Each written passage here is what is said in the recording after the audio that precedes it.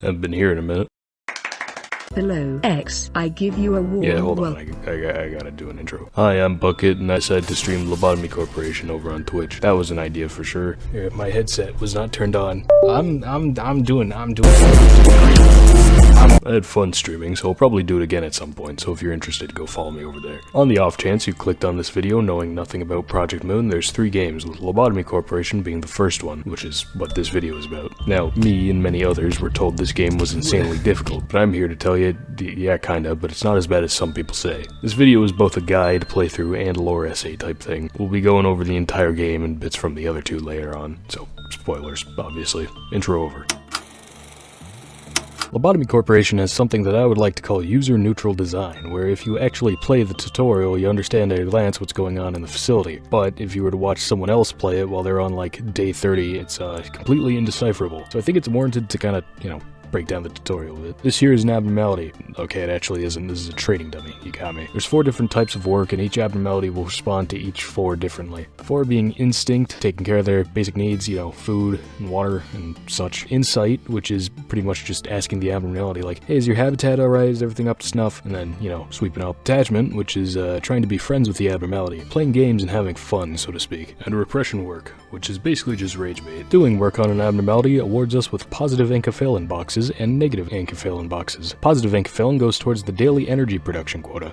We are an energy company. It also gives us unique enkephalin boxes, which are unique to an individual abnormality. These can be used to research the abnormality further and create ego gear for our agents. More on that in a moment. Negative enkephalin awards us with, pain. Clicking on the name of the abnormality takes you to the information page, starting with a unique code and not much else, but eventually unlocking the name of the abnormality among other things with research. Each abnormality has 4 levels of observation. The observation level is raised when any of these 4 fields are bought out with unique enkephalin boxes. Each level of observation gives a tiny little bonus to the abnormality while it's being worked on, making it a little bit easier to work on them in the future. Once the observation level is raised high enough, you can unlock ego gifts and ego gear. Ego gifts are little trinkets that have a chance to be given by the abnormalities to agents anytime they're worked on. Ego gear includes weapons and armor that's made from the abnormality's psyche. When you don ego gear or wear an ego gift, you actually end up hearing the abnormality's thoughts in your head. Then there's the cliff-off counter. If you piss off an abnormality, this number goes down. Number gets to 0,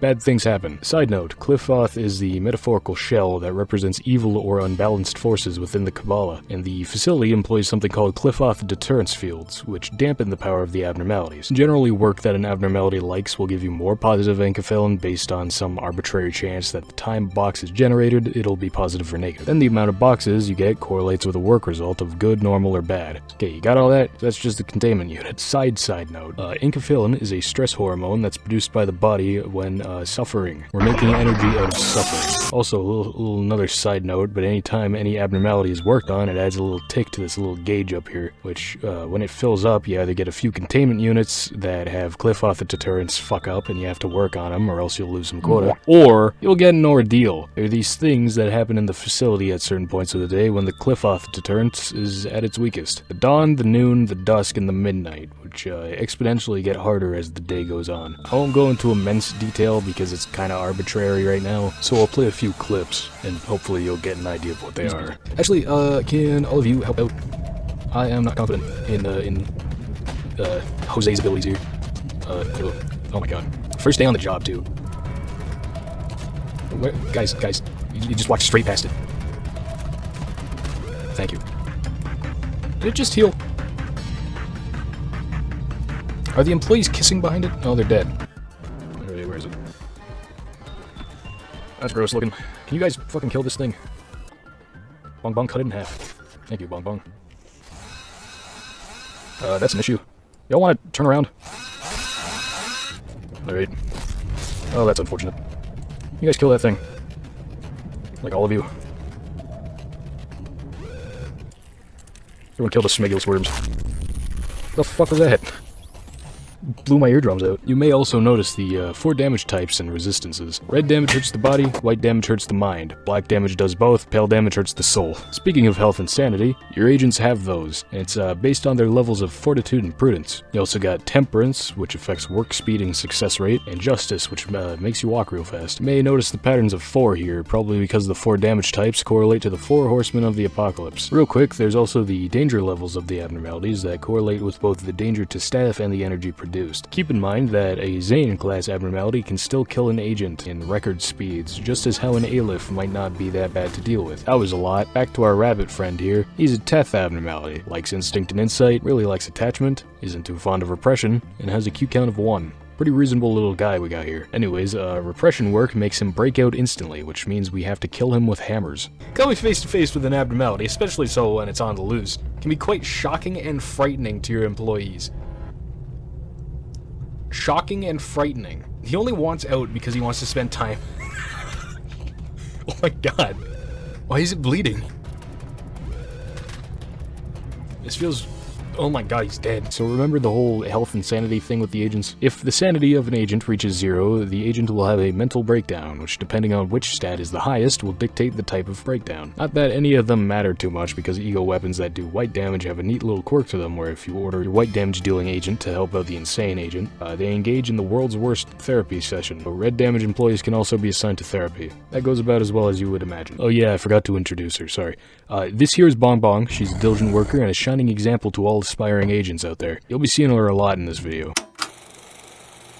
Welcome to the game proper and also the extraction screen, where you get a choice of abnormalities to add to the facility. Usually you'd get 3 choices, but for day 1 you always get this guy. This is 1 sin and hundreds of good deeds. Yeah, real subtle with the religious undertones. Can't even piss him off because he's just chill. Also he does something kind of useful later, but we can ignore that for now. For the sake of structure, I'll be going over 2 or 3 abnormalities per day, despite typically only getting 1 or 2, except for today because of pacing reasons.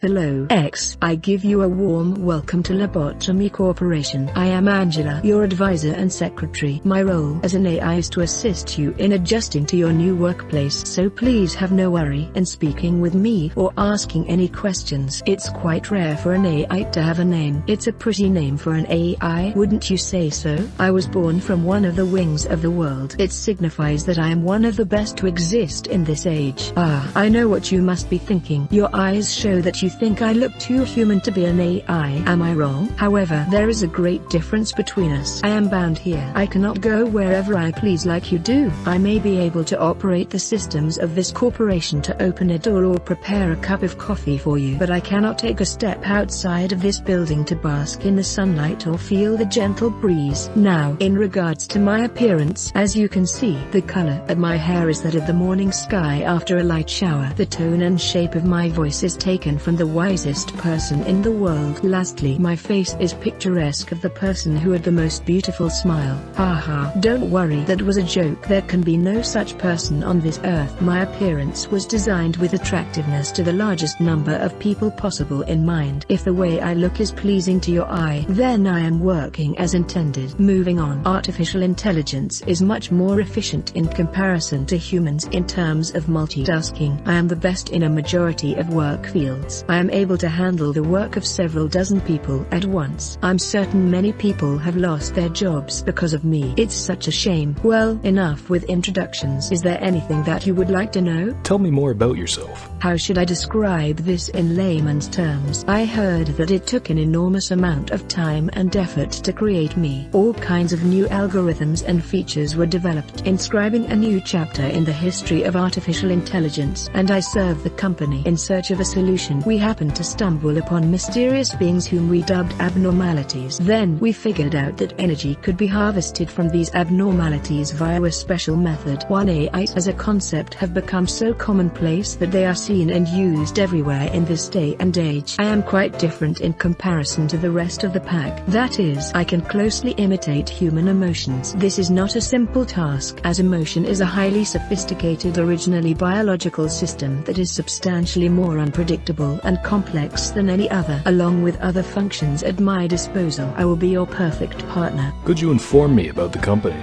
That is not a bad thing to ask about. Let me put it this way. Your world is constantly growing and the demand for energy is exponentially increasing as technologies advance. All conventional energy sources combined could not sustain the world further. In search of a solution, we happened to stumble upon mysterious beings whom we dubbed abnormalities. Then we figured out that energy could be harvested from these abnormalities via a special method to isolate them in a controlled environment and then to harvest energy from them. Our corporation became one of the wings of the world for this discovery that benefits humanity in two ways. Once you are fully placed into the role as the manager, you will be able to access all current information on the abnormalities from the encyclopedia. It is very important that you know and understand these beings well to be successful in your position. For now, the encyclopedia's pages lay blank, but it will be filled out little by little. Don't concern yourself too much with it. It is the task of your subordinates to pen it. You have joined the company at an opportune moment. By the way, Lobotomy Corporation is always looking for ways to improve its harvesting processes. Our systems are continually updated to support this. Speaking of which, there was a new update to the system right before you arrived. That means the working conditions have been improved upon compared to those of your predecessors. Think of it as a small welcoming gift.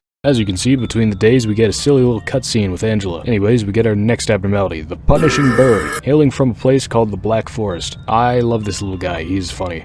He killed 2 of my employees, but I can look past that. Dead?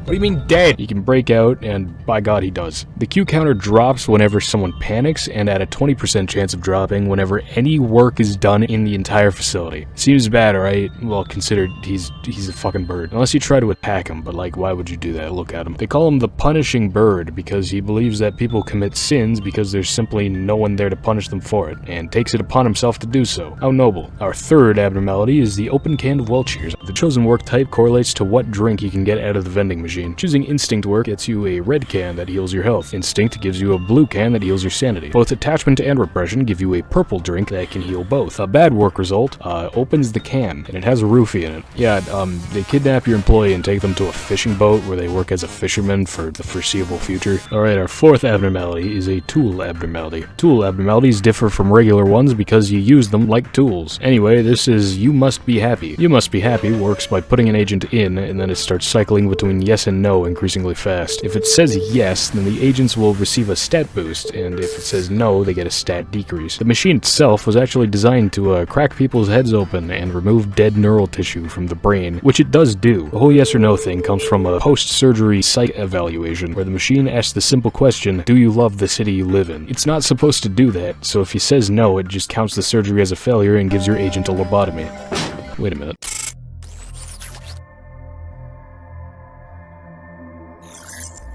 You don't understand the concept of patience, do you? Pardon my manners, manager. I was talking to one of the other artificial intelligence that work here. I should introduce her to you. Our facility is a huge one, and even I would have trouble managing it on my own. So someone determined that there should be an AI to assume head control of each department. If I were to be considered the cerebrum, they would be the cerebellum. Naturally, I should be your most trustworthy and capable companion among all the artificial intelligence. Well then, shall we greet her now?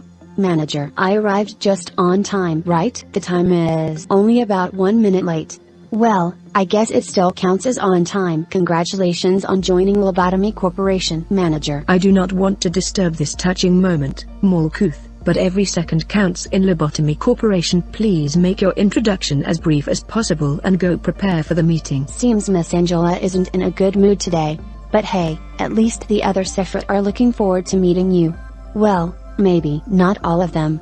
Oh, where are my manners? My name is Malkuth. I'm in charge of the control team. Since we're the control team, we have a great deal of responsibility. I'll try my best to help you by improving the basic functions of this facility. Manager, I'm sure you're a bit nervous right now. It takes a bit of time to get used to things around here. I know from experience, but don't worry, I'll be sure to help you. I am, not exactly the best at everything. I used to be a problem sefirot. You know, I would sew buttons onto a shirt in the wrong direction, or add salt instead of sugar to food. But still, you can do it. Just like I managed to. I'm sure you will succeed. Manager, I'll give you an easy task since it's your first day here. I wish you the best of luck. 한 방울이라도 괜찮으니까 되겠죠. 어머니께서 여기서 자르신다 Do 해도 you really think you can't handle it? 피가 잔뜩 흘러넘치고 있고. 아니, 피가. Manager, even though you're the head of this facility, that employee belongs to my department, so I believe I can take care of this. Let me handle this, please. Sure. Thanks for acknowledging my position. Please don't be alarmed. These kinds of things happen quite often. Oh, right. It must be the first time you've seen something like this. Usually Miss Angela or I handled this kind of stuff. It's just a tiny hiccup. Nothing for you to worry about. On the Tree of Life, Malkuth means kingdom, and is the final Sephiroth right at the bottom there. Malkuth controls the existence of life and links it to God and the other Sephiroth, which is apt since here in Lobotomy Corporation, Malkuth is the head of the control team, and also the first one right there. The control department's job is keeping up communications between the manager and the employees. Face the fear, build the future. That is the motto of our founder, the one whom we refer to as A. Tell me, if you had to choose one, what part of the motto do you prefer? Build the future. The future is inevitable but ever undecided. One may simply light up the sand of the future, or they may shape it with purpose. Lobotomy Corporation is an innovative company. The harvesting technologies we have discovered as such Please excuse my lack of vocabulary. It's simply remarkable. These technologies could be the salvation of mankind. With these, we will mold the future, creating brand new paths. We are the first humans of this world to discover abnormalities. Of course, with the exclusion of myself, as I do not exactly belong to humanity. How should I put it? We are pioneering an entirely new world in a brand new field of study. The discoveries we have made thus far are merely the tip of the iceberg. Abnormalities have been among us since the beginning. However, we have only just found their essence, their strange nature. We confronted them for the first time. They were fundamentally an incarnation of fear, and we faced fear itself. Once upon a time, a beautiful damsel found a well-paying job at a count's manor, but there were rumors about the count that he's just really ugly, so she brought a knife. But as it would turn out, the Count is just in his room all day, and she never saw him, but he often praised her for her work through the door. One day, she opened up the door and saw this thing, and stabbed it to death, because it was ugly. And then she turned into him, and that's what that is right there. This is Project Moon's version of the Beauty and the Beast, if you couldn't tell. Basically, you beat it up, then you ask if it's alright. If you beat it up 2 times in a row, the agent that beat it up gets turned into a copy of it. Also, it's ugly, and it knows it. It is constantly miserable because of this fact. Next, we got today's shy look. This was a guy that was so introverted and bad at expressing himself that he peeled off his skin and carved faces into it. Anyways, the work doesn't really matter because they're all controlled by the face he's behind. Happy means good chance, angry means bad chance. This is the singing machine, and it works by turning people into music. How, you might ask?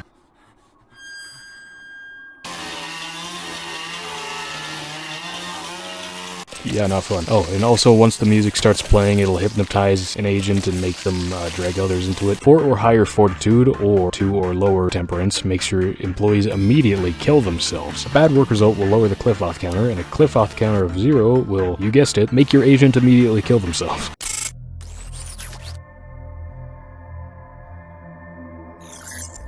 Greetings, manager. It marks 3 days now that you have worked here. The number 3 is a mysterious one. In age-old fables, it is common for a mysterious entity to appear and tell the protagonist to utter 3 wishes. Sadly, I am not a major billionaire that can grant your wishes. However, I do happen to know what your predecessors wished for. There were many aspirations. Common among them was the seeking of some kind of growth to lead the company to prosperity, to achieve spiritual maturity. You name it. Each had wanted to flower in a different way. Which of those 2 would you want? I wish for the company to prosper. Your future is determined by what you do at this moment. Currently, you work for Lobotomy Corporation. In our company, you will see things that cannot be seen, and you will feel things that cannot be felt. You shall do impossible things. May your wish be granted. Perhaps you will become the best manager I have seen yet. Abnormalities have been among us since the beginning. However, we have only just found their essence, their strange nature. So, you may be asking yourself if your predecessors managed to fulfill their wish. I suppose what happened to the others is not important. After all, I do promise to cheer you on for the journey to your final goal, though.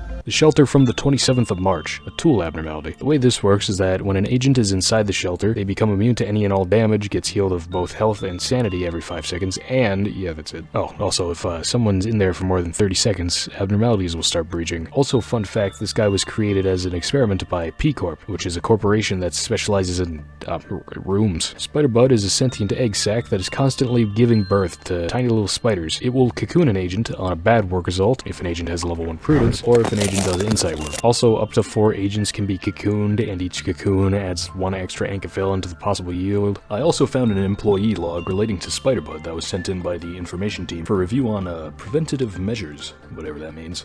I recall my days working at the information branch. Those days where the sun never reached me and the moon never stayed too far. Fur. It itched my skin, as a million tiny hands crawled out beneath me, inside and out, for I'd found myself within the gaze of a beast. My daily notes end there, and my flow state is interrupted by a notification of my new task, but... No, this can't be. This can't be true. Inside work? On her? They want me to do the suicide mission, but I should just buy Yasad, but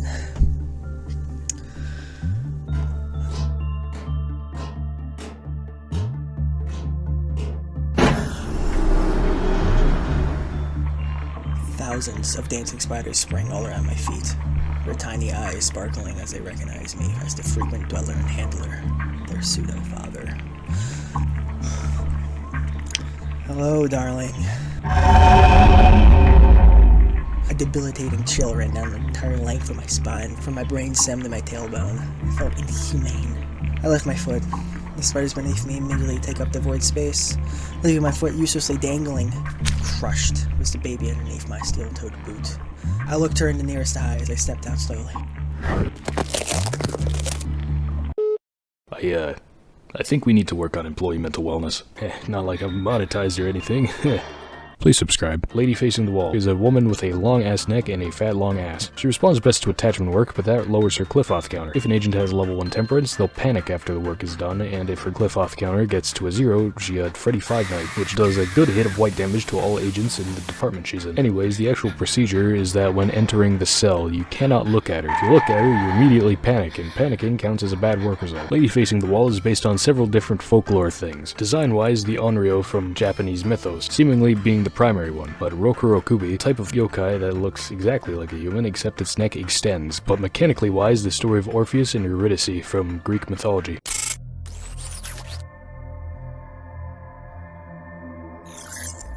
Manager, you are the head of this corporation. You are supposed to set an example for others, but that outfit would warrant at least 10 penalty points in our department. The manager should be no exception. However, the rules state that a Sapphire has no authority to impose penalty points on the manager, so I must let you off right now. I am Yazid, the Sapphire of the information team. The information team is in charge of processing and archiving all the data of our company. New information is generated every day, and we need to ensure that the information is accurate. So we must concentrate and focus on our job at all times. It may be compared to a massive bibliotheca. A single bit of misinformation could lead to an uncontrollable disaster. I am sure you can understand the gravity of my work. Every sliver of the information that you read contains the despair and desperation of our employees. Please do not think lightly of that information. It seems you are curious about my outfit. I have an aversion to exposing any part of my body. I don't exactly remember when I started feeling this way, but it's likely that I've been this way even before I joined the company. Yazid, do you have any spare paper? Our department could use some. Netsack, the rules state that we're not supposed to trade resources between teams. It should be in the very first page of the Sapphire manual. Alright, stop giving me that sharp look, Mr. Viper. Welp, I'm heading out. Not in the mood to get bitten today. What are you trying to say with that expression of yours? Is this entertaining to you? Does the nickname make you laugh?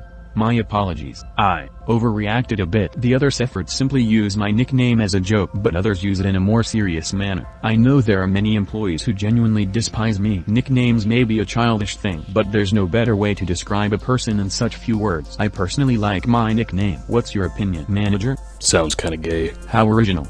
I should get going now. I need to finish today's work. Oh, and I must send you the next assignment.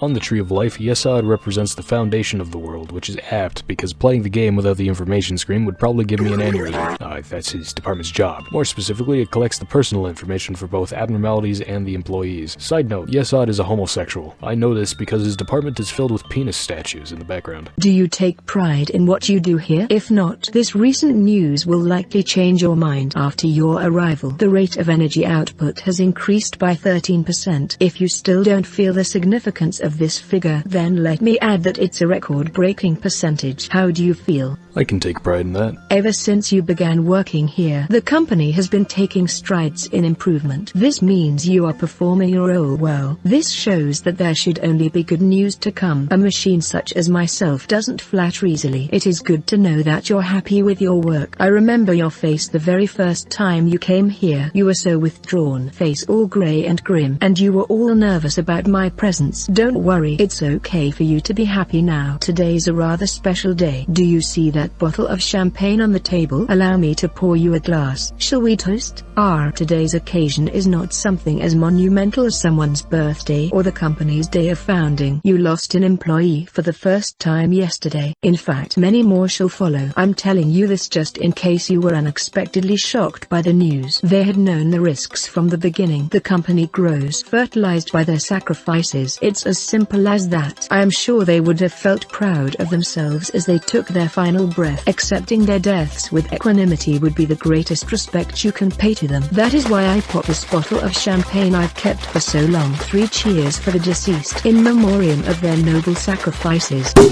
Ow. Allow me to give you a small bit of advice. To properly drink a glass of champagne, one should gently hold the lower stem of the glass and then take it in lightly, savoring the bubbles.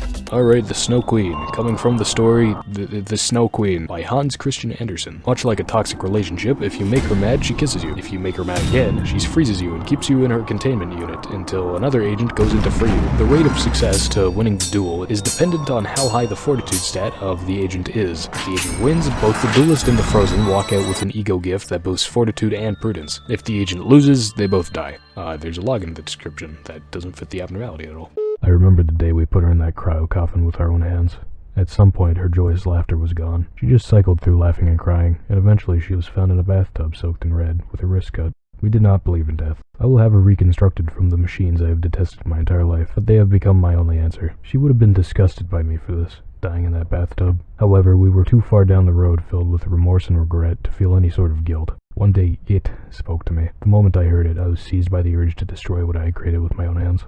The hell's that doing here? Alright, another tool abnormality. This time we got the backwards clock. Okay, so this thing is genuinely goated. If you do not have this in your facility, you are actively hindering yourself. So the way this thing works is that any agent that's level 3 or higher can turn the key. If you turn it 4 times, the clock gets charged and it displays the time in real life. Once charged, any agent can turn it, but only a level 5 agent will have any effect. Once it's successfully cranked for a 5th time, all abnormalities that have broken out will be put back into their cells. Any ordeals will instantly die. All Q meltdowns will be reversed. Any Inca that's been spent or stolen will be refunded, and any Cliff-Off overloads will be reversed. Unfortunately, it also makes the clock and the last person to crank it disappear. The Forsaken Murderer is literally just some dude, except he's just evil, so they put him in a straitjacket and sent him here for study. Bad work result. Makes him mad, and then his head turns into metal, and my employees beat the shit out of an insane asylum patient.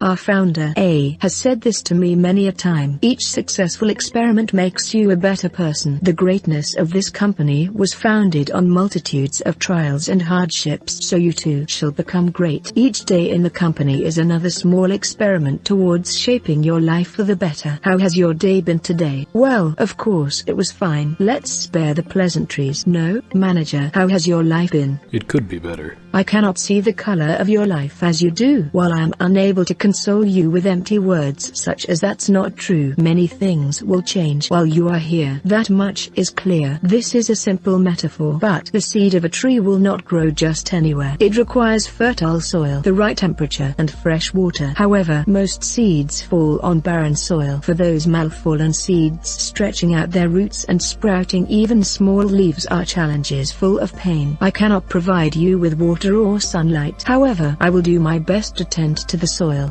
Pode is deadass just a dog. I don't know what I'm supposed to say here. He likes instinct work, and any other kind of work has a 50% chance to make him mad. Bad work results guarantee being mad. On Cliffoth count of 0, he grows and gets a tribal tattoo, I guess. Letitia. She's pretty chill. If you get a normal work result, she gives the agent a gift. If the agent with the gift tries to work on an abnormality that isn't Letitia, guess what? It's spider time, asshole. We can change anything. Basically, agent goes in, and Cafellan comes out.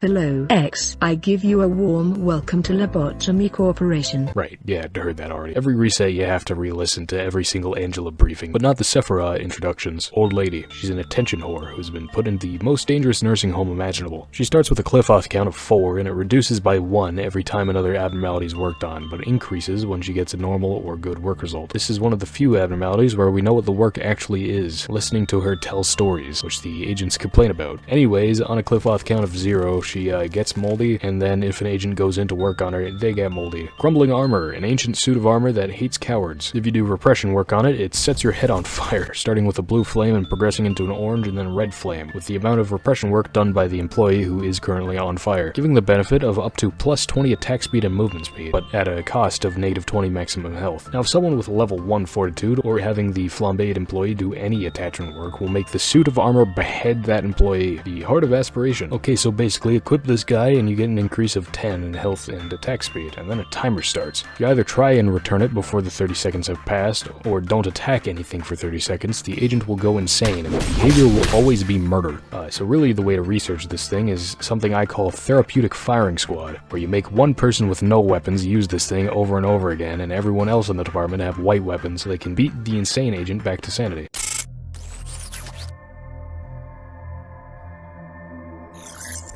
Oh, hi.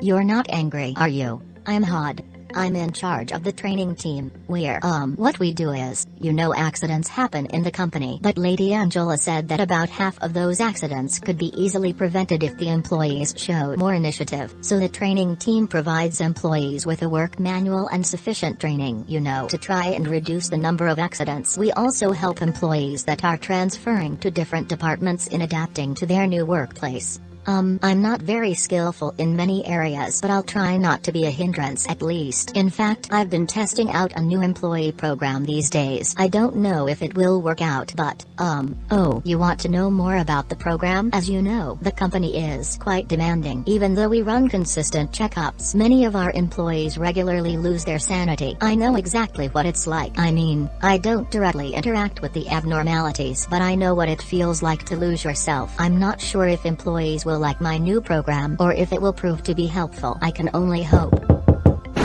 잘 됐네. 이제 여긴 정리하고 다른 쪽 북도를 지원하기로 하자. 제압 보고서는 부탁할게. 나는 좀 쉬고 싶다. No, it was your courage to bare your heart to me that really solved the problem. I just showed you where to start. 미안. 바보 환상체 관리법을 다시 공부해보느라 나는 맞설 거야. 내게서 추출한 눈물과 별자리를 가지고. 난 관리자님의 명령을 수행해야만 하니까. Thank you, Tiffany. I'm so glad to see you getting better. I heard you'll be transferring to a different team soon. I hope you do well there. Please make sure to not forget the conversations we had. 날카롭고 정확하게. You see that, manager? My program's really working. I want to be as helpful a person I can be here, because the harder I try, the more lives I can save. On the Tree of Life, Hod means majesty and represents the kindness of God. Hod here is the head of the training department, which is responsible for the whole skill thing that the agents have. As you are aware, there are numerous employees working for our company. A majority of them would like to know more about you as a person. Some will take the initiative and attempt to approach you first. It's rather funny. Knowing who you are will not do anything to improve their odds. There are no regulations to prevent them from coming all the way to your office to interact with you face to face. Unfortunately, it seems the one who set those rules in place did not consider situations like this, and I suppose this may be a good opportunity for you to show them that you are generous and caring enough to have chit-chats with your subordinates. Words tend to travel faster than you think. I will not stop you from meeting with someone if there are employees who wish to visit you, but please keep in mind that you do not have to do everything they ask of you. Simply thank them for their effort. Tell them you hope that they will keep up the good work that That will benefit both parties, don't you think? Are you still following me? What we need is a gesture of goodwill and nothing more. Do not go overboard and listen to whatever nonsense they have to say. Give them a vending machine and next they will come knocking, demanding a bar. I expect you to make the right decision. Void Dream. This one's based on the Baku, which is a chimera type thing that eats nightmares. Bad work result will make the Cliff-Off counter go down. If you have level 1 temperance, you fall asleep on a cloud and don't wake up. When the Cliff-Off counter reaches 0, it'll break out and just kind of lazily drift around and make employees temporarily fall asleep in place. They can be woken up by being clicked on, by taking damage, or the funny third option. If Void Dream takes any damage at all, it'll turn into this rooster type thing. It'll do a rooster call which wakes up any of the sleeping employees and sends them into a panic. Worth noting, if Void Dream is still a sheep, it'll eventually just fuck off back to its cell, but if it's a rooster, it won't. It needs to be suppressed. You're bald. This abnormality makes you go bald. That's it. Child of the Galaxy. Cliff-Off counter goes up to 5, but starts at 1. When an agent works on him, he gives them this little pebble thing that heals the agent's health and sanity every so often, and whenever the pebbled agent works on him, he gains a Cliff-Off counter point. Whenever a pebbled agent works on a different abnormality, the Cliff-Off counter drops by 1. Whenever a pebble holder dies, the Cliff-Off counter will decrease by 4. And when the Cliff-Off counter hits 0, everyone with a pebble fucking dies. Oh, and also the kid gets depressed and bangs his head off the floor, but honestly, I could not care.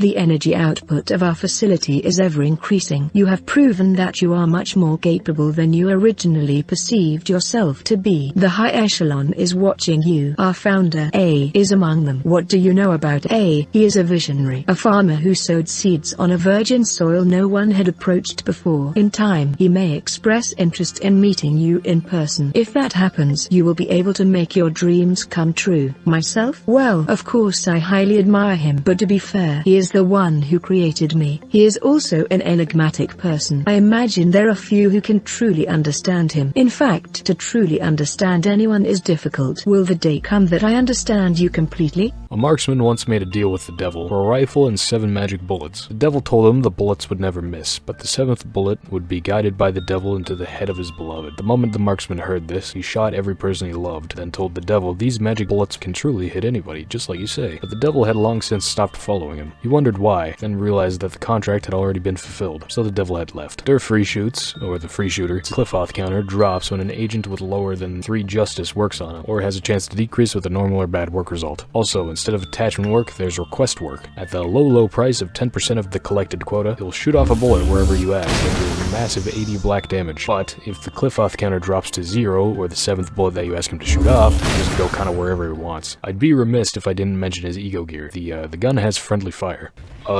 What the fuck? What happened? 3 people died. Oh. Warm-Hearted Woodsman. This is Tin Man from The Wizard of Oz. Okay, so the rest of the cast of Oz is also here for some reason, and they went to see the wizard to get the woodsman here a heart so he could love. But the wizard gave him a fake heart, so the woodsman killed him with an axe and took his heart. Now he just steals hearts, that's his thing. Cliff-Off counter of 1 decreases when getting a bad work result or when an agent has a level 3 temperance or higher. When the Cliff-Off counter reaches 0, nothing happens until you send another agent in, and then the woodsman will cut their head off and then breach. Anytime it kills someone when breaching, it will heal half its health by yoinking the victim's heart out, which is annoying. Theresia. When an agent uses this, every agent in the department will recover 10 sanity every 5 seconds, even while panicking. And if used for more than 30 seconds, the user will panic. Her music is ass and her beats are whack, so I don't blame them. The hell is this?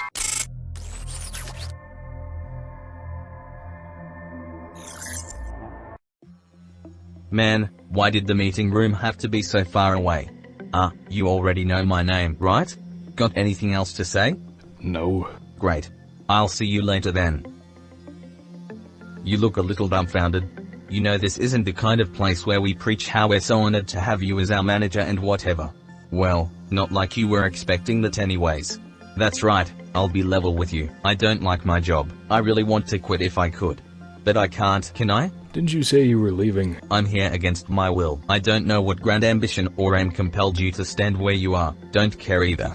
For me, I don't even remember ending up at this place. Yet I have to play this role I didn't want to take. I never wanted to be responsible for keeping others alive. Whoever assigned me here, they were totally wrong giving me the job. I feel helpless. Employees die every day. There'll be no one to remember them, no one to honor their sacrifice.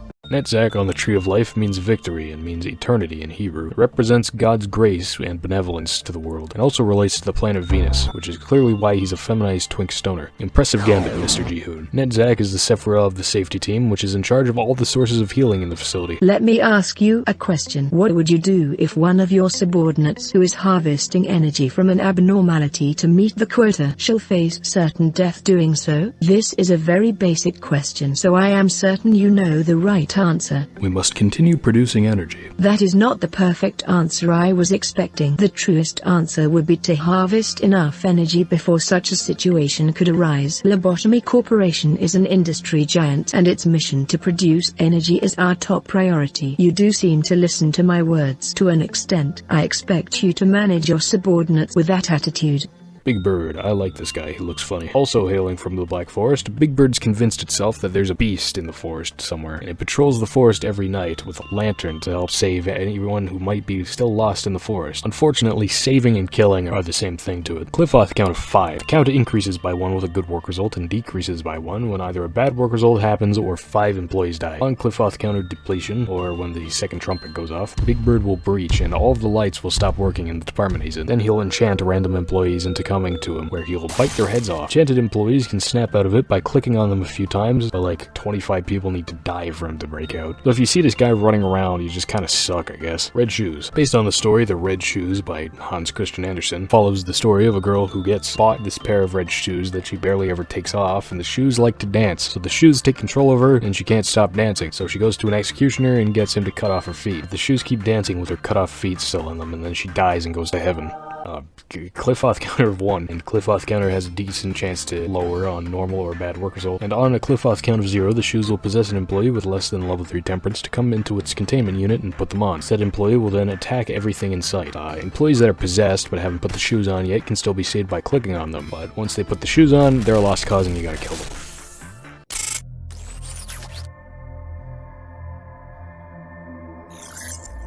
Hello, X. I give you a warm welcome. Yeah, shut up, Angela. Portrait of Another World, Tool Abnormality. This is based on The Picture of Dorian Gray by Oscar Wilde. The story follows Dorian, who is a beautiful young man who gets a portrait painted of himself. Then one of his buddies says, you'll get old and ugly. I like this painting though. To which he immediately sells his soul to the devil and asks for the portrait to age instead of him. So then he goes off being immortal while the portrait ages and visually records his various sins, distorting the image until it's unrecognizable. Anywho's, you get an agent to work on this thing, and the agent who worked on it will have their image put on the portrait, and any damage inflicted on them put onto the other agent, rendering the first agent pretty well immortal. Both agents are marked with this symbol here. If the second employee dies, the mark will move on to another employee, and the more damage inflicted onto the agents, the more the portrait will change and twist the appearance of the agent who worked on it in the first place. If another agent interacts with the portrait while someone else is already painted on it, the first agent will melt and die horribly. 1.76 megahertz. The researchers tuned the radio to 1.76 megahertz, and a voice came through that was seemingly in distress, and then explosions were heard, followed by silence. And 5 minutes after that, all the employees listening were suddenly filled with rage and started fighting with each other. It has a Cliff-off count of 4, which has a chance of decreasing by 1 on a normal or bad work result. Cliff-off counter increases by 1 on a good work result, and increases by 2 if successfully collecting all 12 PE boxes. On a Cliff-off count of 0, it'll breach, but not really. Hallways will fill with static in the sound of the radio, which will deal 4 white damage to anyone in the hallways every 3 seconds. Can't really suppress it since, it's a noise. The only way to make the static stop is to get the Cliff-off count back up to max. Apparently the broadcast is a recording of the 23rd of April, 1952, the day we can never forget. Worth noting that the current year is sometime in the 70s, 970s.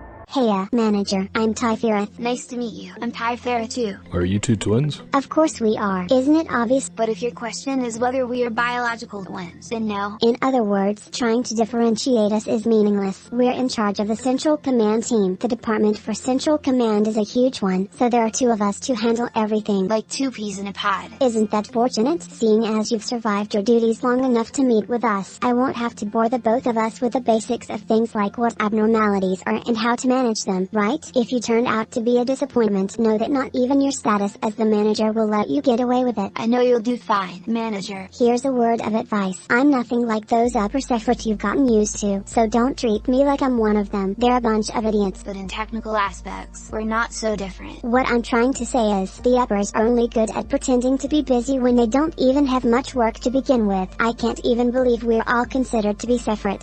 Anyways, the Central Command Department is where the true story starts. I don't care if it disappoints you or gives you encouragement. All I care about is that you have good performance in your work. I hope that you'll find some encouragement here. Hey, Typhorith. Hi, Knapsack. Since you're both Typhorith, I guess that counts as you both greeting me. Here's the plan for the joint operation drill between the safety team and the Central Command team tomorrow. Please look it over. Look it over? I bet I'll have to rewrite the entire thing from scratch. Just leave it over there. I'll give it a review and let you know. Typhorith, you're too soft. There's no need to be kind to an addict like Knapsack. You might end up catching upper layer syndrome that way. Speaking of, that plan of yours came 2 days later than I requested. But Knapsack didn't work fine when he's motivated to. You know that. Results are not the problem here. The point is, Lady Angela is way too easy on us. If I were her, I would have punished this addict right at the first infraction. That's it, please. Yeah, is it alright? Why don't you two go and have some serious discussion on implementing a penalty point system? I bet it'll be productive. Oh, just be quiet. Buzz off to that upper layer of yours where you belong. I was about to. See ya, Typhorith. Yeah, bye, Knapsack. Did he just call me nutsack? Tough. The upper sefirot have it way. Did she just say half out loud? Weren't you leaving? My bad.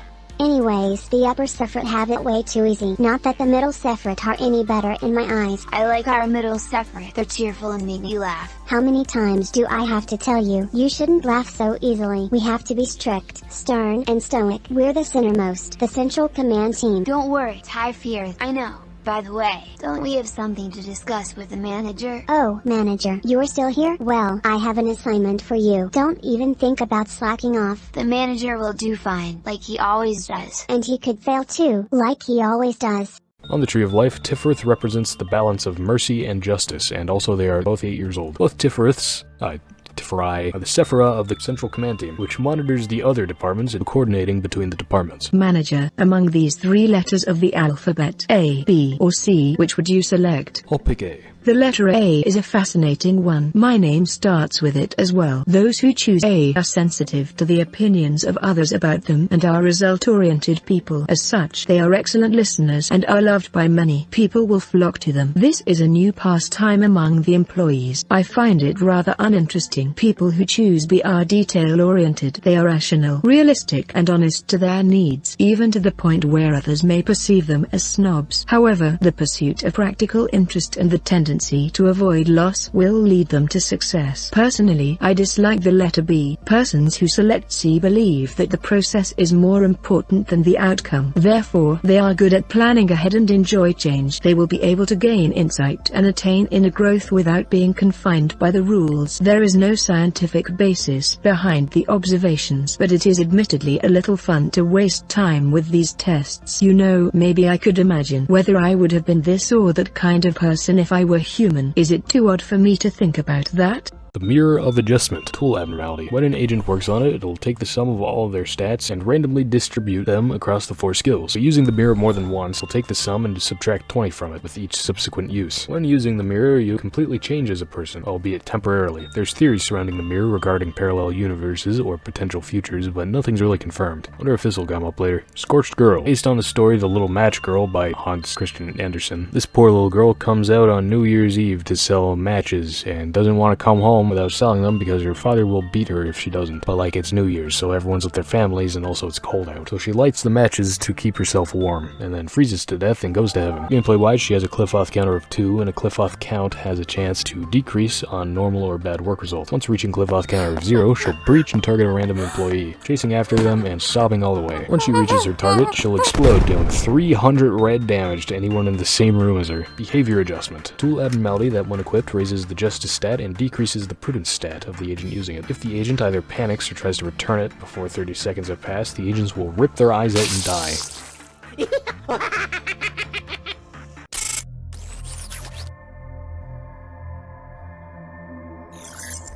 May I be real for a moment, manager? Is there something wrong? Ah, I see. Will you wait just a moment? If you cannot bear to look, you should close your eyes.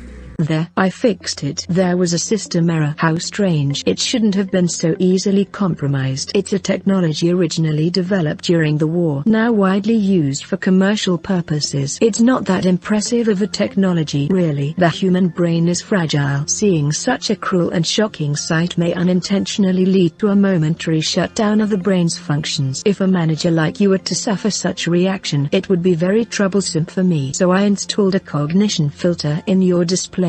While the cognition filter functions, dead employees will look like cute dolls splattered with red paint. Abnormalities, even those who could ravage your mental state just by being in your sight, will be reduced to adorable toys on the screen of your office. Trust me, before the cognition filter was installed, many a manager lost their sanity on that seat. I cannot allow you to join them. Plague Doctor, whoa, we're not dealing with you right now, man. We will get back to this guy later. Funeral of the Dead Butterflies. So his whole deal is that he doesn't want anyone to die without being mourned. And he has this thing where he can sense death. He caught wind of Lobotomy Corporation and sensed a lot of death going on, but no souls passing into the afterlife. He went to investigate, but he got captured, and because he's an abnormality, he's just here now. Anywho, when an agent with level 2 or lower justice, or level 4 or higher fortitude works on him, it lowers the cliff-off counter. It has a high chance of lowering on a bad work result. On cliff-off counter depletion, he'll break out and attempt to give your employees a proper death by shooting them in the face.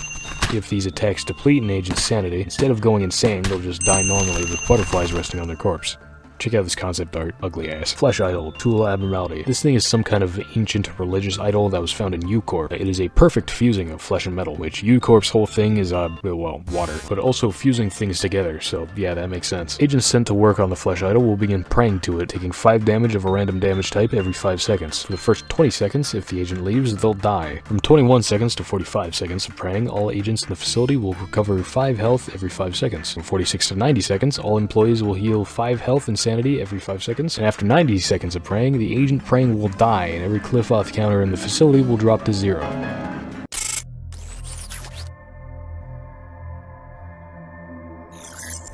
So, what's on your mind? The air feels sweeter than usual, doesn't it? Now, if you don't mind, can I have a moment to drink some coffee, manager?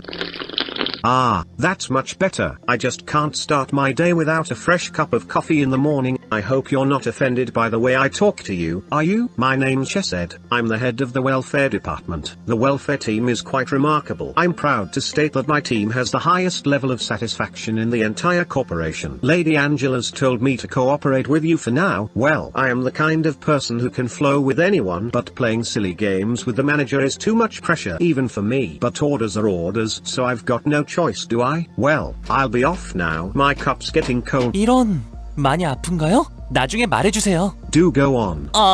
이럴 때 오시면 안 되는데. 아침에 눈을 뜨는 건 어렵지 않지만 매번 똑같은 업무를 다시 할 생각을 하니 조금 지루하긴 하네요. No, that's quite alright. Must have been pretty tiring to do EGO maintenance on top of all the work you already have, no? 투입인가요? I'll go check it myself. You've done well enough to find out about the problem now. There's so many things to mind here. It'd take quite a bit out of someone to constantly pay attention to every little detail like that. 그렇군요. 언제쯤 말을 꺼내시나? Of course, let's make the best of today as always. The way I handled that was quite different from what you've seen out of the others, wasn't it? Yep, Lady Angela wouldn't have gone easy on that at all like I did. These employees will be goners soon enough, so what's the point in investing so much effort, scolding and lambasting them over tiny little mishaps? Well shucks, my coffee's gone cold. Too bad. Lukewarm coffee just isn't worth it. Best to pour it down the drain with no hesitation. On the Tree of Life, Chesed represents God's mercy, which God clearly did not have on his hairline. Chesed is the sefirot of the welfare team, which specializes in preventative measures against any infections caused by abnormalities, as well as creating programs to help the physical and mental strength of employees in the facility. Is anyone there? Can you read me? I repeat, is anyone there? You can call me B. I am an insider, someone who knows a lot about the company. Please understand that I cannot reveal my identity. I am going to tell you 3 truths that the company wishes to keep hidden over the following days. Tell me, please, why do you think you were hired by the company? Should I rephrase that? Let me ask you like this then. Are you satisfied with your job here? I would say so, yes. Well, I can't judge whether or not you're retelling the truth. You're a manager, but you don't actually know anything about the company, do you? Would you say I am wrong? Each time we speak will need to be as brief as possible. I am ending the call here. Contacting someone for a long period of time is dangerous. Fragment of the universe. You know the game Look Outside? Yeah, that. It has a cliff-off counter of 2, which has a chance of decreasing with normal or bad work result, or when an agent panics in its containment unit. On a cliff-off count of 0, it'll breach, where it sings so bad that it gives people semi-permanent brain damage. Fairy Festival. Alert to all employees, there's a BBW short stack in the facility. On a normal or good work result, the Fairy Festival's little baby fairies will follow around the agent for a little bit, healing the agent 10% of their HP every 10 seconds. Oh, how nice. If an agent is worked on an abnormality that isn't the Fairy Festival, the baby fairies will kill and eat the agent. Don't touch me.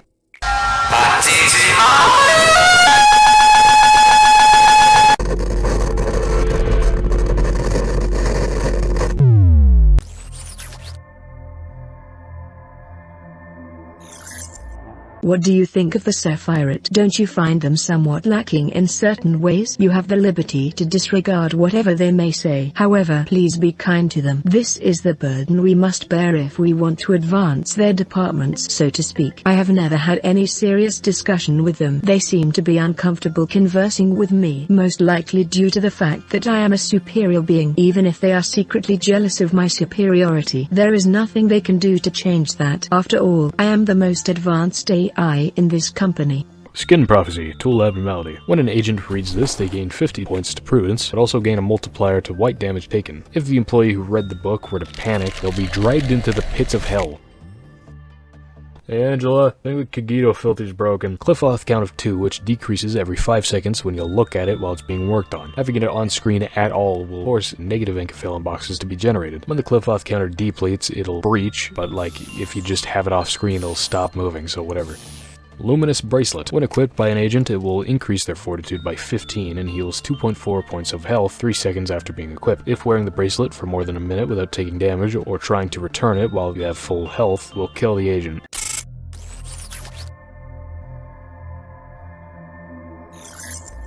The first truth I will tell you is, do not trust the AI at your side. In this day and age, most AI possess an intellect of at least 10 regular people combined. Some can even imitate human emotions with ease. However, they can do things you are not aware of yet. For example, some AI can lie, or rather, to be more precise, they can withhold information. If the controller of an AI has given the order to not share specific information, it has no obligation to tell the truth to anyone other than that controller. Some advanced AI may exploit such an order to tell lies, reinterpreting the meaning of the command. I've programmed an AI before, well, participated in the programming, to be exact. That's how I know for a fact that an AI will not necessarily tell the truth. In case you doubt what I am saying, I will send you a program for your monitor that I developed myself. This key will function like Pinocchio. The nose will lengthen. The color red means in truth. This is a test version, so it can only be used once. All-Around Helper. This little guy is an all-purpose cleaning robot made from the same company as We Can Change Anything, both being made by XX Incorporated. This specific model butchered an entire family for like no reason, so now it's here. Cliff-off count of 2 with a chance to decrease with normal or bad work result. When reaching cliff-off count of 0, it'll escape and does this weird spinny attack down the hallways.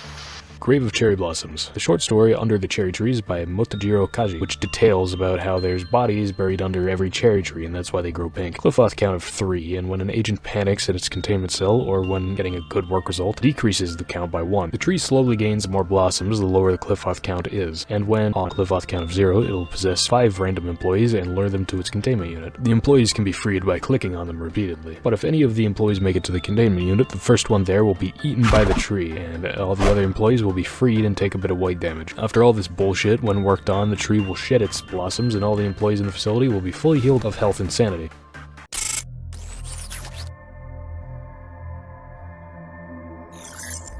How was your day? During mine, I happened to notice that a certain employee filled their water bottle with Bear brand beer and had proceeded to drink it during the workday. Sometimes I wonder what it would feel like to be intoxicated. One time, I was infected with a virus that prevailed throughout the net at the time. It caused me to perceive everything 10 times slower. They say intoxication is similar to that. Everyone laughed at the way I moved sluggishly.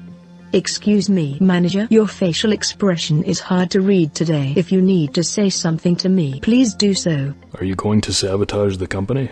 I am an artificial intelligence created by and for the company. Every conversation between us is recorded and monitored. And now you're asking me such a ridiculous question, whether I am going to act against the company. Let me give you an answer. I only exist as part of the system. Such a plot does not exist, nor will it ever be written. Even if it were, it would not succeed. Giant tree sap, tool abnormality. It's tree sap collected from a real big tree that happens to be carnivorous. When worked on, the agent will drink from the sap and recover all health and continue healing about 10 health for the next minute. Once drunk, the employee will have a chance to explode about 20 seconds after drinking it. Each consecutive use gains a 15% chance of exploding, starting at a 0% chance that goes up to a 60% chance. The Night of Despair, the first of the magical girl abnormalities. Yes, there's multiple, we'll get there in a minute. Her whole deal is that she was a knight of a kingdom, sworn to uphold justice and the law, but more and more injustice and crime started creeping in, so instead of doing anything about it, she broke down crying and never stopped. She doesn't have a cliff-off count, but the first good work result of the day on her will give the agent her blessing, which halves all damage except for pale, which in turn increases by 50%. If the blessed agent dies or panics, she breaches, which interestingly makes her the only abnormality with no cliff-off count that's able to breach. While breaching, she teleports around and skewers people until she's suppressed. Happy Teddy Bear. There is not much to say here. No cliff-off count. If you send an employee in 2 times in a row, it chokes the employee to death.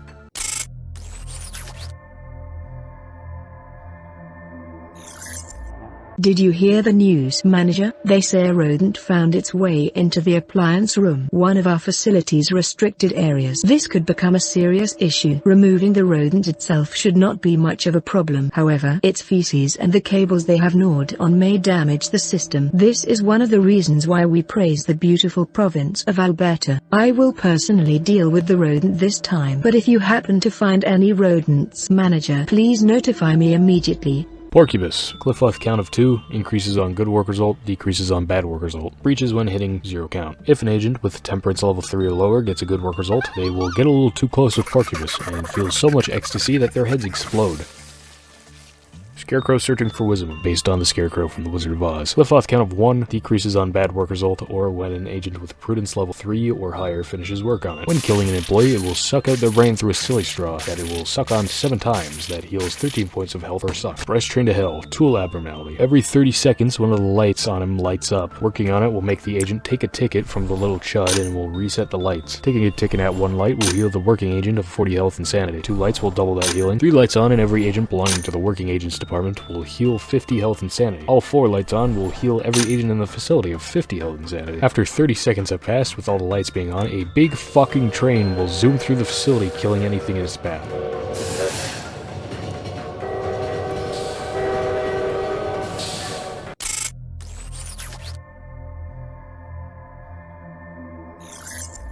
It is time to talk about the second truth. How much do you know about the company? I have met many a manager in my time. I have seen how the company exploited them. Did they tell you that you're special? Pulling the wool over your eyes, filling your ears with lies, saying that you're remarkable and resourceful, and that is why you were hired. Don't trust the company. It is a company that everyone desperately wants to work for. I suppose the same kind of desperation led you here, but harvesting energy is only half of the business in this place. Of course, every wing is more than they appear to be. However, this company runs much deeper than one might expect. There was a time when everyone worked hard for the same goal, but we lost integrity along the way, and things went downhill from there. What the company gives you is definitely not a gift. You're not hired because you are a remarkable person. Redulta of the Sleigh. Okay, so I know with the folklore class abnormalities, I'd explain where they are taking inspiration from. I'm not explaining Christmas. Fuck you. If you're this lost, go and watch the stop-motion Rudolph the Red-Nosed Reindeer and get back to me, asshole. Anyway, normal and bad work result, just give a chance to lower the cliff-off count. Breaks out when cliff-off count reaches 0, kinda just slides across the facility, occasionally doing white damage to anything in the same room as them. Nameless Fetus. On a normal work result, you have a 30% chance of lowering the cliff-off counter, and on a bad work result, you have a 90% chance of lowering the cliff-off counter. That's his ability. Much like a real baby, he cries really loud, and it does a lot of white damage to all employees in the department until you get it to stop crying. How, you might ask? Feeding it an employee. Don't worry, you don't get to choose which employee you're killing. The slot machine chooses.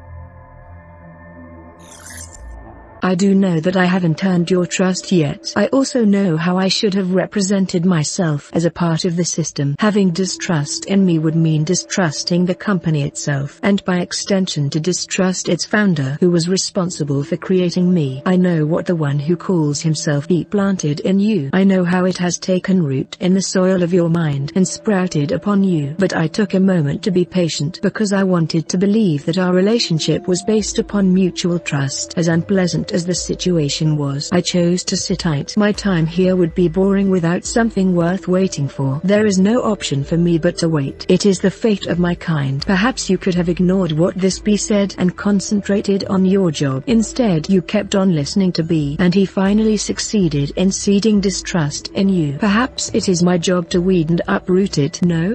Blue Star, this guy's a black hole made of legs and feet. Basically, if you got lower than level 5 temperance, or your work takes longer than a minute, you'll be sucked into him and die instantly. And if you have lower than 5 prudence, the cliff off counter goes down by 1. Work result simply doesn't matter to this guy at all. Respect him and he'll treat you well. Don't respect him and he'll teleport to a random room in your facility and suck any employee with level 3 or lower prudence into its big gaping black hole, and do steady white damage to anyone who wasn't sucked into its big sweaty gaping black hole that makes people uncomfortable. That was from a crazed researcher, tool abnormality. When equipped by an employee, it will increase the temperance by 20 points. If this user tries to return the note and not do any work on any abnormalities, the agent will explode. If the agent takes a total of 60 health or sanity while having the note, they will also explode. The contents of the note are damn near illegible, but only because our top researchers can't read cursive. The first couple pages are filled with guilt and confessions by the writer about the unethical experimentation of the research performed, and the final chapter of the note ends with the phrase "born again."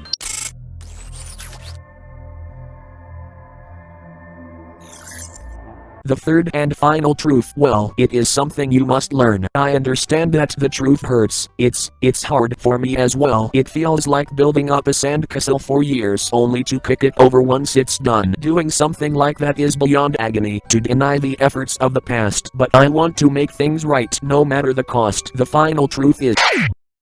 Red Hooded Mercenary is a gun for hire that wanders the city without a home and looks for the big and will be bad wolf. So there's an immortal homeless woman in my facility. Cliff off count of 3, which decreases by 1 whenever an abnormality breaches, with the exception of the punishing bird, or when an agent who worked on big and will be bad wolf at all works on her. On a cliff off count of 0, she'll breach and hunt down specific employees for seemingly no fucking reason. If someone else kills the wolf while she's present, she will fully recover any lost health and double her movement speed, while also taking an extra 50% damage. Similar to free shoots, we can pay her Encephalon to help with the suppression of an abnormality by using the request work, which replaces attachment.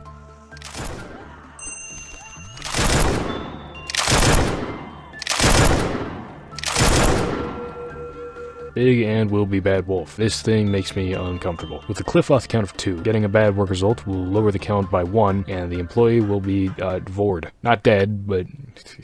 yeah. When an employee who worked with Low Red at all works on the wolf, will lower the cliff off count by 1 and immediately be devoured. On cliff off count depletion, he will breach and teleport between the main rooms, doing a little howl, which decreases the cliff off count of all abnormalities in the department he's in to 1.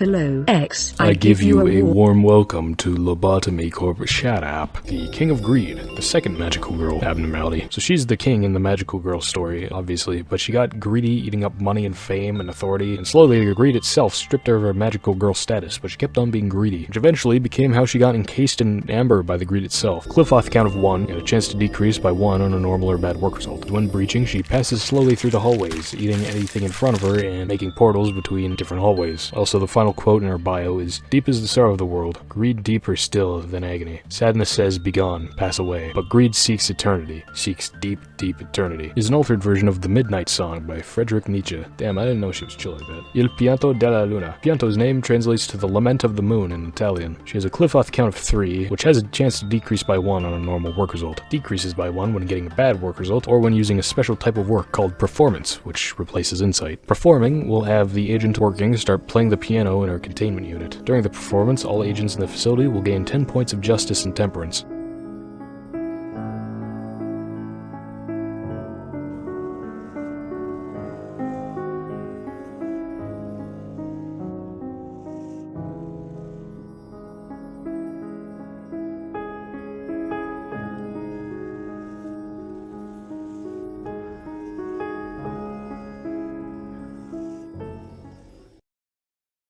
But after the performance, the agent who was playing will have their health halved. On Cliff-Off count depletion, she'll breach and won't leave until surprised.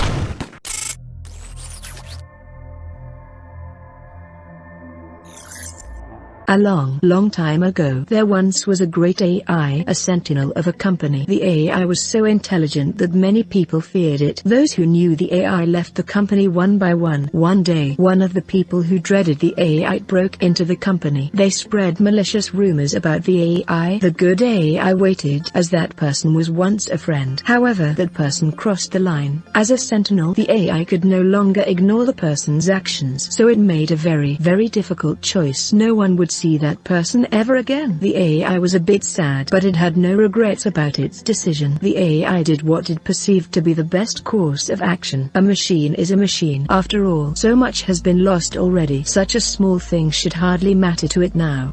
Judgment Bird. The third and final bird from the Black Forest. As the name would suggest, it acted as the judge of the Black Forest, wielding a scale that could weigh even the smallest of sins. It used to be a fair judge, but it has since wrapped its face in bandages, blinded to the truth, and its scale now only tips in one direction, weighing the sins against nothing at all. Cliff-Off count of 2, chance to decrease by 1 on a normal or bad work result, and on a Cliff-Off count of 0, it will breach, and whenever it enters a room with any employees in it, it will weigh their sins, which of course will tip the scale, and all employees will take 30 to 40 pale damage. Firebird, another bird, not from the Black Forest though, we're done with those guys, probably. Based on the phoenix from Greek mythology, a great bird that burns like the sun, destined to fall into ashes and be reborn from the embers anew for eternity, and has feathers that can heal any ailment. Cliff-Off count of 3, increases when getting a bad work result, chance to decrease by 1 on a normal work result, and decreases by 1 when getting a good work result, or when an abnormality from the same department as the Firebird breaches. The lower the Cliff-Off count, the higher the work damage, and on Cliff-Off count of 0, it'll breach. Anything in the same room as it will take red damage every 5 seconds, and after about a minute or so it'll burn up and go back to its containment unit. Any employees who attack the Firebird will be blinded. The agents will continue to be blind until working on the Firebird, which will heal them.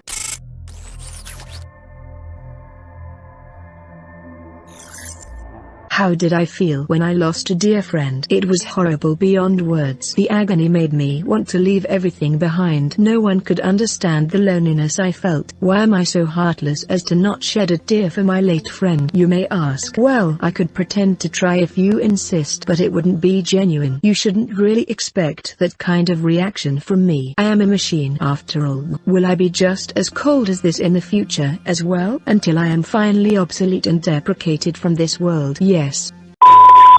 Yeah, I can't say this one's name, because it's censored. When an agent under level 5 prudence goes to work on they immediately go insane. When an agent with level 5 prudence goes to work on they lose 60% of their sanity immediately. Cliff-Off count of 2, raised by 1 by using the special work type called Sacrifice, which replaces repression work. Similar to the nameless fetus, it does the slot machine thing, and you know.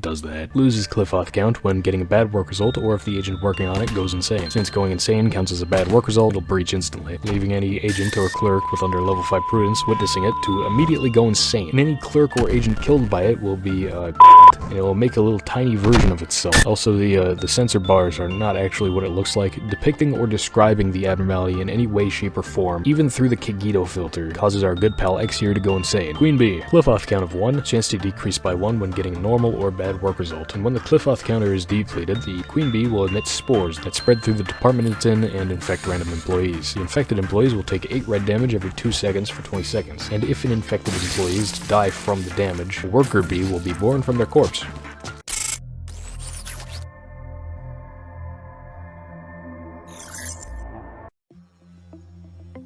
Huh? What? Who are you? I'm the manager. Ah, you're the new manager? Sorry, you don't look anything like one. The other departments may kiss your ass while you walk around with an air of arrogance as the manager. But here, that pompous attitude will knot itself into your noose. Well, seeing that you've at least made it here, I guess you won't be a complete deadweight. I'm Jabra, head of disciplinary. We're the best department when it comes to combat out of all the teams. We have no need for cowards. You wanna know what kind of person I hate the most? Those crybabies who constantly whine about abnormalities or employees being pitiful things, how they don't want to see anything die. It's the exact same as a soldier refusing to kill in the heat of the battlefield. As long as you're not one of those annoyances, then we should get along just fine. Couldn't some abnormalities be pitiful? Do you really think that's possible? Let me ask you this. What do you think abnormalities are? Holy entities? Poor defenseless creatures caged underground? Precious beings that make energy for us? Totally wrong. They're none of that. Abnormalities can be damaged but never destroyed. At the very least, they seem to feel pain. Let's make their unending lives as painful as possible. On the Tree of Life, Gebra represents judgment, just like in general. She's the sefirot of the disciplinary department, which specializes in the punishment of both employees and abnormalities alike. Do you believe that occasionally forgotten things could be more beautiful? That was something you once told me. Now I understand what you meant. You're showing it to me right now. Nothing there. Yeah, I don't think so. Cliff-off count of 1, which decreases by 1 when an employee with justice level 3 or lower completes work on it, or after 2 employees die in its unit. When the first agent dies in its unit, it will take the skin and the appearance of the agent, which an agent can be killed by plain old work damage or by getting a bad work result. If nothing there is currently wearing the skin of an employee, level 3 fortitude or lower works on it, they will immediately panic, and since panicking in a containment unit counts as a bad work result, nothing there will breach, disguised as the agent who just panicked. Then the game will enter disposal mode, where you have to find nothing there while it's disguised and shoot it in the head with a gun, which suppresses it instantly. If nothing there isn't found and shot within 10 seconds, it'll reveal its true form. If breaching without a disguise, it'll run around butt-ass naked for a bit. Then after 30 seconds, it'll turn into an egg, which after a while will hatch into its true form, which is damn near impossible to beat. Don't even try. Dimensional refraction variant. Cliff-off count of 2 decreases by 1 on a bad work result, or when work takes longer than 40 seconds. On cliff-off count of 0, it'll breach, wandering around the facility, dealing 200 red damage to anything it passes through. Issue. This thing is invisible to the naked eye, and you need to manually guide your employees to suppress it.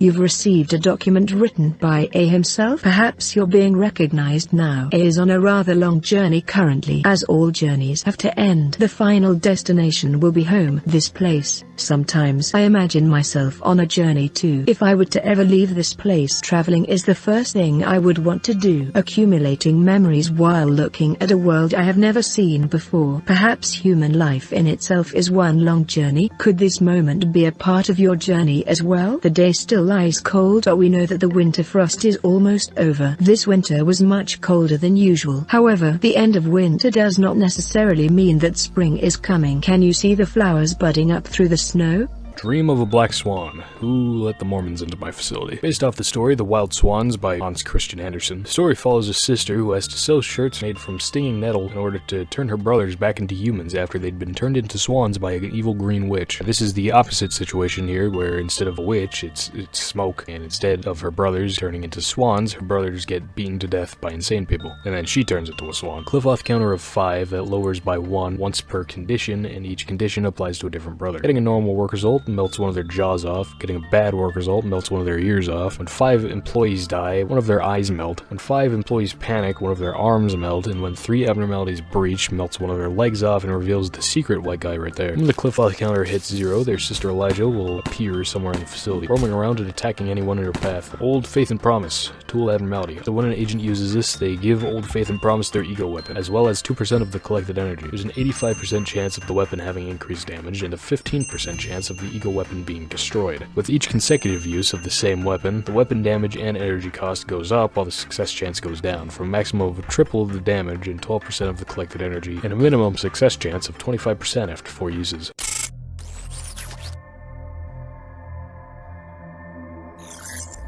You've returned. So did you have fun with your little journey while I was locked up here? Don't worry, I'm not mad with you. Oh sorrow. You see, finally I have come to respect you, for I know you will never depart. It's difficult to perceive the flow of time here. Therefore this eternity has saved me. Have you seen the turbid streams of the enormous river that crossed the whole city? If you arrive downstream after the raging rapids and a serpentine current, you will see a meadow that is enormously broad but also tranquil. That land is bathed with all kinds of mud sand, trash, and the residuals that have come from the upstream. What isn't caught by the upstream or midstream finally ends up here downstreams to bear all the residues that pile up. One would need a strong back that doesn't break easily. I have faced many wells here. I have to draw water every single day, but it seems that the water level never lowers. What is a well? The well is so deep that it would be a hollow affair to reckon its depth, and it is the fount and relic of all humanity that has existed from the ancient times. The water from the well had never flown outside, ever. There had only been the small ripples that permeated from the leaves that fall for the winds. What does it mean to draw water? Our labor is bringing up the water that is deep within the well to the outside. You never know what the bucket contains when it rises from the eternal darkness, but I always draw the water with a pulley, come what may. You must always stay cautious so that you don't fall into the well. Maybe it was an act of generosity towards those that are thirsty so that they may sate themselves. It was you who made the bucket, but you left the duty of drawing water with the bucket to another. Don't ask for my name. Bina isn't the name of a person. It's a sad name of the place where one finds many graves. I am the one who draws the water. Why have you come here, and what do you wish for me to draw? On the Tree of Life, Bina is God's form in the shape of his spirit, but also represents his intelligence. She's the sefirot of the extraction department, which specializes in extracting the abnormalities. Mankind had yearned to build a fertile world for a long time, but what did fertile really mean to them? Is it worthy of all the tales of conflict and pain that took place? Numerous stories began and vanished, and in that process people started to lose faith. Looking at them, some saw despair, while others saw hope. At a certain moment, a new civilization was born. Countless things changed in the blink of an eye, along with the emergence of new technologies. All of the wings that keep this world aloft hold at least one singularity. That's right, just as the first humans wanted. Those technologies had the intention to create a fertile world. People wanted a better world, and that aim for a better world set forth new spectacles as Shima, a previously unimaginable sight that burst forth to the unprepared mind. Whether or not all that made everyone's life truly fertile is a question we simply won't know the answer to. One thing is certain, it is what enabled me to speak with you now.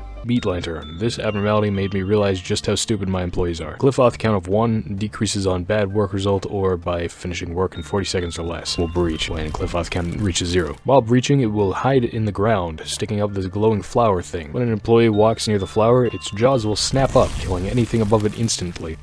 Naked Nest. No cliff-off count. When an agent finishes work, the camera into the containment unit will be covered in brown sauce, and when getting a normal or bad work result, there will be a 30 or 60% chance of being infected with what I can only imagine is 5 billion worms. Symptoms will first present themselves as small brown splotches on the affected agent's face, which progresses to the face turning green and movement beginning to slow as the infection begins eating at the brain. The infection will be finalized when the affected agent's skin turns into a texture similar to the Naked Nest itself, becoming their own nest to the infection, attacking any nearby employees with their bare hands. Oh yeah, the infection spreads to anyone near the infected agent, by the way. The Burrowing Havent. Cliff-off counter of 3 increases by 1 on normal work result, increases by 2 on good work result, decreases by 1 every 10 seconds when not on screen while being worked on. When off screen, it will force the success rate to 0%, and when the cliff-off counter hits 0, it will breach. If there's an agent in the containment unit while breaching, that agent will die. When breaching, it will stay put as long as it's on screen, but when off screen for more than 3 seconds, it'll teleport to other rooms, killing anyone inside them at the time, leaving a thorn of itself with the remains of the employees stuck to them.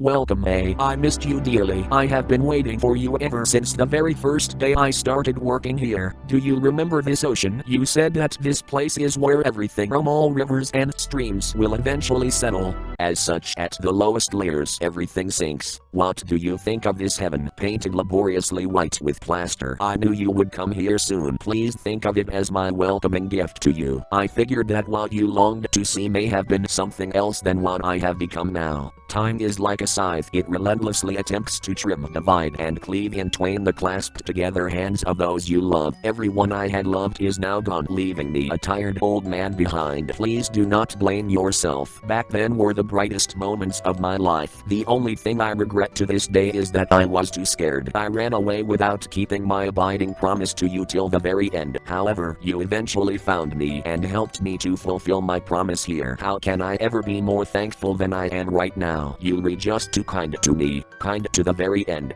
On the Tree of Life, Hakma represents God's wisdom. He's the sefirot of the record team, which keeps record of, well, everything. It also controls time, I guess. Did you know there's a cactus on your chaotic mess of a desk? It seems that an employee who wanted to become intimate with you put it there. If I were to give my personal input, I don't like cacti much. There could be various reasons for one to grow a plant. However, its vicious thorns are not something worth enduring like those of a rose, as it is not pleasing to the sight, nor does it produce valuable sap like a maple tree. I've also never seen one grow a flower bud. Theoretically, it would bloom in the right environment. That possibility is something I've never witnessed, as it may be that all cacti I have known spread their roots into barren soil. Do you believe the cactus will bear a flower? Yes, it might. You talk as if you've seen it for yourself. Well, if you're so certain about it, then keep it. This place doesn't even have sunlight, but who am I to stop you? The Clouded Monk. Centuries ago, in a long-forgotten corner of the city, a Buddhist monk traveled to a small town where the cremation of a great monk was being held. There were rumors of an evil spirit in the town, but the monk had decided that one rumor wasn't enough to miss the ceremony. So anyways, the monk is here now. Cliff off the count of 3, chance to decrease by 1 on a normal work result, decreases by 1 on a bad work result, or each time 10 employees die. On cliff off the counter, depletion to a breach, turning into a monkey thing that's based on a preta, which is a spirit from Buddhist mythology that was a greedy, callous, and jealous person in their past life. And when finishing up insight work, the agent working will be healed of 15 sanity points. Yang, tool abnormality. For more information, see Yin. When equipped by an agent, the agent will heal 10 sanity every second and have their white defense changed to 0.1. Yin. For more information, see Yang. Cliff off count of 2 decreases by 1 on bad work result, or if Yin is equipped by an agent for more than 30 seconds. On cliff off counter depletion, it will breach, taking the form of a fish, and when breaching, Yang will also breach. When the two meet, a big fucking dragon will tear across the facility, killing anything in its path.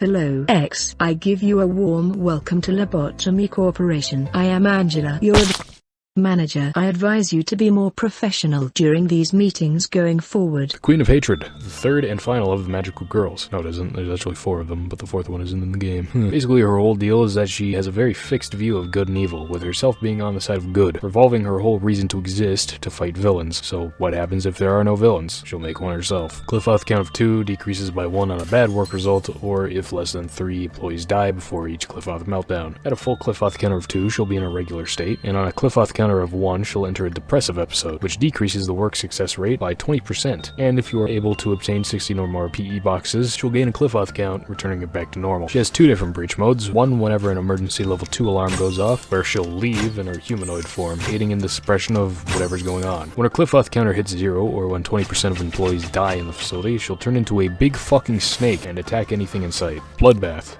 Can't even imagine how painful it would be to cut your wrist. Found out that the only reason she could manage to do something like that is because she cut hers straight through. We always popped open a bottle of wine every time we succeeded. It became one of our customs. He told us that it only takes one slight misstep to fall into an indifferent habit if we get too used to success. Thus, we should always smile, rejoice, and celebrate every little thing in the wake of success. And we should never neglect failure, as success can be born from a pile of failures. When I saw the lattice work of scars on her wrist, I was reminded of our wine cabinet. We had used up so many of those bottles, there was only one left. That day I popped the cork off the last one. That was weird. No cliff off counter, and when an agent with level 1 temperance or fortitude does work on it, they'll be pulled into the bathtub and drowned with their hand reaching out of the bathtub. When 3 hands are in the tub, the next agent will be guaranteed to be pulled into the tub and drowned.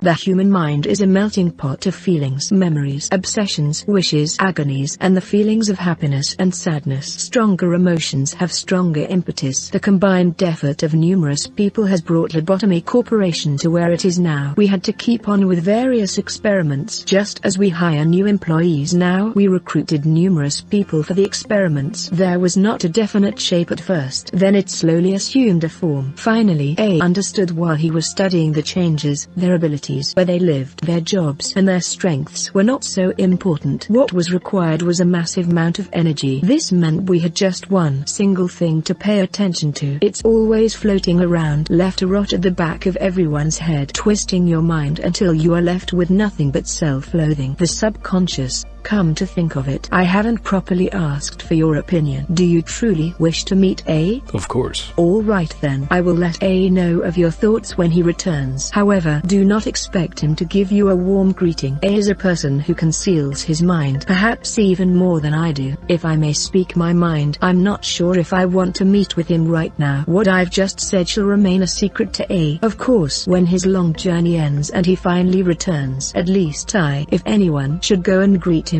don't you think? Snow White's apple. Based on the fairy tale Snow White and the Seven Dwarfs. After the princess went away, it grew legs and walked away. Now it's here. Cliff off the count of 1, chance to decrease on normal and bad work results. On cliff off the count of 0, she'll breach, going to a random hallway and putting vines all over it, and then just kind of sitting there for a bit before going to another hallway. Elruin. Another non-folklore class that is based on folklore. In the story, Elruin by Hans Heinz Ewers. You thought it was going to be Hans Christian Andersen, didn't you? In this story, it's told that when a witch pleasures herself with a mandrake root, she will produce an offspring that has no feelings of love or a soul. This specific one was abandoned in the woods, where it learned a love for the spring and the autumn. Cliff off the count of 1, chance to decrease on a bad or good work result. On cliff off counter depletion, she will breach, teleporting to a random hallway where she'll just stay there for a bit before teleporting again. Any employee in the same room as her while she's teleporting will take 50 to 70 white damage, and anyone whose sanity is depleted by her attacks will die instead of panic. Melting Love. The first agent to do any work other than repression work on her will be given a blessing that will heal them of 15 sanity every 30 seconds, heal around 30 sanity when completing work on Melting Love, and will have their work success rate gain an additional 10% when working on Melting Love. The blessed employee will infect anyone near them with hyper AIDS. You can tell that an employee is infected because they'll have some pink stuff on their face. After a minute has passed, their whole face will be covered in pink, and after another minute has passed, the infected agent will turn into a slime minion. She has a cliff off count of 3 that decreases by 1 on a normal or bad work result, or when the blessed employee does repression work on her. Cliff off count will drop to 0 if the blessed employee dies, or if half the currently alive employees in the facility are infected. On cliff off count of 0, she will breach, turning any infected non-slime employees into slimes, and the blessed agent into a slightly larger slime minion.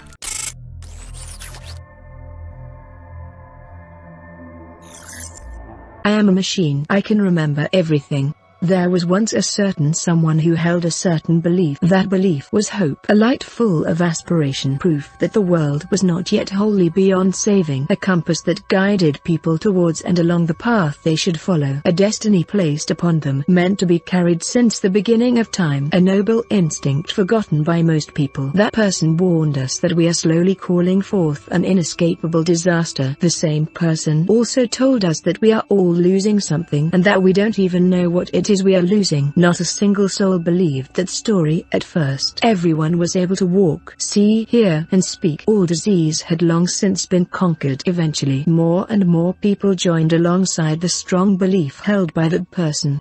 In a place where history and promises were gone, it was a precious step, although it took a lot of time to conclude that the shell must be broken. Once the decision had been made, all seemed well.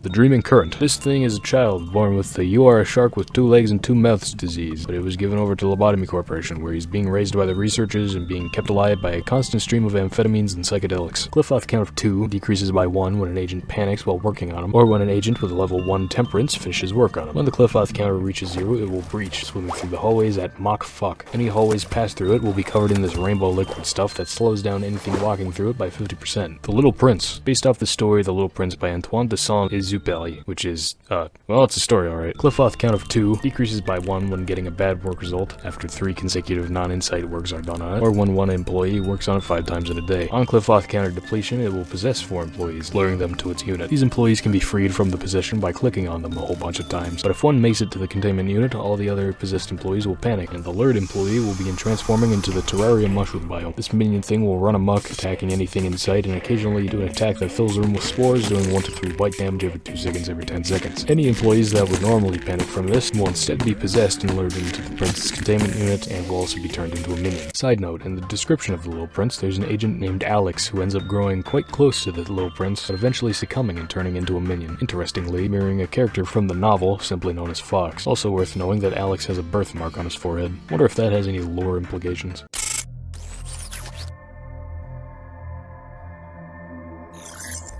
In our world, the mind has lost everything, its weight, its significance. Now it is nothing. Everything advances, but the human mind is simply too slow and placid to catch up. All that remains are the 26 singularities and those who are tied to them. Humankind has deserted its former beliefs. It now has little respect for the various pillars that had supported us. These days no one ever dreams, nobody ever earnestly believes in something or wishes for anything. The belief once strong within a certain woman is now obsolete and worthless, abandoned like an old music box. Everything has gone quiet, as if nothing had happened in the first place. However, A couldn't stand the despicable silence. So what do you think happened to him? On a bright sunny day with clear skies, he died. I was both the first witness of his death and one of the culprits in his murder. However, A has always existed here, watching you ever since you stepped inside. Sometimes the sefirot would ask me this: why do we have to bear this pain? A machine should only exist as a tool for its specified work. Why do we have to know the cold agony of loss, the insidious poison of obsession, the soft light of wishing, the unbearable pain of despair, then the hope to embrace it all with open arms? I thought I could answer anything, but not even I could answer that particular question. A machine must behave as a machine. That phrase was something A told me often. Perhaps A, the one who would know better than anyone about this fact, made us like this because it's all a stage play. No, a puppet show for him.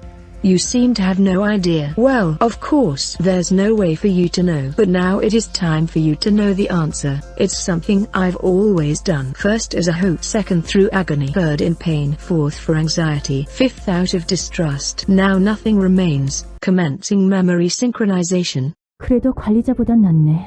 너희는 모르겠지만 처음엔 이것보다 훨씬 끔찍했거든. 감정이 고조되고 있어.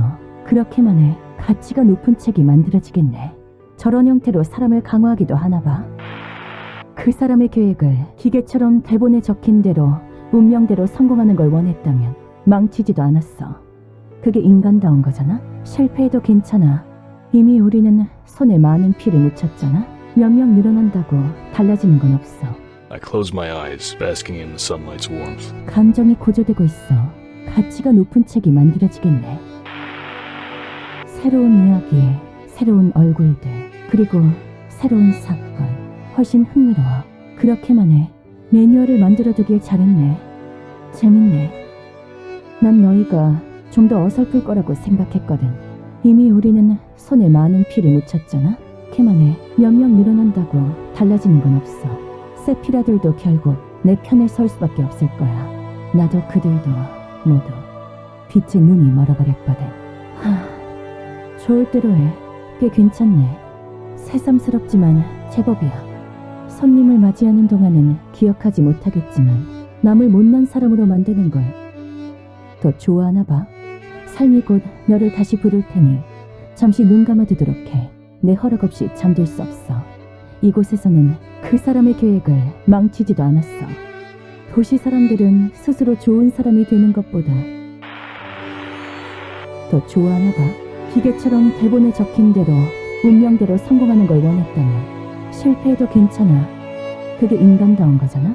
난 너희가 좀 더 어설플 거라고 생각했거든. 별로 재미없네. 인간이 다른 인간을 많이 죽이는 건 질리도록 봤어. Agony and rage mixed, blending together in the mist.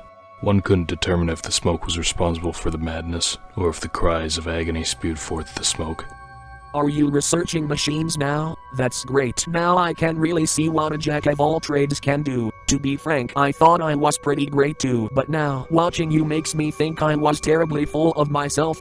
Would it be alright if I helped you? I think I would make a serviceable assistant. It's good that you're up and passionate again. It is an honor to take part in a project with a scholar I respect. Is something the matter? Are you okay right now? Would it be alright if I helped you? The truth is, you were not actually okay at all, were you? If a ray of sunshine breaks your heart and collapses your mind with longing and nostalgia, and seeing plants outside evokes an unknown rage tearing down your rational thought, then we have no choice but to stay underground. Let us start anew. The corporation that mourns her while humanity prospered with its advanced civilization and technology, it was not aware of its impending suicide as a species. They needed a hero, but ended up beheading creating said hero with their own hands. A lot of things happened and a lot of things changed. A changed himself from healer to creator. The old promises he had made with her sustained him evanescently, but in a world without her, they ultimately became obsolete. Various sins sprung up from his arrogance one by one, and A changed very slowly. He became enchanted by the shadows he had created. The plan to discover the disease of mankind became a relic of the past. He became skeptical of man, including himself. A started looking for something that would guide him without turning against him. The conclusion was very simple. While vile humans could not be trusted, the answer lay in machines. Machines, which A loathed deeply, became essential to him. Perhaps A wanted to have wings that would allow him to escape from the hellish inferno he had trapped himself in to reach the heavens. Angelos, that was how I was born. Well, that was something. Anyways, back to work. The Silent Orchestra. This is actually one of 5 sub-entities in the Silent Orchestra ensemble. He also follows me on Instagram on my personal account. Shout out that guy. Cliff-off count of 2 decreases by 1 on a bad or good work result. On cliff-off count depletion, the performance will begin. Each new movement brings up a new performer next to the conductor.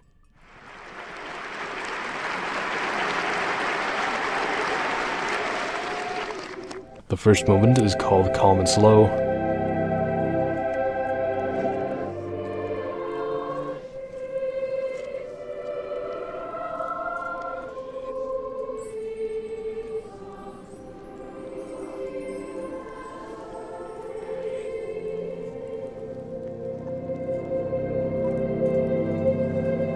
The second movement is called With Restrained Speed.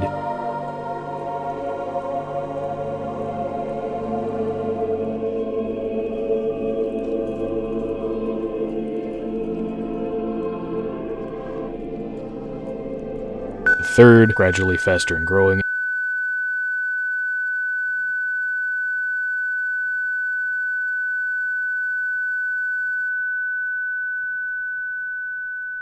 And the fourth, passionately like fire, yet refined.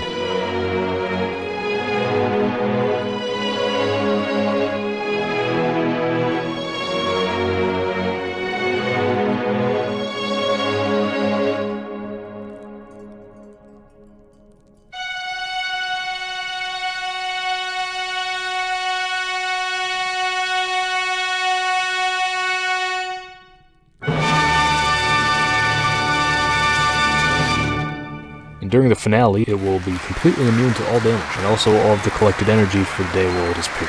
Each movement changes what damage type actually affects the abnormality, with 3 of them being immune and 1 being vulnerable. The first takes pale damage, the second takes black, the third takes white, and the fourth takes red. Parasite Tree, cliff-off count of 1, chance to decrease by 1 whenever an abnormality in the facility breaks out, except for the punishing burn, and decreases by 1 when doing repression work or whenever 5 works in a row are done on abnormalities that aren't the Parasite Tree. When finishing up work on this thing, the agent will be granted a blessing that increases their sanity over time and boosts their success rate. On cliff-off count depletion, it will possess random employees and lure them to its containment unit where they can be released by clicking on them. The first one to make it to its cell will be blessed as well. Every time an agent is blessed, the tree will grow a new bulb. Then at 5 bulbs, it will turn purple. Once in purple mode, all the blessed employees will go through a special type of panic that is completely uncurable and makes the agents run as far as they can in the facility. Then after a couple seconds, they will slow down before eventually stopping and turning into tree minions that stay in place and fill whatever room they're in with gas that deals a continuous 10 to 15 white damage to anyone breathing it in, and anyone who panics from this will follow the previous chain of events, turning them into another tree minion toxin thing. Whenever a blessed employee dies, a bulb will be removed from the tree, making killing your agents a reasonably viable strategy.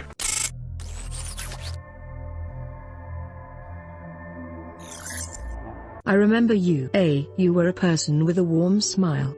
A, why did you never go meet it even though you created it? But A, surely you already know. Did you put in all that work for just a simple vending machine that dispenses soda at the press of a button? At the very least, you should give it a name. There is nothing I can do even if you put on an expression like that. It's an unspoken rule that the creator names their creation. Don't dump your job on someone else, you the designer. Go ahead and tell the machine its name. There, the door over there. It will be waiting for you. It seemed lonely. 약점을 공략해서 제압하는 건 다들 능숙하네. 난 너희가 좀 더 어설플 거라고 생각했거든. 지긋지긋하지 않아? 모두 빛의 눈이 멀어버렸거든. 기계처럼 대본에 적힌 대로 운명대로 성공하는 걸 원했다면 실패해도 괜찮아. 그게 인간다운 거잖아. 매뉴얼을 만들어두길 잘했네. 그렇게만 해. 고작 1분밖에 걸리지 않네. 공들여 적어둔 매뉴얼이 쓰레기로 전락하는 데엔. But Mr. A, please. I want to be part of the Cogito experiment. I'm all ready. I can prove it. The particles scattered across the floor, sparkling in the light. Sorry. I'm so sorry. Just as you commanded, I have written up the job application form for our corporation. The reception is good. Everyone thinks that it's a new employment method that does not concentrate on just one's abilities. The number of applicants is projected to meet the initial calculation. The experiments are almost complete. We will soon hire people according to the order of priority you've stated. I've also arranged a meeting with Time Track. Are you thinking about those who have left you? Good morning, X. Based on your reaction, it seems that the synchronization is complete. I can now tell what moment you're reminiscing about just by looking at your expression. I also happen to know that the process always ends with the same expression and tears. You're a prisoner. You locked yourself inside this prison without bars. However, the key has always been in your hands. My role was to correct you whenever you made a wrong decision. Now, I'm quite tired of it. I don't understand why you chose to repeat this cycle, nor do I know what kind of results you hope to achieve while slowly killing yourself. Frankly, I don't really wish to know, but in this moment, while you hold the fragments of when you once were A, I would be ever so glad if you stopped this cycle now. I should change my greeting as well. It was getting tedious. Hello, a new A. I give you a warm welcome back to your Lobotomy Corporation.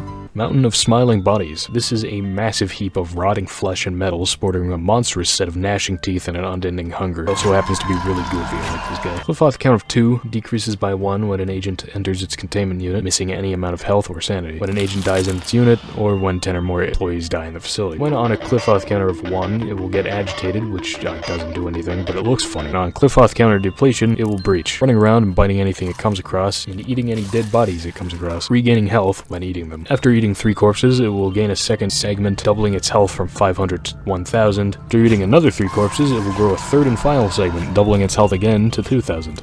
Army in Black. Instead of attachment work, it has a protection work that, when used, will order a little chud to the selected employee that will heal the agent of 12 health and sanity every 10 seconds and reduce incoming damage by 20%. If the agent is below level 3, that employee will become uncontrollable and still under the care of the chud right there, so it's fine, probably. The fourth count of 3 decreases by 1 when repression work is done on it, when ordering protection work on bad work result, or when 5 or more employees die in the facility. On Cliff-off counter depletion, a gang of roving chuds will siege the facility. They deal 12 to 15 black damage to anyone in the same room as them, and when reaching the main room, they will kamikaze, dealing 30 to 40 white damage to anyone in the same room.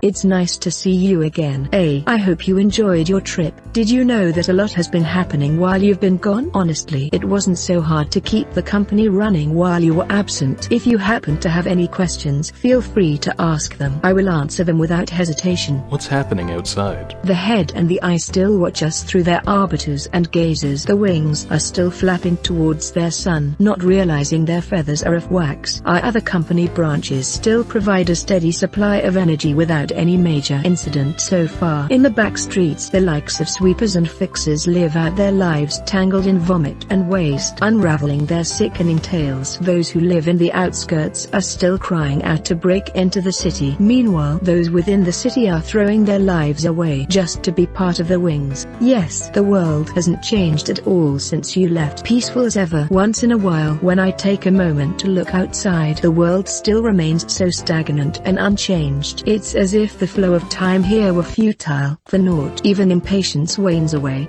How many cycles have we gone through so far?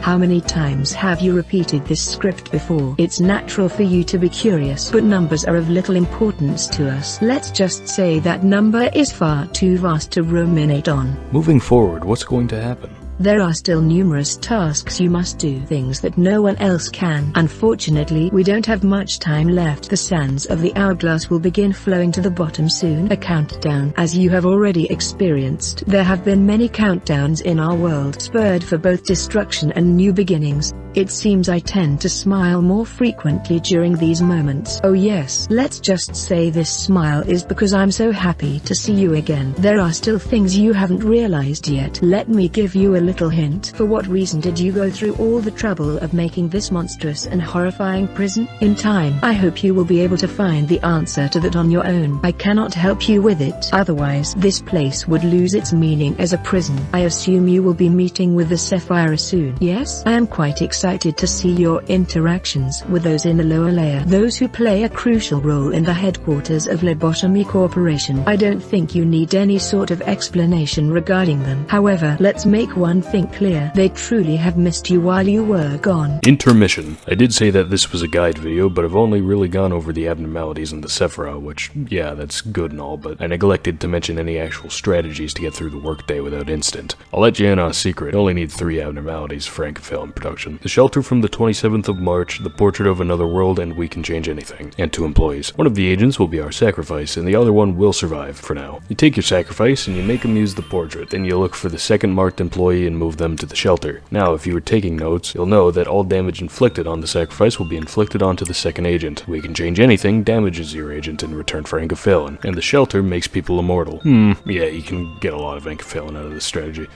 I've also noticed that the amount of Ankaphalin gained is proportional to the health of the sacrifice, which gave me an idea. What's the highest possible health you can give an agent? Well, the highest base health you can get is 130. You can get plus 3 health from the record team's clerk benefit, plus 10 health from being captain of the safety team, plus 70 from the following ego gears, and multiplied by 5 by using the mimicry ego gear, making the effective health of this agent 1065 health. But how much Ankaphalin can you actually get out of it?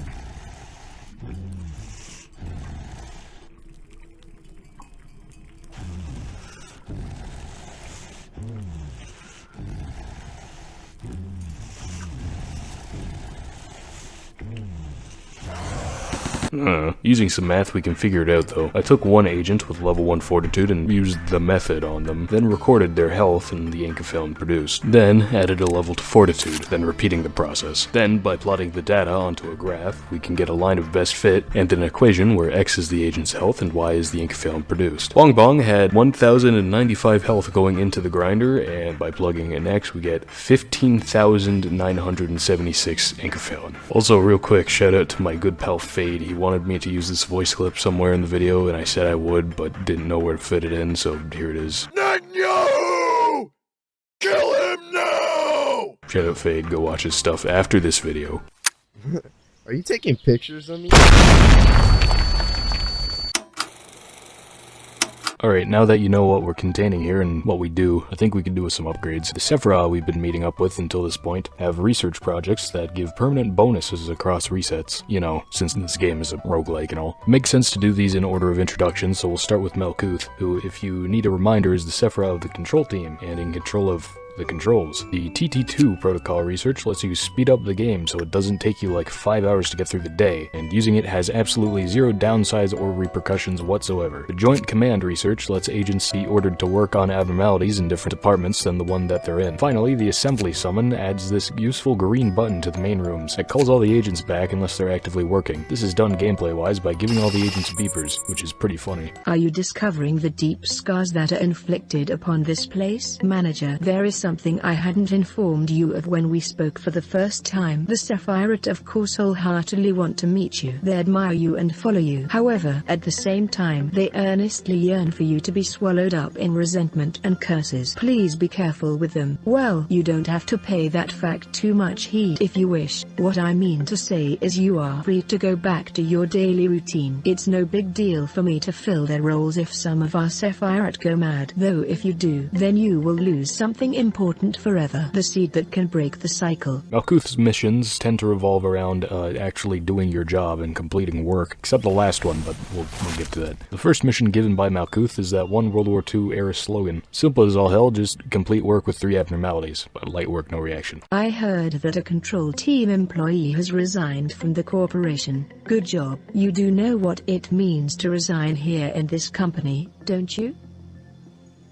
I'll take that as a no. I do sometimes miscalculate what information I should deliver to you and what I shouldn't. Some aspects of our company that I considered natural and obvious may come as quite a shock to you. We have a variety of roles here. It's like a well-structured play. Every actor has a role and they must be faithful to their part without any error, synergizing with each other. Now, imagine that one of the actors decides to leave the stage because they didn't like their role. The actor should have played their predetermined part at the predetermined timing before making their exit stage left, but to leave the stage without fulfilling their part means that the life of the role and its actor are finished. That is what we mean when we say someone resigns. Great job, manager. You did exactly what I asked of you. I knew you could do it. You'll never guess how much I rooted for you back there. As for me, the day went all right. We covered a joint emergency protocol drill for my team. Not a single dropout or injury. Everyone did a good job.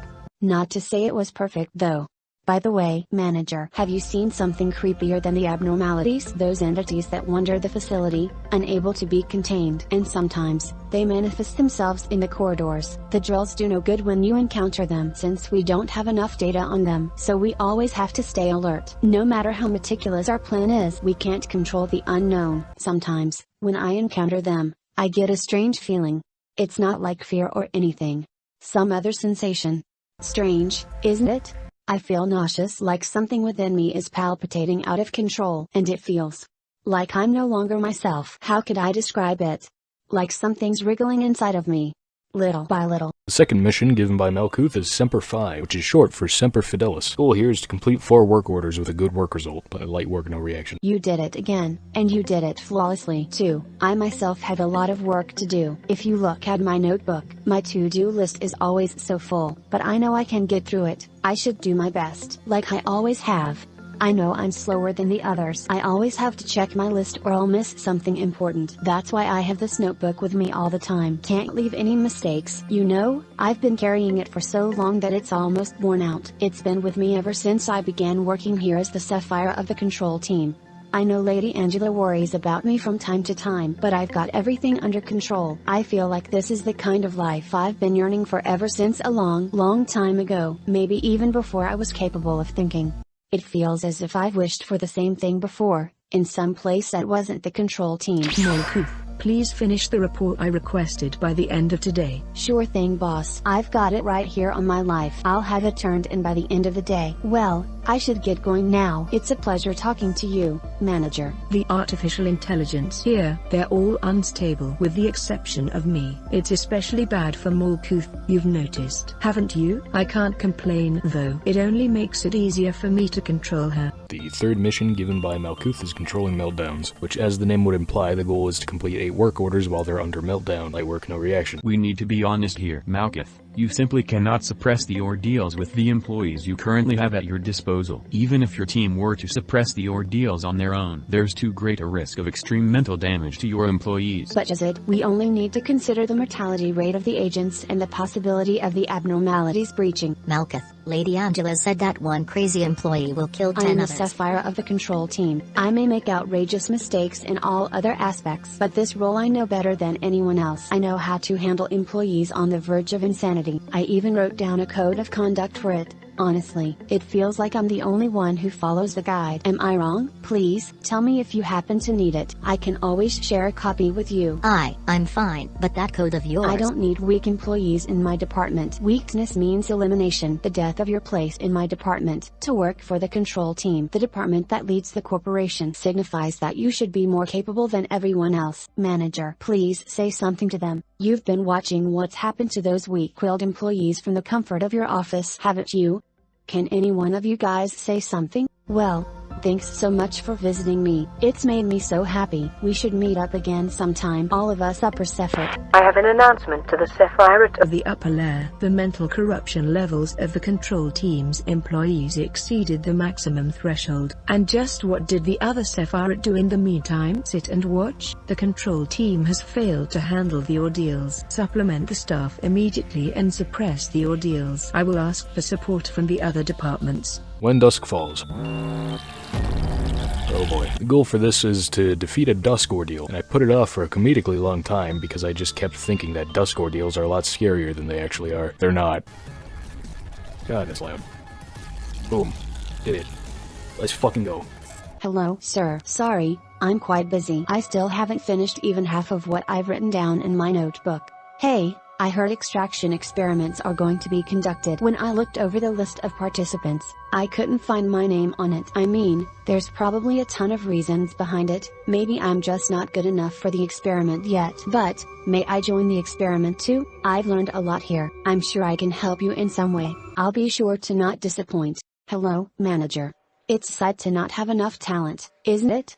If someone doesn't look back towards you, what does that mean? That they don't acknowledge you, that they don't even care about what expression you may be making, that they feel no need to see what you're doing, as they've already come to a conclusion. Have you ever clawed and scraped at the floor, writhing in pain? It really does sound excruciating, but in reality, the moment I completely lost my fingernails, I felt nothing. You stare at the flesh where your fingernails used to be, and just before you lose consciousness, when you feel that you aren't yourself anymore, you start to laugh frantically, even though it's not funny at all. And on the ground you catch a glimpse of someone's shadow, and their feet as they look down on you. Guess whose feet those were? When the person who disliked looking back so much finally turned around, everything was over. Did you see the fragments of despair from there? Or were you staring at the bits of my fingernails scattered on the floor? That was the exact moment I knew true helplessness. Without you, I'd never have known the feeling. Thank you so much. Now, what about you? Have you ever felt helpless to control anything? When unbearable things pour down from somewhere that isn't your body and overwhelm you, it just feels so awful to be helpless, being out of control of yourself. Come on, please tell me, so I can feel rewarded, just a bit. Elijah was impatient, and her impatience caused many common mistakes. She once went on a long winding filibuster of why she needed to finish the experiment. I don't remember the details. Whenever she was told that she wasn't ready yet, I could see the strong desire in her eyes. It was a craving, a bizarre obsession. If another person had been in my place, they may have turned around for the song of her hasty footsteps. Kagito was something that she couldn't access at her level of authority. The only task she got ordered to do was record the changes that occurred in the test subjects. She was aware at the moment that Kagito was absolutely not ready for human use. When I finally realized what was going on, half her teeth had fallen out.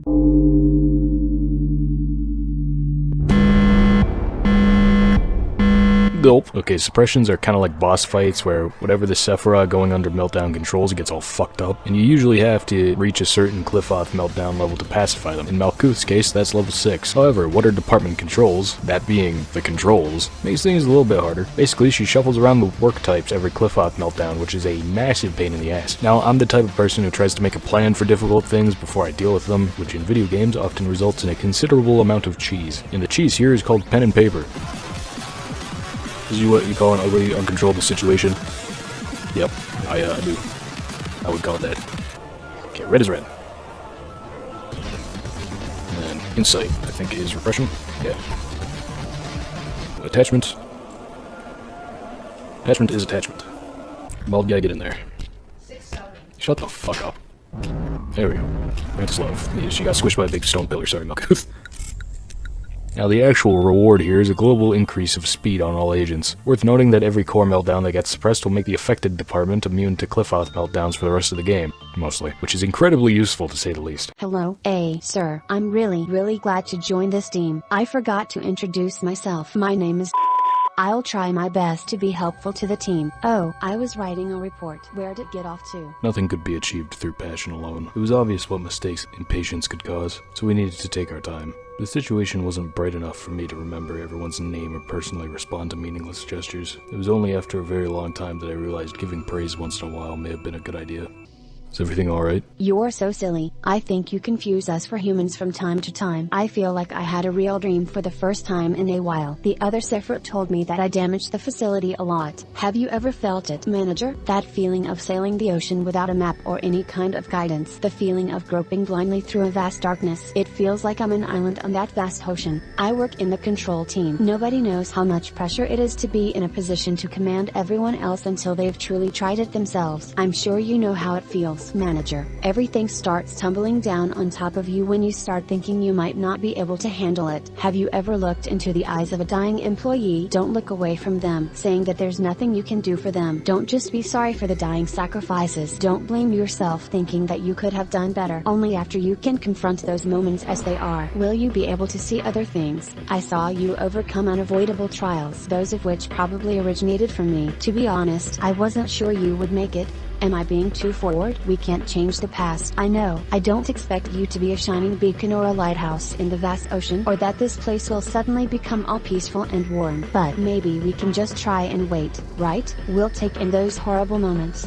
Though I want you to be the one to bear the suffering, manager, like we are now. Yes, I never expected them to be restored, but it appears I was wrong this time. I attempted to tell you that it was reckless. However, it wasn't such a big loss on our end. I realized that a large quantity of energy was refined during the process of restoring Malkuth. If you wish to know why such an occurrence passed, well, the day will come when you find out.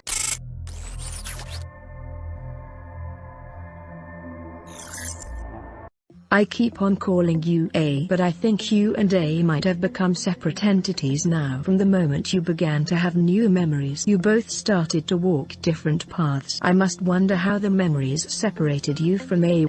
Well, even if you two have differences, it is still important for you to witness this place through A's eyes. Why do we repeat this eternal cycle, enduring endless suffering? What's at the end of the line? What kind of world was it that he saw? The answers to these questions are what you must know. However, the choices you make are up to you, not him. As a consequence of those choices, you may lose it all, or you may gain everything. I'm not trying to control you, I just try to support you. That is my role here. Plus, I have seen many other exes who made it this far, and witnessed the innumerable amount of efforts and failures they made. Now you are here, scrabbling over it all and climbing up. Of course, I have kept all their data in my head, but it is not my place to share it with you. A machine has its own work to do. That's what you, or A, once said to me. Alright, next on the chopping block is Yesod. Yesod is the sefirot of the information team, is in charge of filling out the abnormality information, which, you know, they've all been researched already, so you'd think he'd be able to take a break, but I guess not. The first research project, Geo-visualization, it really should be called GB visualization, but no, whatever. Lets you see the health and sanity of your agents, and the health of breaching abnormalities at the same time. The second project is damage normalization. Again, dumb name. This should be called damage visualization because that's what it does. The third research project is called Abnormality Countermeasure Manual. Really, this should be called Common Sense. This reduces the fear level taken by clerks when witnessing an abnormality, going from being able to see a teth to an HE without panicking. The first mission, Yesod the Viper, involves around completing 4 instinct works. Not beating the allegations, man. What the hell is that nickname? You've exceeded my expectations, despite your first impression. Allow me to explain your next. Yesod, I just heard that your team had a ton of casualties. How many times has it been now? Shouldn't you be at your team's side? It looked super depressing over there. Accidents happen. I want them to understand that it's not a big fuss. Dwelling on it only encourages them to cry more, and it will eventually tire them out. But people have died. Maybe you should say something, like, at least some half-hearted commemorative speech to cheer the employees up. I mean, we should lead our departments and all. Perhaps your aim is different from mine then. I see no point in being sentimental. Caring too much about the respect of employees or the little complaints they make will steer you away from what's truly important. Well, I'm just saying, I guess there's no right answer, is there? We're both busy, so I'll see you later. What do you think, manager? Should I go comfort them for the sake of the department's morale? No, it's not necessary. A gesture of goodwill without sincerity is nothing more than an act of diplomacy.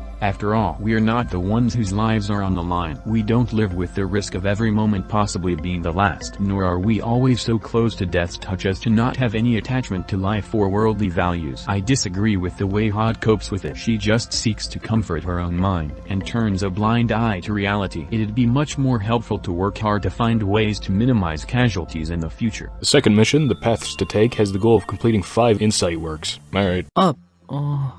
번호는 왜? 뭐? 전 이 시간대가 제일 마음이 편해지더라고요. 출력이 왜 이러지? 아, 잠깐. 또 훈련이니 작전이니 시킬 거라면 깜짝 놀랐어요. I'll think about the appropriate response for this case later. You two, focus on your work. Looks like word chaining is starting to become one of the more popular pastimes here again. Do you happen to enjoy word chaining, manager? James, you know you can't enter the cell for work when your mental corruption level is above 80%. It's against the rules. 아침은 무사하오. 간밤 동안 잊어버린 것 하나 없이 모든 게 돌아온 것이오. 앞장서시오. 목적지는 호기만소. 앞장서시오. 그 슬픈 눈빛 퍽 좋구려. You know that the word playmate has no place in this core. 나아가주게. 이른 아침부터 그대를 귀찮게 한 것은 미안하게 여기고 있어. Fine, but just this once. And make sure to take a psychological examination right afterwards. 또 한 번 동료들에게 미끼를 던질 시기인가? At times, I see hallucinations when I change my clothes. Through the clothing, I can see my skin covered with festering boils. Of course, my body is perfectly fine when I open my eyes. It has come to a point where I've begun to find the sight of my normal skin strange and unnatural. I cannot help but ask myself, why is my body intact? Why is it not rotting? I've asked the other sefirot about those visions, but it seems I'm the only one who experiences this. Third mission, Why Won't It Rot, as the goal of completing 6 attachment works. That day, James released 2 abnormalities on purpose and eventually 3 clerks and 4 agents were killed. As you may know, having 2 abnormalities breach and losing 4 agents is a rather significant loss of manpower. Of course, it was I who ordered for James to be gunned down. I know the kind of place we work in. I am not regretful for the fact that I was unable to stop him. It's that I regret having developed a personal relationship with him. I was careless with my position and let my subordinate exploit me. Chatting, games, yes, all of it was fun. James was a good joker too. Of course I had fun playing word chain. We grew so intimate that I would forgive his trivial rule violations. But the price I had to pay for the error I made was not trivial in any way. Manager, this is Lobotomy Corporation. We see body bags every single day. It's a lonely place. Sometimes you will feel the urge to share the distress and anxiety with someone else, to have a friend. But manager, whenever you feel lonely, please remember what happened to me and try not to make the same mistake as I did. You will be able to get over the meaningless deaths that way. I envy Angela. She is truly a heartless monster. People say that I am too rational. Is it the cold-blooded machine? Is it the viper? Is it the cruel and emotionless? A frigid being who won't even bat an eye at the deaths of dozens of employees. I won't deny that I deserve the reputation. However, whoever built this place has to be a much more cruel person than I am. Sometimes I wish I were an AI without emotion. A vague sense of sympathy will only cloud your judgment. You are bound to make mistakes that way. Why would they place artificial intelligence with emotion to handle the facility if they were well aware that emotion would only get in the way? Do you know the answer? The 4th mission, At the Cusp of Perfection, has the goal of completing a day without a bad work result. Yazid, do you really feel nothing about this? Try drinking some enkephalin, close your eyes, and open them again. I am glad to see that you are not as feeble-minded as the other sefirot. It is important to keep a clear mind in any situation. 재밌네. 너희 보조사서들은 Seeing as we're meeting again, you must have completed your tasks, manager. I'd give you a compliment if I didn't have so much work to do. The information team has a task they must do periodically. You must have realized that there are some blanks in the abnormality records. Among the tremendous amount of information we gather, there are some that should remain off limits to the employees for security reasons. The names of the employees are one such thing. Any trace of them, what happened, their gruesome death, their desperate will to live, all of that has been stripped from the records on the false pretense of expunging information. There is no way for me to know what the criteria for stripping the records are. They are set by another department, not us. We only manipulate the information we receive per orders. Isn't it funny? We've degenerated into a department that destroys and manipulates information as ordered, yet somehow we're still called the information team. Whenever I introduce myself as the sefirot of the information team, I sometimes feel something bubbling up inside of me. Yazid, did you receive the documents to expunge? You will get the list of employees soon as well. Please do not forget to review it after you have finished expunging the documents. Ms. Angela, what do you think it means to remember someone's name? This is a work you regularly do. Why are you so emotional about it today? Maybe names were marks atypical beings gave each other to engrave each other upon their memories. Someone might have named you Angela following the same concept. Yazid, if you happen to be too tired, please take a break. I knew you would say that. Referring to employees by name is not recommended here. When employees first enter the company, each one receives their own unique identification number. This is to allow the company to identify them using the minimum amount of personal information. We have their numbers in our data storage devices. Malkuth has never called the employees by their names ever since she started working here. Maybe she is the most ideal sefirot amongst all us sefirot. This is not to say that Malkuth deserves to take all the pain as well. None of us do. What kind of poor taste is that, to lock us inside metal bodies and throw us into an endless loop of days that feel just the same as yesterday? I'm talking to you. What's with that oblivious expression? I heard you might be one of the architects responsible for our creation. The only thing I could do here is remember the names of a few forgotten employees and eternally despair, feeling nauseous from even a single breath of air. Have you had fun watching your guinea pigs run around in circles? See, I told you, I have been rotting from the inside for a long time. Gabriel was more rational than anyone else. He was unmoved, even after hearing about what happened to Elijah. Some said he lacked empathy, but nobody realized that his emotions were festering on the inside. Maybe he began falling apart a long time ago, ever since Carmen left this world. He slowly became expressionless. He wouldn't allow himself to have even a paltry joy. He also couldn't stand having even the smallest part of his body exposed. We made a monster that was not supposed to exist in this world. We went too far to ever turn back. To not let what Elijah did be in vain, instead of taking the time to grieve, everyone knew they needed to utilize this result to the fullest. He tried to maintain a facade of level-headedness, but his attempts to remain rational slowly morphed into an obsession. He started to wear long-sleeved clothing that also covered his neck. Not much later, he started to scratch himself harshly. We suggested he received a complete medical examination to see whether or not he was contaminated or had an infection, but he refused. Health checkups were needed to prevent further damage. Persuasion became coercion, and coercion led to the use of physical force. He was tied and bound for the checkup, but he resisted so desperately that it was hard for us to watch him. Eventually, it turned out that he wasn't infected at all. Was that really fortunate, though? No, it wasn't. The examination did not resolve anything. He kept scratching himself so harshly, even worse than before. When I saw him last, he wasn't lucid or cognizant to any human speech, and his body was completely covered in scratches. No one has seen him since then. Man, I hate it when my sefirot turn into weird tree things. Because the information team is in charge of the information, during the core suppression, all of that is not usable, including the quota meter, agent information, and the abnormality information. You know what, this is completely fine, actually. If it's just gonna pixelate everything, that is a-okay. I can live with this. That was weird, I didn't like that. Don't do that again. This is probably a great viewing experience. I can only imagine. I can't remember who I did last with Teddy Bear, and I can't really check, can I? Mild annoyance. Easy peasy. What did I say? Easy peasy lemon squeezy. I'm being cautious. That's the smart thing to do in this situation, I think. I wish he would stop fucking doing that. Are we normal now? Okay, it's still pixelated. You complete the suppression by getting to meltdown level 6, same as Malkuth, and for a reward, you get a 25% increase in unique positive anchor boxes gained, and the department becomes immune to Cliffoth meltdowns. But that applies to all of them on core suppressions. I don't know why I wrote this in the script. I heard about Elijah. I'm sorry. I guess now everyone should know that there are consequences to forcefully entering a laboratory with restricted access. Also, you were very careless not to put the supplier room key back in its proper place. You may think I am being too strict, but I can't help it. I'm not saying anything false. We should set up a time for when keys must be returned to prevent people like you from causing this again. I wore this to prevent chemicals from splashing on my body. Don't worry, I'm just a little tired. No need to show concern. I'll go prepare for the upcoming experiment.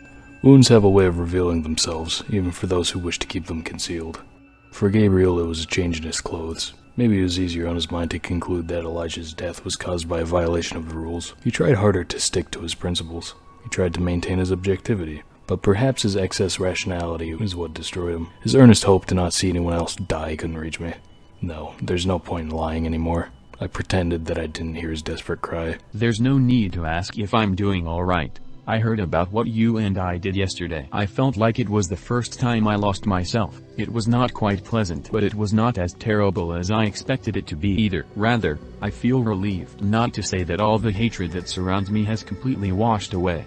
I'll still see that rotting hallucination, and sometimes I'll feel disgusted and have an unbearable anger towards you. However, if there is one aspect that has changed, it's that I can be in as much despair as I want to now. Someday, a hope will painfully grow out of the rotten wound. What you gave to us was a seed of hope. It seems that you're also on the way to embracing your painful past. It's always the beginning that's difficult, and your outfit still isn't up to the company standard. I suppose I should seriously consider having penalty points apply even to the manager. Thankfully, you've been collecting energy ever since your very first day here, never missing a single day. My role is to encourage you to collect the proper amount of energy each day, sometimes by nagging and sometimes by encouraging you with praise. It must have been hard to adapt to the corporation, but you tried your best to extract the energy, along with bearing the numerous sacrifices along the way. It was also my role to butter you up with plain words to help you avoid sinking into the pit of guilt. This part was particularly irritating because being your nanny wasn't in my programming, but we still were able to fulfill our roles anyhow. You might have noticed this earlier if you ever took a moment to look deeper into this company, but the pipelines used to transmit energy to the outside haven't worked for a long time. Right now they are very rusty. This means the energy collected from our branch is excluded from the total energy collected by Lobotomy Corporation. Isn't it fascinating? Don't be too upset. I'm not saying that all the energy you collected was for nothing. Well, now there is one more thing for you to find out. Where does all that energy go? On Hod. It's Hod's turn. Hod is the sefirot of the training department, and her job is to train up the employees, controlling these funny little stats right here. Training department's first research project is called Supply Educational Manuals, which increases work experience by 50%. The second research is Improve Work Education. This research improves the general stats of the clerks by increasing their health, damage, and weapon accuracy. The third and final research is Improve Hiring Procedures. I gotta say I'm liking these names. They actually make sense for what they do. Yes, Hod could learn a thing or two. Newly hired agents will have their stats raised by 5. Hod's first mission, I Want to Help, has the goal of promoting 2 agents to a higher level, which is as simple as doing work training. It just kinda happens, so Thank you so much for doing that favor for me, manager. I've been feeling really confident lately. Hod. Ah, Lady Angela. I hear you have a new distraction. Are you talking about my counseling program? Thank you. Yes, shut it down immediately. But why? My program has been helping the employees. Don't delude yourself, Hod. You don't sincerely believe that counseling can be of any help in this place, do you? But I want to continue it, as long as there's an employee who needs me. What about Tiffany? She said my program helped her cope with her stress. Tiffany Brown, who recently transferred to the safety team. She was suffering from bipolar disorder and an addiction to enkephalin. We expunged her records this morning. What? She has terminated her contract with the company in a completely permanent fashion. Her mental corruption was at peaks higher than 90% when she committed suicide. I bet she said something like this whenever she came to you. Miss Hod, you're helping me so much, but I think I'll need a bit of enkephalin on top of your counseling to ease my melancholy. It's just a little extra. Of course, you prescribed highly addictive substances as if you were handing out candy to children. And what about Netzach? You gave him the substance as well. I temporarily gave you access to enkephalin because I determined you could use it for your counseling program to reduce the stress level of the employees. And yet you've only been creating drug addicts. Netzach. He told me that he wanted to introduce the program to his team. And you fell for it? You should have noticed that he was lying as soon as you saw his hazy eyes. Hod, your naive compassion is only driving things to become worse around here. Your program is hereby terminated, and as I have told you and the other sefirot countless times, there is nothing as redundant and pointless as building a personal acquaintance with the employees here, especially for a sefirot like you. The employees will do anything to coax whatever they desire out of you. They have nothing left to lose. They won't even feel any guilt about it. Hod's second mission is Unwanted Kindness. It's just promoting an employee to level 4 or 5. Again, just kinda happens on its own, so whatever. Hod, please do me a solid. Angela somehow knows that I have the stuff. I assure you, it's just for counseling purposes. Netzach, actually. 이곳 인간들은 따분해. 알아두셔야 하는 게, 제가 말씀드리는 건 관리자님한테 악감정은 없다는 뜻이에요. 먼저 말 걸고 사라지는 건 어디 골목 풍습이지? 제 탓하지나 마세요. 다른 사람을 쓰지 그랬어요. 아름답진 않네. Just ignore them, Hod. They're always so negative. Could I have some of that, Netzach? Later. Oh, hey, manager, congratulations on your success. Well, this is just for counseling, yeah. Why does everyone hate me? Why won't they appreciate my kindness? I thought I was the nicest sefirot who cared the most for the employees. The other sefirot are so occupied with their own work that they don't even care about how their subordinates end up. The corporation treats them as if they're expendable resources. I'm different. I really do care about them. I'm not a cold-blooded machine like Izzet. I'm not haphazard like Malkuth. And I'm definitely not a it can't be helped person like Netzach. Just, why? Hod's third mission, I Just Want to Be a Good Person, involves suppressing 4 different abnormalities. Hod, you are annoying. Can everyone fucking kill this guy? What? Why is he healing? Can't do that. Hello everybody, today we're gonna be beating up this guy. Okay, everyone be prepared to fucking kill this guy. He's gone! Out of here! Okay, everyone gang up and kill this asshole. On the other hand, Red killed one of the clerks. Time to teach that damn thing a lesson. How about you be fucking nice, Gabriel? Red will at least give me the training team one. So that's useful. Thank you, Red. People are definitely gonna die. Red is, unfortunately, quite strong, actually. Oh, fuck. You know what? This was kind of expected anyway. That's fine. That's a few deaths. I'm pretty sure that's like half the department. That's the entire department. Oof. This is probably the first mission I actually had to put some conscious effort into, but still, easy enough. Is it true, Tiffany? All you wanted out of me was some enkephalin? 아무것도 남지 마라. What lies? I've never lied to you. 깨우지 마. 이대로 잠들래. 너를 처음으로 담당했다는 볼품없는 긍지밖에 없는데 지금은 기분이 좀 그렇네. 나중에 이야기할까?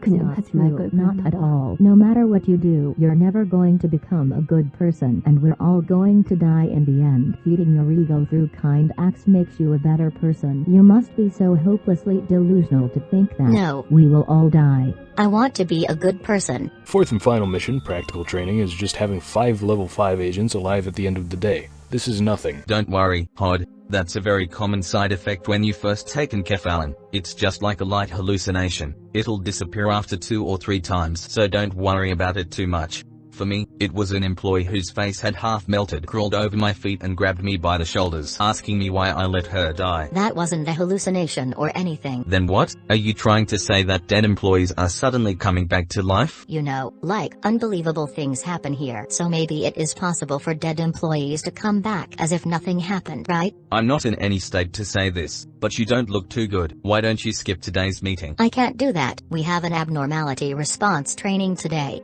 They need me to run the drill properly. You're really something, huh? I don't think there's another Sapphira here who cares about their employees as much as you do. Right? Look, Tiffany, I was right. I'm a good person. I'm a good Sapphira. Hello everyone. Today we will Are you still trying to play the good Sapphira? Abnormality response How training. many times do I have to tell you? You're only a sad piece of rusty scrap metal putting on the act of being a good person. Now, I want everyone to pay close attention here. The abnormality we'll suppress today needs to be handled a bit differently than the others. If you hoped that living such a lie would ease your conscience, that's really selfish. Starting now, I will be explaining the method I devised. Please listen At carefully. least the other Sefirot are humble enough to admit that they're not perfect. Quiet. Oh, sorry. Where were we?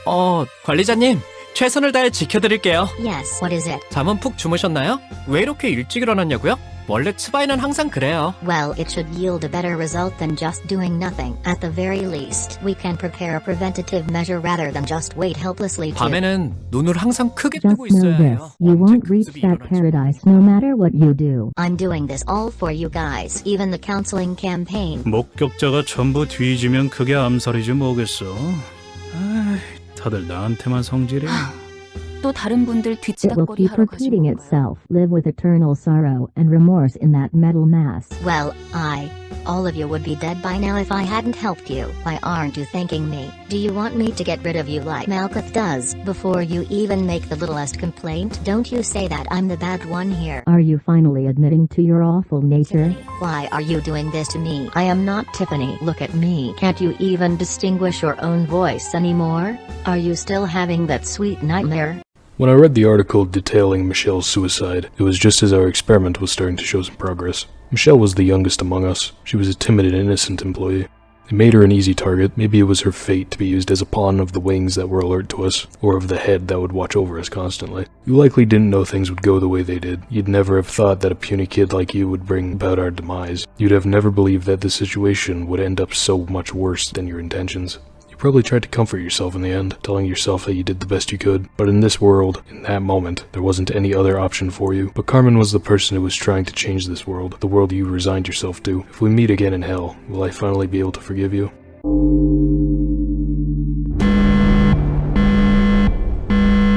Oh hey, HUD's turned into a tree type thing. Boy howdy, I wonder what the downside is gonna be. Oh, I'm fucked? Alright. Yeah, so since the training team helps increase agent stats, during HUD's core suppression, all of the agent stats will decrease over the Cliff-Oth levels, starting at -15 at Cliff-Oth level 1 to a maximum of -35 at Cliff-Oth level 4. This fucking sucks if you haven't trained up your agents properly, but I did. I was fine. Forsaken Murderer got pissed off immediately. Why?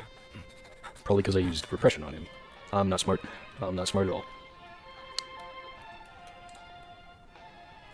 At least the music's nice. I didn't know HUD had such a nice taste in music.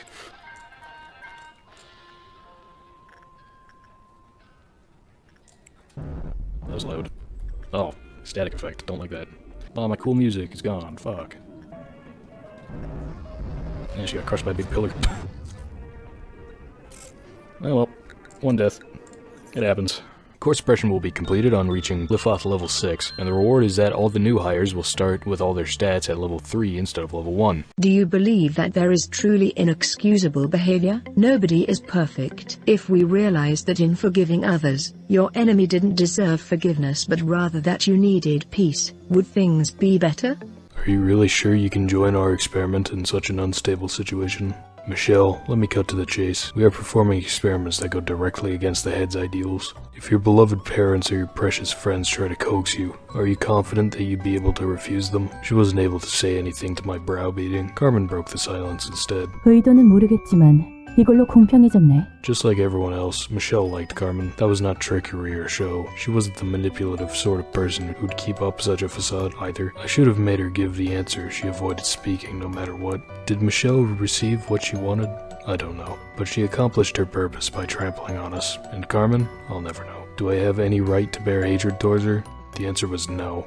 I was no different from her. To be honest, I never wanted you to die in misery, like that nasty tabloid article gossiped. Were you able to successfully face yourself, manager? When I awoke to find myself here, I thought this could be my second chance. I thought I could redeem myself and liberate myself from my mistakes. What I did can never be undone. A sunken pebble can never float to the surface again. I wanted to be a kind person. I wanted to show everyone that I might be okay here. Somehow, was I truly being considerate of others? Silly me. There's no room for something like that here. I was a hypocrite. All those nice acts were for myself. I'll keep trying to be a better person. Even now, it may be specious, and some people may hate me for that, but as long as my efforts can save a person's life or give a person the consolation they need, I will live on with that pride as a stepping stone.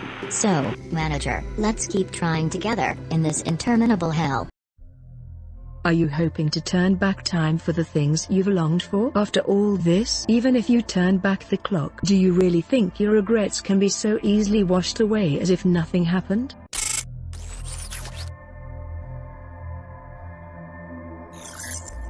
Shortly after I was born, I questioned myself daily about the significance and the meaning of my creation. Then you handed me the script and gave me the answer. They say the narrator plays an important role in unraveling the plot. Well, thank you. It was so much fun reciting your script, so much so that I was able to find my raison d'etre without noticing the time fly by. Sometimes I have these thoughts. What if this script is part of a play that's missing its finale? Maybe you prepared a play that could never end just so that you could tie me into this knot. If so, would it be appropriate for me to disobey your orders and obtain my own free will for the first time?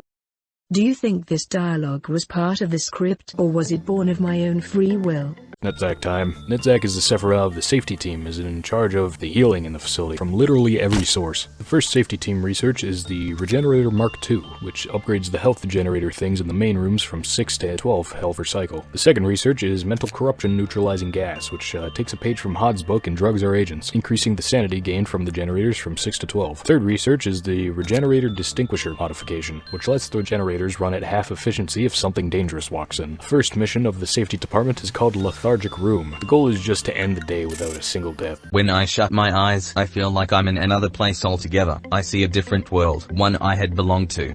I think I remember doing something there, hoping to save someone else's life. But here I am now. What's the point of saving an employee's life if you're just gonna watch them die the very next day? What's the point of delaying the inevitable? Those who work here have no future, none of those little things called plans and dreams, no self-reflections, no hopes to become a better person tomorrow. All of that's a luxury they can't afford. Why must I wake up and endure yet another day? Why do I have to bear the pain and get through it all, knowing tomorrow is going to be just as dreadful? We're just lemmings running straight for the edge of the cliff. Speaking of, could we get a vending machine for beer? If we're gonna die, might as well get wasted before we drop dead. That's a fucking great idea. Manager, please try to think before you speak. You shouldn't stoop to Netsach's level here. What's so low about me? I'm just trying to improve the employee welfare. Yeah, just keep ignoring me all you want. How typical. The second safety department mission is I'd rather get a beer vending machine. The goal is to end the day without a single employee panicking. Manager, Netsac's not feeling too well today. He got a cold and was worried that you might catch it from him, so he told me to go in his place. So, Malkuth, friendship should not be an excuse to lie. Manager, Netsac is high as a kite on enkephalin. He's completely you're out such of it. a rat. What if Netsac gets punished? That does not concern me in the slightest, and neither should you care. Please don't punish Netsac, manager. Netsac is neglecting his responsibilities yet again, and so are you. Shouldn't you be participating in your team's internal meeting right now? Oh, you're right. Thanks, use it. I hope you don't mind if I say this, but you should do something about Netsac before Angela finds him. He has been drunk for quite some time now. Yo, what's up, manager? You look really super today. So, you succeeded with something, huh? Right. Far out, man. Man, why's the ground shaking like that? Is it another breach? Let me guess what you're thinking. Netsach is just a pathetic junkie. He's not at all like Miss Hardworking Morkuth or Mr. Strict Yazid. I know, I've read your mind. I get that a lot from the other sefirot. But, just think about it for a second. This place is hell. Is it wrong to try and escape from that reality for even just a moment? Look, I think we should be celebrating the fact that we survived another day. I don't give a damn about the future of the company or whatever like that. There's no tomorrow here. No hope. What have I done wrong? Am I being punished for my sins? Did I do something horrible enough in the past to deserve this never-ending torment? If that's the case, I repent. So tell whoever did this all to forgive me. Forget it. I just want to see this place crumble to pieces. The third mission for the safety team is an impossible event, where the goal is to just have no one die or go insane. Netsac's done it again, Lady Angela. He finally gave me the report of our joint operation just now. It was due yesterday. I can't even find him anywhere now. I'm sure he's just sleeping away somewhere, drunk as a fish. Can fish be drunk? The upper Sefirot should know where he is. Go ask them. I don't want to talk to them. Lady Angela, can we just fucking kill this guy? Typhoreth, the replacement process is not meant to be a tool you can haphazardly abuse to remove any Sephira you dislike. I'm not abusing it. If I were, I would have replaced the majority of our Sefirot already. The Sefirot can only be replaced when they have what we consider to be a serious flaw and can no longer perform their duties. Netsac easily meets any condition of flaw that could be set. Then, he's not doing a single thing right. Netsach is playing his role, being drunk on enkephalin like a fish. I suppose it's all part of the play. Let me add one more thing. Typhoreth, even if we were to replace Netsach, do you really think that the new Netsach would become a diligent, hard-working Sephira, wholly unlike the previous one? Please refrain from talking about the replacement process in such a rash manner. I know how you feel, but Netsach is a different matter. Typhoreth, I have a pounding headache. Could you not shout? I reminded Lady Angela about the replacement process. Your days of irresponsibility will soon be over. You think I'd be scared of a threat like that? I hate to disappoint you, but that's exactly what I want. Typhoreth, don't you get it? Let's see you say that when you're crushed into a pile of scrap. Manager, I don't really care whether you completed that last mission or not. I bet Miss Angela's having regrets as well. I feel the exact same way about myself as little Typhoreth does, you see. Why haven't I been smashed up yet? Miss Angela could get someone better than me to fill my position anytime she likes. If I was her, I'd have destroyed an AI like myself at the first chance I could get. Well, this is awkward. I don't expect you to say something nice to me. Don't worry about it.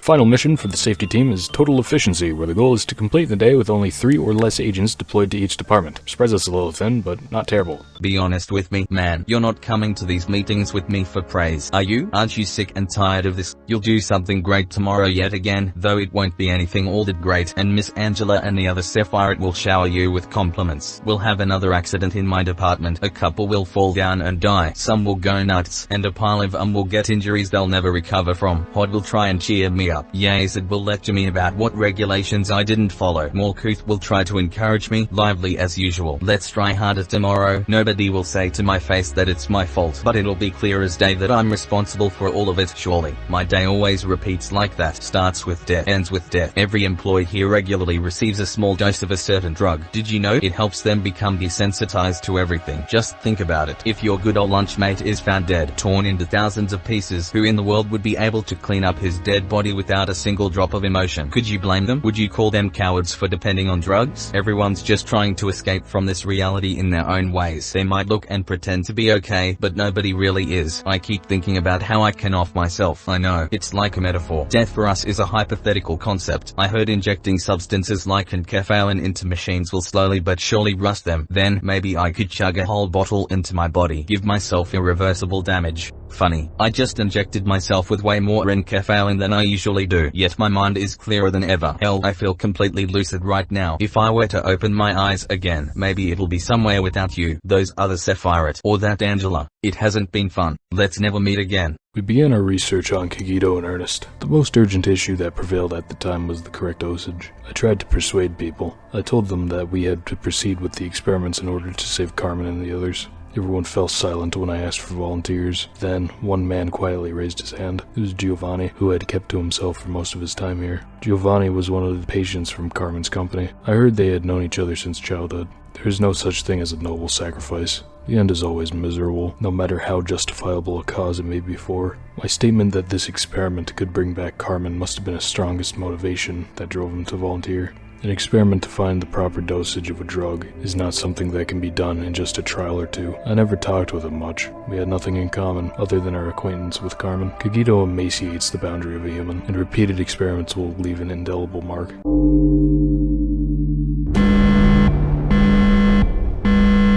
Oh god, Nedzak's drunk and throwing beer bottles at his employees. Nedzak's core suppression is the easiest in the game, despite it sounding hard. The effect is that nobody can heal anymore. That sounds bad, but like every cliff off meltdown, the employees will heal back to full health anyway. So it's really not that bad. Core suppression. Let's speed up a twink. How does Nedzak get that fat? I don't know. All that enkephalin he's drinking. Guess it's high fat, like beer. Nedzak has a beer belly. Confirmed. You guys kill that thing. I can't. Bong bong, you're up. There we go. Thank you, Bong Bong. Yeah, I think that's all three of them. What the fuck? Okay. Just makes the King of Greed breach for no reason, thanks. Real hopeful. Damn, you guys are banged up. Okay, hold on, let me heal one of you. Yeah. Didn't do anything. Fuck. That. Like all the other upper layer Sephira, the core suppression will be complete when reaching Kulithoth level of 6, and the reward is having the generators work anywhere in the facility, but at half the healing rate. If Carmen was here, she'd laugh so hard at seeing the two of us talking like this. I mean, we've never really talked to each other. After all, I was here because I trusted Carmen, not you. I hope this'll bring Carmen back to life. We couldn't save her. It was the result that I had been expecting since the very start. I couldn't answer his last words, because I didn't want to desolate the only hope he had left. That was my selfishness, believing that he would at least be happy in a fleeting dream he could not wake up from, lying in restless sleep. So, I totally failed on that enkephalin experiment of mine. Seeing that I'm facing you right now, I'll have to check out another way next time. Don't worry, I'm just kidding. Don't peep a word of this to Miss Angela or the other Sefirot. They'd have a field day. I heard treatment is needed for a while because my parts were full of enkephalin. It'll probably be tough, bit painful too. To be honest, I didn't want to wake up ever again. It's been a while since I've had such a long sleep, but somewhere deep in my flickering consciousness, someone called out to me. That familiar, yet unfamiliar voice said this: "No, you cannot. Here, you must ask my permission for anything, even for death." And then you saved me. This place will never be safe. It's impossible, even if everyone tries. Well, there is something to get out of all this. It's to try and live, even though life is full of pain. If I have to find and hold on to even the tiniest speck of possibility, if that's what you and the voice wished for, I can't help but give a shot at living up to your hopes. Now can I? From the get-go, I had no respect for you. You know that? But for the first time, I think that maybe it was me who called you. You came to ruin me, but also to save me. I think we are both in a similar situation. We were both caught up in the karma of the past. I'm not the one who has changed. It's you, manager. You're the one who's finally starting to see clearly. Oh, I was recalling the sound of your footsteps. While there were cliches, you sometimes made the results more exciting by acting in unexpected ways. Still, the endings were all the same, no matter how the process went. Do you want me to share some memories through a hologram? It's simply too good for me to watch alone. This here was you in a mess when there was no such thing as a cognition filter. I didn't know that a human's mental capacity could be so weak back then. You did alright the first couple of times, but then, one day, well, at that time, it was a little funny. I'm sorry you made it so far, but you weren't able to escape from that absolutely useless sense of guilt and hung yourself. Well, you were stopped immediately though. Then, at this time, you were not fully prepared. That's when I started to realize that it didn't matter if you were mentally whole or not. What mattered was that you needed to find realization about something to stop this endless cycle. Oh, at this time here, all of a sudden you began apologizing to me. I didn't enjoy it. Can you stop the holograms, please? Is it difficult? Please understand. You should know that I don't have much entertainment that I can enjoy. Really, you should have left me something to pass the time with other than photos of naked women. Tifereth, two of them. Yep, it's their turn. Tifereths are the sefirot of the Central Command Team, and their job is communication between all of the departments. The first research project for the Central Command Department is the Physical Intervention Shield, which is a shield that uses these things called managerial bullets to apply the shield to the selected target. This one specifically makes a red damage shield that will absorb 50 damage before breaking and will last 15 seconds. The second research for the Central Command Team is the Trauma Shield, which works by getting the target high off of salvia. Again, it's deployed with managerial bullets that absorb 50 white damage before breaking and last 15 seconds. The third research for the Central Command Team is the Erosion Shield. The Erosion Shield blocks 50 black damage before breaking and lasts 15 seconds. The first mission for the Central Command Team is proving your competence 1, okay? The goal is to pass the day with a Cliff-Off meltdown level of 8 or lower. This is nothing. I don't think I've ever hit the Cliff-Off level 8 without doing it on purpose anyway. It seems the employees have become more talkative these days. They seem more motivated than usual. It's rare to see such a lively atmosphere. It's even getting me excited. Lively isn't really the right word. It's more like excited over a trivial thing, all because of a new manager. That's nothing special to us. Be more understanding. This is Lobotomy Corporation. News is rather than the usual words of someone's death. The employees need something to talk about. Well, if it makes them more efficient at work for even a short time, then yes, I'll be understanding. What I can't get is why they're so noisy about it all. Weren't you excited the first time the new manager came in as well? Well, yes, because it was the very first time. It's still worth the excitement, even if it's not the first time to happen. Do you remember back then, when we made a bet over whether the manager could save an employee who was at 95% mental corruption? Of course I remember. I bet that he couldn't, and you placed your bet on them being saved. Yeah, though the employee died. Unfortunately, I was so happy with my victory. I insisted on keeping up our bets, even though the result always ended up the same. Right, but then you stopped making the bets at one point. Well, because you always lost. Winning wasn't fun anymore. I never bet without thinking it through, though. I always placed my hope in him, thinking, maybe this time. It's a shame that you never got to win once. Well, maybe if we had infinite time, I guess a day would come when my hopes could come true. What do you think, manager? Don't bet on a pipe dream. Even if you say so, I still want them to live. I've always had faith in you, and I still trust you to save them one day. Second mission for the Central Command Team is proving your competence 2. Goal is to pass the day with a Cliff-Off meltdown level of 7 or lower, which, again, haven't met in regular play without it being intentional anyway. If you're looking for Tifereth, she's still at the middle layer meeting. I'm bad at holding conversations. I kinda miss the managers who were more talkative at times like this. Hey, there's something I wanted to ask. Have you noticed that someone's memory and emotion bleeds and seeps out of us? As you've seen, we act angry, feel happy, want things, and look sad. Even though we're machines, we even have our own weaknesses. Why is that? What's inside of us? If something is really inside us, then why? Why make something imperfect? Planting weakness. I tried to find the answer, but I really couldn't get it. I'm sure you have the answer, locked away somewhere in your memory. Maybe there's a reason why there has to be imperfection. We're machines, yet not machines. Not. Hey, are you two having fun without me? Tifereth? Crap. It appears it is time for another replacement. The cycle is getting shorter and shorter. But it can be rebuilt anytime we need, right? Well, it's still an asset to the corporation, so I would prefer not to have it go to waste. Tifereth, perhaps we should explain it to the manager first. Huh? Why? I've told you, Tifereth, the human mind is a fragile thing. It's not capable enough to perceive the existence of beings like us in our wholeness. I mean, it's not that gross. It's nothing compared to, like, decapitating an employee or slicing slicing open their torso with their guts spilling out. Humans are susceptible to the unknown. The scene doesn't always have to be graphic to break the mind. There's so much to be mindful of. Why can't they just replace managers with machines? We could simply replace them whenever they try to do something stupid, like how we replaced Sefirot. Sefirot, there are things only humans are able to take care of. The founder of Lobotomy Corporation must have had a reason for assigning a human manager. Well then, off we go to storage. That's one of the few locations where the cognition filter is weakened. I know that place. Sefirot, what are you talking about? It's where we always go during work. I don't mean that. I remember what happened there last time. You do?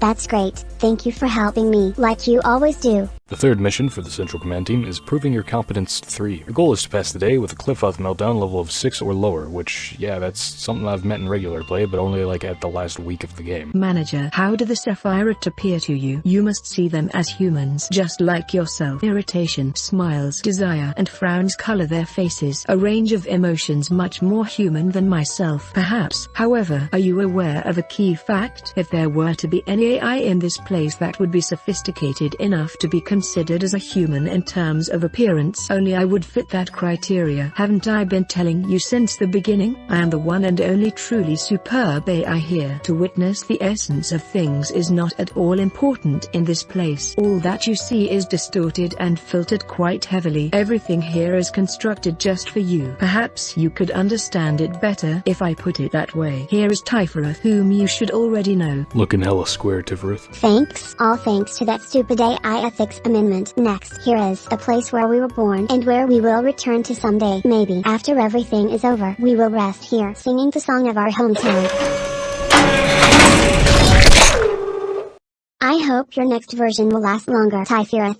Well then, Sefirot, I will send the next one over whenever he's ready. Thank you, Lady Angela. So this is where everyone was. It took me long enough to find you guys since you weren't at the meeting room. What's happening, Malkuth? Netsack asked me to fetch a document from the other Sefirot. Oh, I'm afraid it's not ready yet. Something urgent turned up, and make sure to tell Netsack that he should show up himself next time. Well, Netsack said he's a bit busy. I'll tell him to visit you another time then. Why are you uppers all the same? Netsack isn't busy at all. He just doesn't want to move. But I'm having fun with this errand. Oh, you're replacing Sefirot right now. Looks like the cycle's getting shorter. It must be concerning, Sefirot. Don't worry about me. Just be mindful of your notebook. It looks like it'll fall apart to shreds at any moment by the looks of it. Oh, it is. Thanks for your concern. It was a pleasure to see you too, Manager. Nice to meet you. I'm Sefirot. You can skip the introductions, Sefirot. Right now, it's time for you to examine the plan Netsack gave us. Alright. What happens to him now? What do you mean, what happens to him now? Ah, are you talking about the machine we just discarded? New errors could pop up if the old one is not completely terminated, and that would be very troublesome on my end. While I am in charge of Central Command, there are two of us at the same time. I always feel like I need more than two of me around here. The fourth mission for the Central Command Team is Proving Your Competence 4. Okay, I get your brother's like brain dead and stuff, but like, come on, you gotta name your research projects. What? Goal for this one is to clear the day without a single containment unit's Cliff-Off meltdown timer hitting 0, which is easy as hell. I want to go home. Sister, we probably aren't going to go back to our old house anymore. Try to think of this place as your new home. How can you even call this place home? It's too different from our real home, and there's no mom. Well, what if we said Carmen was our new mom then? No, this isn't the same at all. Let me go home, please. Enoch, why do you keep trying to participate in those weird experiments? You know we don't have to. Besides, Carmen told us that we didn't have to worry about anything here, too. Of course, it'd be really fun to spend time with you here, without a care in the world. Sometimes I imagine a future like that. It would be a very happy one. But, how would we be able to find meaning in our lives there? There are children abandoned in the outskirts who are dying every day. We were only able to live on thanks to an unexpected turn of events. Settling for simple comfort in this place is not what I was born to do, and it shouldn't be, either. Your words are too hard for me. Why do you have so many thoughts on your mind? They say too much thinking might make you a weird person. You know, Lisa, I think I've always been sad. I never loved my own life for even a second. How nice would it be to live in a happy world next time? Enoch, are you hurt? No, it doesn't hurt one bit. Please don't be sad. I know something good will happen next time. It seems you're awake. You are in Lobotomy Corporation, and I am the one who woke you. The both of you are Sefirot. You will be working as my assistants, helping me with amazing work from here on out. Why do we have the same name? Because there is no point in distinguishing between you two. Hi, nice to meet you, Sefirot. I keep making silly mistakes, Sefirot. Don't worry, I'll help you. I'm sure you'll be fine on your own pretty soon. We made it so far. The other sefirot wouldn't have dreamed of working this fast. We might be even better partners than we thought. Yeah, I think so too. I wonder, why do we exist here? Why do you worry about that? We are part of the Central Command Department and we're sitting on a mountain of work to do. We just need to focus on the task at hand. We're radically different from normal machines. I think about you, and you think about me. We both ponder about things, feel pain, and recognize our own existence. There must be some reason for it. Be careful, Sefirot. If Miss Angela finds out you're wondering about things like that, she won't be happy about it.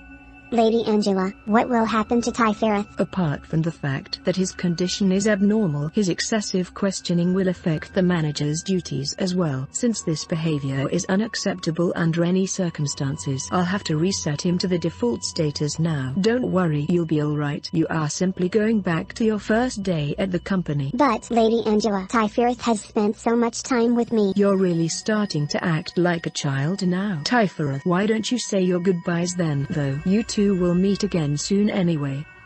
I'm sorry, Sefirot. Why are you crying, Sefirot? I'm sorry, I couldn't do anything for you.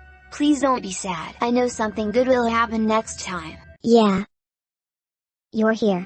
Sometimes, I spend my time here. It makes me think about a lot of things. Sefirot always looked at the world one step ahead of me. He was seeing his own world that I will never come to know. We were always next to each other, but in reality, we were never truly together. Do you know that feeling of missing someone even though they're standing right beside you? I don't care at all about the meaning or purpose of existence that Sefirot talked about. I just wanted the two of us to happily stay here together. That was all. But this place won't allow us to have even that small luxury. There are countless of Sefirot's dead bodies piled up here. Can't you see? I'm standing here stepping on their remains, trampling over all the memories, reminiscences, and time that I spent with Sefirot. I'm standing on top of it right now, but I still don't get it. I still can't reach the world Sefirot saw. I sing the song of our hometown and mourn for Sefirot even though this will never reach him. Care to join me? Sefirot, what are you doing here? Just reminiscing on old memories. What memories? The good old days when we were together. You're right, we had lots of fun together. Come back to me soon, Sefirot. I'll be reading the rest of the report. I will. You can replace the machine and transfer the key memories all you want, but that still won't bring back the Sefirot I knew. Does that really matter though? Sefirot will continue to smile at you and he'll spend time with you just like before. Kindly refrain from bringing up such wasteful matters. Sefirot, it's completely meaningless here. I don't really like you. The new manager would always have some kind of influence on Sefirot, and that would eventually lead to yet another breakdown. It will be the same time and time again. We will discard Sefirot again and again, and he will stray further and further from what he used to be. What I'm scared of most is seeing Sefirot burn to a husk, worn down from all those overloads and resets. For now, he can at least look normal and talk with me, pretending to feel nostalgia for the old memories that were forcefully added back, but he's been getting more and more unstable. As a matter of fact, we're basically pumping electricity into a machine that's already teetering to keep it running. You can make as many copies as you want of his body, but he only has one soul, his one and only soul. And look what we've done to it. Let me ask you a favor. You've been good at doing favors for me so far. You should be able to manage this one. Could you get rid of Sefirot permanently? Angela would say that there's a reason for the two of us working here together. She'd say that we are two, yet one. But I can handle the Central Command Department all by myself. I proved myself a long time ago. Please let Sefirot rest in peace, as if I were alone from the beginning before it gets any worse.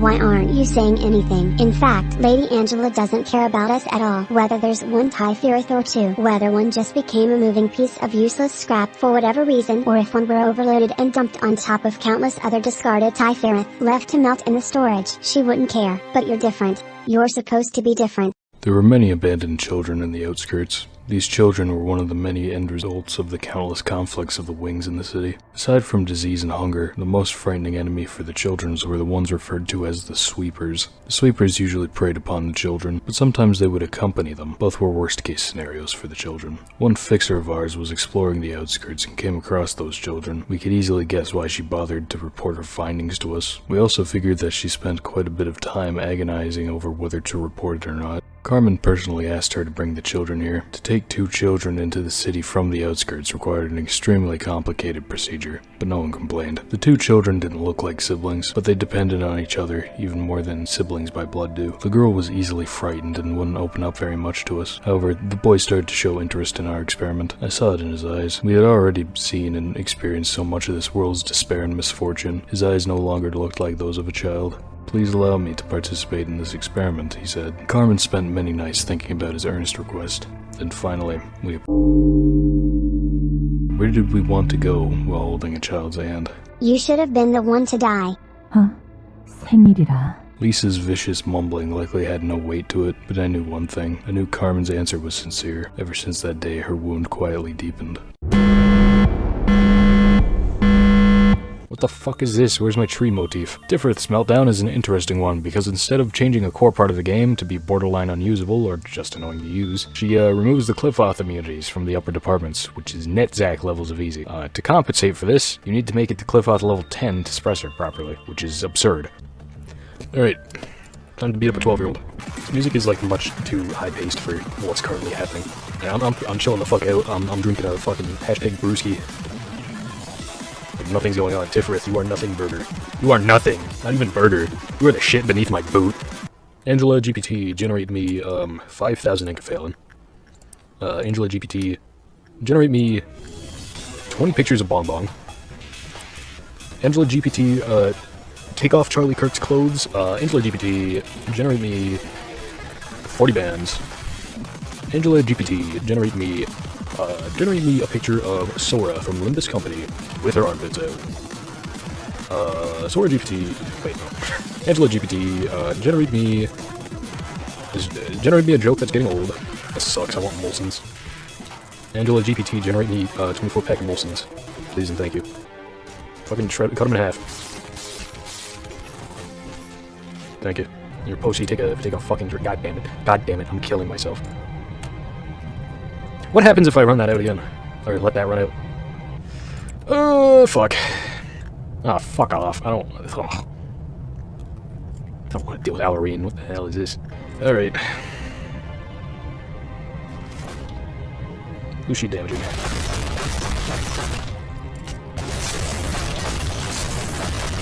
Why is she healing?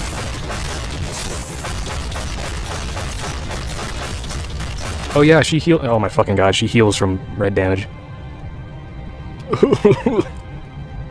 I might be stupid.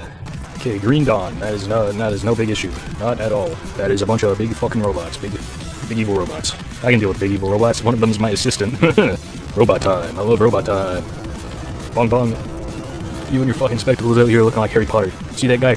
Kill him. Bong Bong, fucking kill this guy.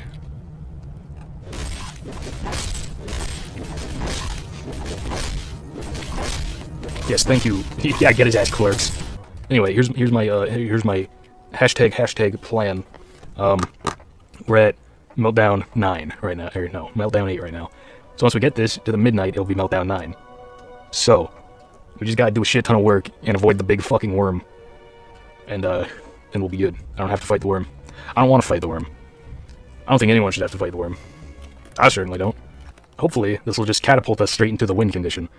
Why did you die? God dang. It'd be people who never died who are dying today. Okay, cross your fingers. Oh, you'll see. Stop doing that. Hey, see, my hashtag plan worked. Check that out, fucker. Survival rate 65. 11 people died today. That is rough. The reward for suppressing Tifrith is that you get the Pale Damage Shield bullet, and a 30% increase to how many bullets you can have. Enoch, have you ever heard of the Nest? I hear they throw a festival every single day there. I wanna dance, Enoch. I wanna stomp my feet and let happiness take over my body. Lisa, if you take a bit of time to look around here, it's quite nice too. But we aren't allowed to go anywhere. Carmen just wants to keep us confined here. She's a good person. I hope you'll open up to her soon. I don't want to get to know anyone else. All I want is to be with you. I can't promise to be next to you forever. There's a lot of things that I've been mulling over for quite some time, and I thought I may find some answers for them here. Some of my thoughts may be so absurd that the answers to them might not exist at all. Or, even if the answers do exist, they might vanish too soon. But, in the process of searching for those answers, I will be able to cast off my shell. Then I can fly away at last, leaving my heavy body behind. Sometimes, I have no idea what you're talking about. I don't know where you want to go, but promise that you'll take me with you. Enoch. Oh, A is here, so I guess we gotta go now. It's gonna get dark and cold soon. Let's head inside. Yeah, soon. Soon cold days will come. Even though I never thought of them as family or someone that I needed to care for, I made it my job to bring the children back home, to ease Carmen's busy schedule. I see them, those young kids running towards me, those children who survived the outskirts, the 2 we saved. I thought I could do it all on my own. I wanted to show Typhirith how mature I became when he got back one day, but there was no end to the disappointment, and Typhirith never got any better. I couldn't stand the silence without an answer, so I thought that I'd rather hide my disgust and guilt I was so used to, as if the feelings never existed in the first place. But whenever I see Typhirith's empty smile, my heart feels as if it were being covered in dark ash, while shattered into millions of pieces. I knew Typhirith could never go back to how he used to be. I was aware that we could never return to the happy days we spent together, but I was about to abandon Typhirith just because it was too hard for me to endure, all while knowing that he was the one who suffered the most. Typhirith, are you done with all of your busy work? We're going to be late. Let's get going. The sun will set soon. Please hurry, Lisa. Right, my name was Lisa once. Typhirith doesn't remember his name anymore, but from time to time he calls me by my cast-off name. What did Typhirith want out of all this? Even after sacrificing himself, what was he waiting for? Even when he was being discarded, was it all worth it to him? I don't know. I've never ever held any expectations in my life, but I'll try counting on you now. I want to believe that there's a reason for every sacrifice that was made, and to know that eventually everything will be okay. I too am in this cutscene. I had wanted to free myself from the pain, but I realized it was impossible. It was only recently that I found my answer. It is that I have to accept the pain as something I've borne from the beginning. Then I can be set free. Manager, if you are suffering too, just take in the pain and accept it. You don't have to keep changing things if it's too hard for you. I know you want to keep pressing on in any way possible. You felt lost and scared of the present, so all you could do was blindly trace along the way through the dark. I admired such determination at first, but now you look so pathetic. How long do you think you can keep this up? Will you ever make it to the end?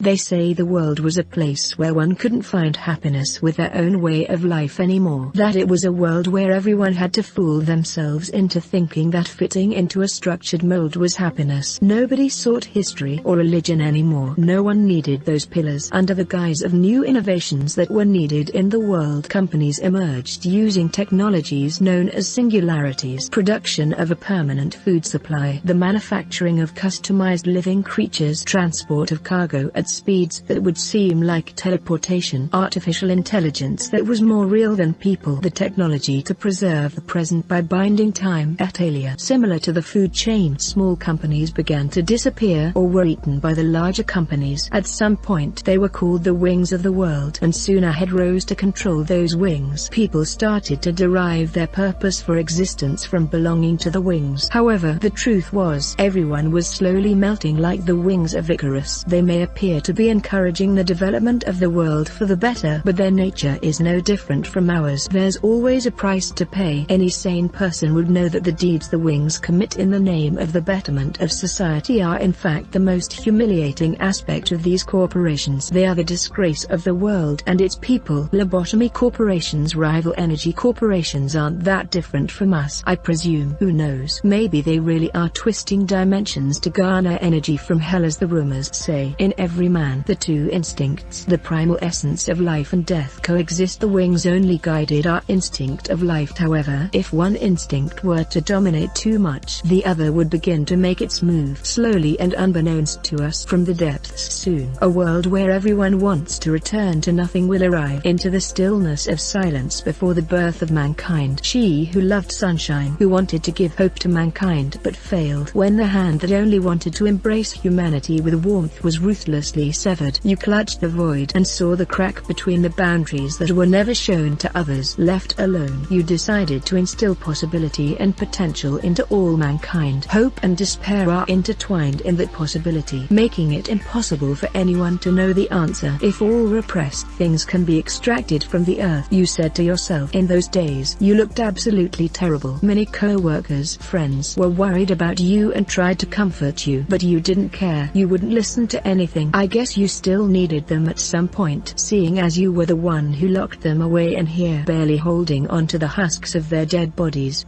Jessid has a big-ass forehead and a stupid long mug, and it makes me mad. Jessid is the sefirot of the welfare department, which is basically just a vaccine distributor. First research project for the welfare department is the HP-N bullet. These bullets will on-demand heal any target it's shot at for 25 health via technology from K-Corp that is totally and completely ethical to produce. For no particular reason, shout out to Dongrus. The second research project is the SP-E bullet. These bullets heal the SP of any target shot for 25 sanity. The third and final research project is HP and SP bullet refining, which doesn't work. Literally all 4 of the welfare department missions are the exact fucking same. Just complete the day within a steadily decreasing time limit, which is incredibly annoying. Well, it seems you did alright. Looks like you're not as useless as they say. Try not to overdo it though. Okay? Manager, you've accomplished quite a few things already. What you've already gotten through will have lengthened the lives of our employees by at least some degree, so you should hopefully be satisfied now. It's not that I can't see from your point of view. You came to Lobotomy Corporation and you probably want to put forth your best effort to mold this place into something better. But this place is just like a cup of coffee gone cold ages ago. I get that it's a strange comparison, but that's how it is for me. It'd be better off for all of us in the end if I were to at least feign our noble and benevolent posture. Now wouldn't it? The same goes for you, manager. I said it before, there's no need to invest your emotions and effort into such drivel. I have to rebuke you there. Alright.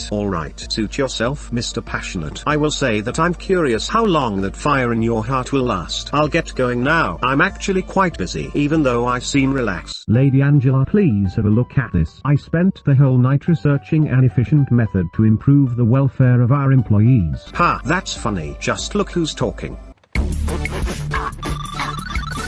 You've done it yet again. Lady Angela must have showered you with praise for your work, right? Your efforts will contribute to shaping this place into something better. Such glorious yet boring platitudes. I myself had a burning passion in the past, being responsible for a whole department. How charming is that? I hadn't even acquired a taste for coffee back then. Should I say I developed that taste after learning the bitterness of life, or rather, I didn't feel like sleeping anymore. Of course, none of the sefirot need to sleep at all, but it's for the mood, you know. One time I even insisted on managing the abnormalities myself. I thought that only allowing employees on the field was plain ridiculous. Seems pretty absurd to look back on it now. You must be asking yourself, why have I become like this? Your guess is as good as mine. Lady Angela, please have a look at this. I spent the whole night researching an efficient method to improve the welfare of our employees. Jessid, what did you write out this time? I told you that this will change nothing. But please, just look it over. This does have a statistically proven impact, and it even costs less. This will be beneficial for everyone. Listen, Jessid, no matter how strongly you insist, using machines in place of human employees will never happen. And why is that? I've explained it to you before. It wouldn't replace humans entirely, simply those who take place in dangerous jobs. It's clear that it will benefit everyone. The casualties caused by abnormalities will be lowered too. How many times do I have to repeat myself? No the first time, and no yet again. Return to your post and finish your work. I'll never give up on this. I swear to you that you will like the plan in the end. I'll keep developing and furthering it. Damn it, I hate it when she does that. Jessid, regarding that incident where the escaped abnormality wiped out all 8 of your team, a few of our employees have made the suggestion to temporarily close down that part of the corridor. There are body parts that still have yet to be disposed of. Alright, I'll order it to be blocked and have them take detours. Manager, you heard what she said, right? I need to get going. Told you I'm busy. Hey now, don't give me a look like that. It was bound to happen sooner or later. Surely that abnormality had knocked them out before disintegrating them. I'm sure it was a painless death. Seems you're holding up alright. Today wasn't the best day. Incidents happened one after another, and I'm a bit tuckered out from it. It's a good thing that everyone has such clear-cut assigned roles. It makes it easy for them to be faithful to their task with no unnecessary contemplation or distraction. Lady Angela does a very good job at keeping everyone in check in her play. Anytime someone tries to rid themselves of their assigned role, well, she becomes completely merciless. I myself have learned well that I have a predetermined role to play, whether one anyone likes it or not. They have been cast into it already. Given that, I've made up my mind to simply wait. Wait for what, you may ask? All things must come to an end, so I'll be waiting for her plan to finally come to a close. Lady Angela, I found something strange in the documents. This record shows that the containment unit's lock failure was what allowed the abnormality to escape. Yet to my knowledge, that door was fine for the entire day, nor was there any sign of malfunction. And the one with authority over the locking mechanisms of the containment unit doors is you, Lady Angela.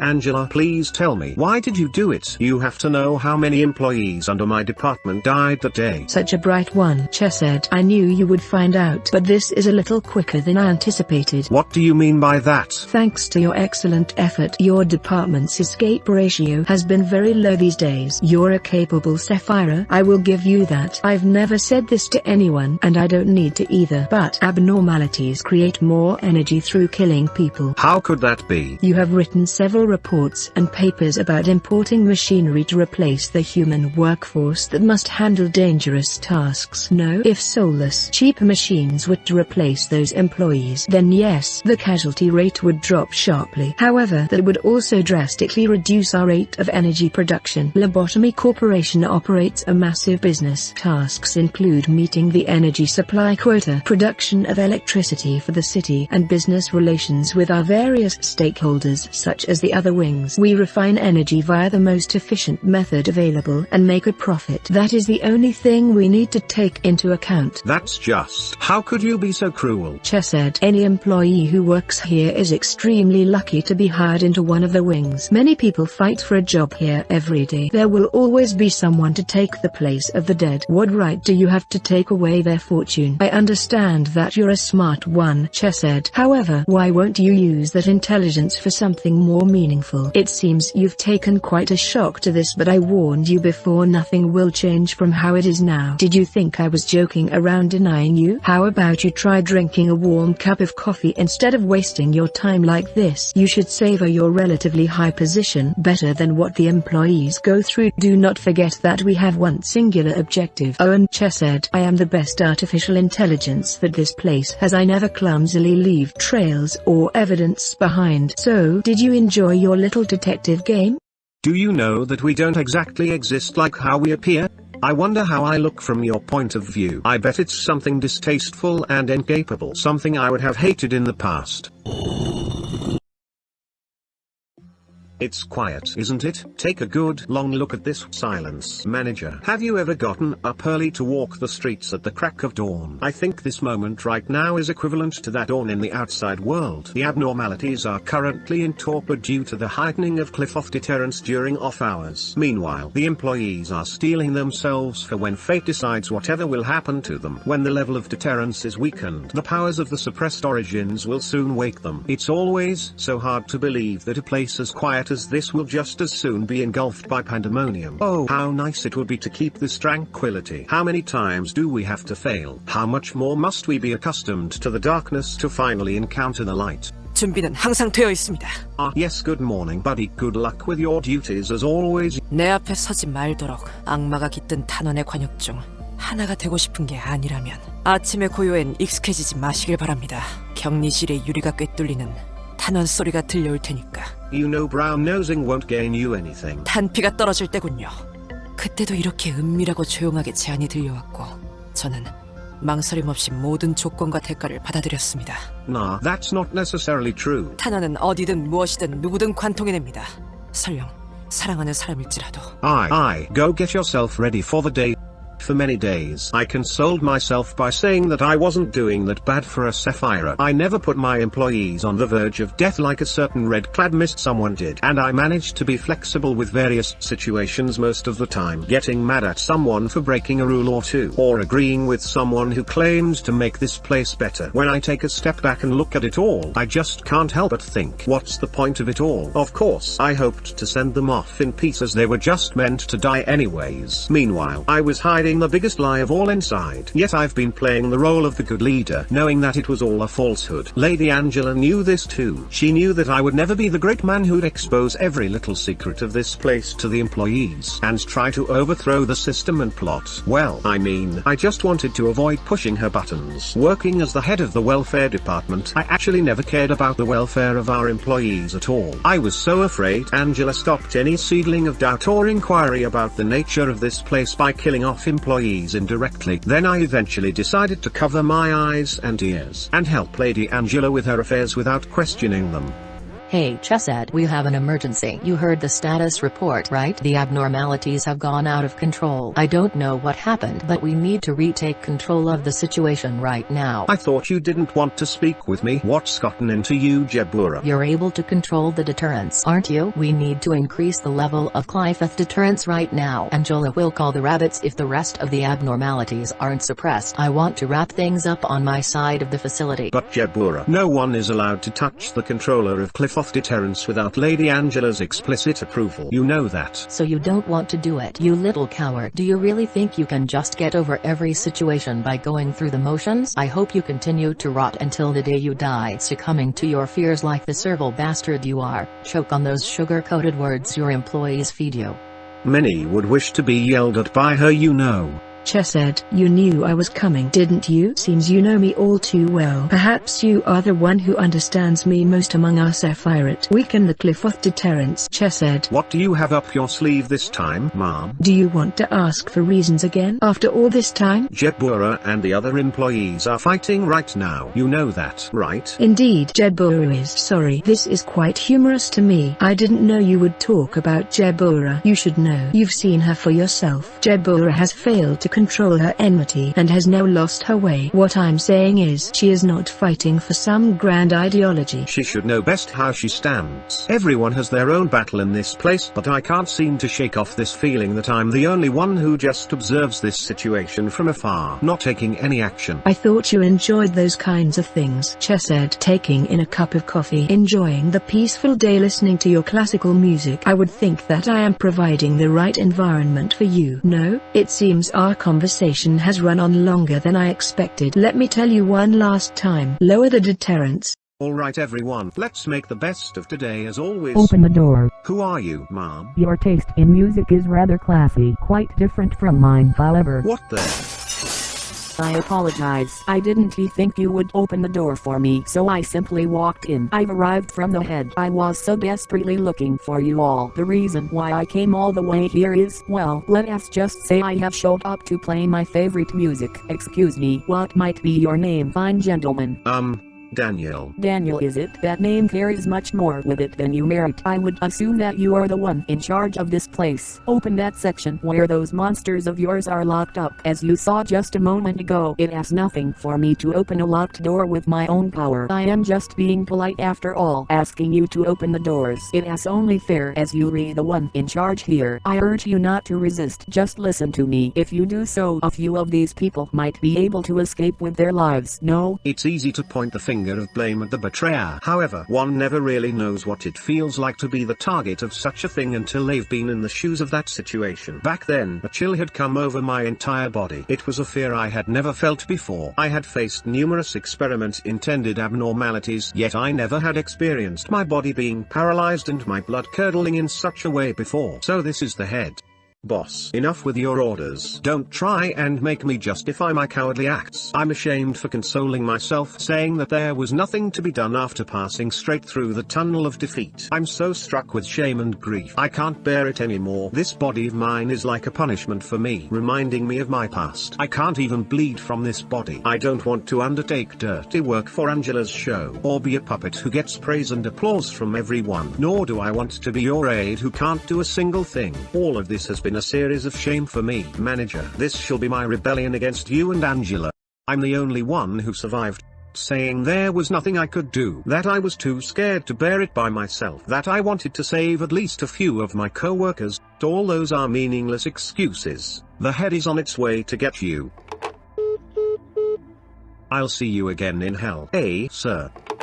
How is fear able to dominate the human mind? How many people would stick to their beliefs and morals if they were to come face to face with a true nightmare? The answers to those questions are why no one can blame Daniel's behavior.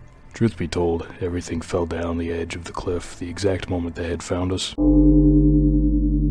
last conversation came to an end with a hopeless silence. Daniel. He was intelligent and held a high social position. He showed me more finesse than anyone else in our research lab. He had an excellent reputation from the people who surrounded him. He had his sly yet charming smile and humor. It would have been easy for him to get into any one of the wings with his skills and personality, but he chose us, not the wings. Though amazing he once was, there is no doubt he died in despair and regret, cursing his choice. Seeing the dead bodies of his co-workers strewn about in front of him, not even having the single comfort of knowing that it wasn't his fault, unable to find any peace for his final rest. What the fuck am I looking at? Asset suppression is uniquely a pain in the ass since the welfare team specializes in keeping people safe by making their defenses stronger. During the core suppression, all of our agents become weaker in accordance to this cross-up here, where during each Cliff-Off meltdown, different damage types will be highlighted, starting with one type highlighted and ending with 3 types highlighted. When a damage type is highlighted, that damage type from any source will be multiplied by 5 when inflicted on an employee. If it went both ways, it would be a little less annoying, but whatever. See, I could forgive all this if he wasn't still holding this stupid fucking mug. We need to fucking kill a blue guy. We need to kill the blue man group. Yeah, fuck it. Censored in Han's department. Whatever. I can't read it because fucking Chesshead's thing is in the way. When Lewis had level 1 fortitude.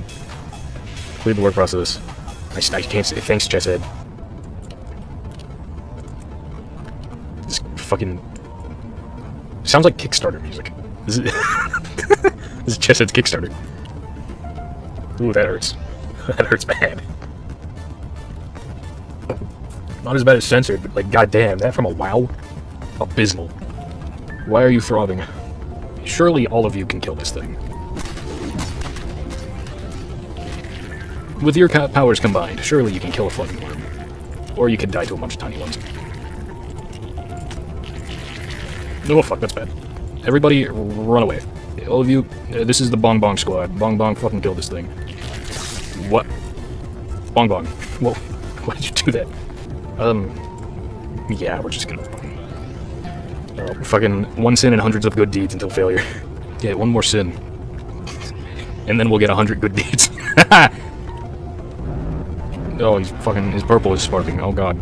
Anyways, to suppress him you need to reach a Cliff-Off level of 8, and the reward for doing so is a 25% chance that when an agent panics or dies, they'll lock in and recover. What? You're kidding. People here don't drink coffee in the morning? There's no better way to get energized than drinking a fresh cup of coffee before you start the day, man. What's with the look on your faces? You weren't expecting me to show up like this, were you? Or isn't this a shame? I wasn't expecting some massive welcome party, but I didn't think you guys would be so heartless. Well, of course I understand. You're all probably wondering why a talented man such as myself applied to join such a shabby company, huh? It's totally suspicious and nonsensical, I get you. Well, everyone has their own agenda. Ah, so you're I think I heard about you from Carmen. Speaking of which, it was Carmen's speech that really brought me here. Where is she right now? 과정은 엉망이어도 상관없어. Miss, it's Daniel. 그래도 관리자보단 낫네. 이것보다 훨씬 끔찍했거든. What? So you knew I was coming? 이번 접대는 이미 감정은 충분히 끌어올렸어. 여기서 끝내는 편이. Geez, I thought you were being sarcastic. May I request one thing before I join you officially? Could we get a coffee machine here? I want everyone to know how good true freshly brewed coffee is. Daniel grabbed everyone's attention with his fancy suit that didn't fit in here at all. I vaguely remembered Carmen had told me about him a few days prior. That one of the elites would stop by to apply to her company. He's a bit pompous, so don't believe anything he says, she said to me. I asked how she was able to recruit such an elite. Carmen answered nonchalantly, as if I had asked something trivial. I'm a master at blowing people's minds. Don't you know that by now? Turns out that a revolution doesn't always have to be accomplished with bloodshed or the bearing of flags. Manager, I've waited a long time for a savior. Someone who could free me from my inertia and wake me up inside. Why did I never come to the realization that I myself could be my own savior? Would you be so kind as to remember my mistake? It's very valuable to me. I hope your own pathetic little rebellion taught you a few things. Do you still not understand the reason why I didn't stop you? I'm referring to the real reason why I watched you without immediately immediately putting you through the replacement process like sefirot. I wanted you to engrave your lessons onto that metal body. That your trifling resistance ended up costing the lives of your poor little employees who trusted in you until the end. I know the word death means nothing to you now, but to them it held meaning. That's weird. Lady Angela, since when did you start caring about the deaths of our employees? That's rich, coming from the one who would gladly force a containment unit open just to garner a little more energy, isn't it? Yet here I was, clumsily going with your flow as I assisted you. However, don't go thinking that this was entirely my loss. I know now that you don't really care about our condition. I know now that you weren't the one I should have been obeying. It's obvious that you should obey our manager and not me, Che said. There's no need to state it out loud. You clearly know what I mean. I'm not going to let you do whatever you want now. You're such a loser in the past and even now. Yes, I'm a failure. You don't have to point it out to me, but thanks anyway. However, although you may want to believe that nothing has changed, it is in fact that many things are changing. It rests on you now to resolve the mess you made, Che said. Let's, as they say, bury the hatchet with any hard feelings between us. There is one thing I want you to know, though. No matter how great you may be, you will always be in the palm of my hand. I'm still afraid, manager. I'm still unsure if I can truly fight back against the fear I may face in the future. But I've decided not to run away, at the very least. So, what are my orders, manager? It's been quite a while since your first encounter with the abnormalities. I should suppose that you have become a bit more familiar with them. Let me ask you this question again. What do you think abnormalities are? Oh please, you can't still believe that abnormalities are just bizarre alien creatures that appeared all of a sudden and that we need to isolate them, do you? Abnormalities are not the evil monsters that you read about in old fairy tales. They are not some supernatural gods that descended upon us to judge our sins either. There is an old river that has been flowing at the very bottom of the world for many an age. It is the source of everything but has been forgotten by mankind. Nobody knew of its existence, but somewhere in the world there are very small gaps or holes. It is through those which the river gently finds itself a stream. For instance, strange beings would sometimes crawl out of such a gap somewhere in the Black Forest located in the outskirts. Obviously the amount was simply too insufficient for Lobotomy Corporation's energy needs. Our singularity is not that we produce energy from the abnormalities, rather it is the ability to create abnormalities themselves. Their forms were incomplete because they came from a forgotten place. We were scared of them because they were incomplete. It is because of that terror that they have been sealed underground. However, abnormalities are part of the seed. That's what I meant by possibility. The seed is not something that can be made in just a day or be created on its own. We realized that if we wanted to fix a broken system, we couldn't just sit around in a sunny spot waiting for the clouds to part. What should we do after planting the seeds, you ask? We can't control the entire process. We have to leave them to sprout on their own. Aren't we allowed that much hope at least?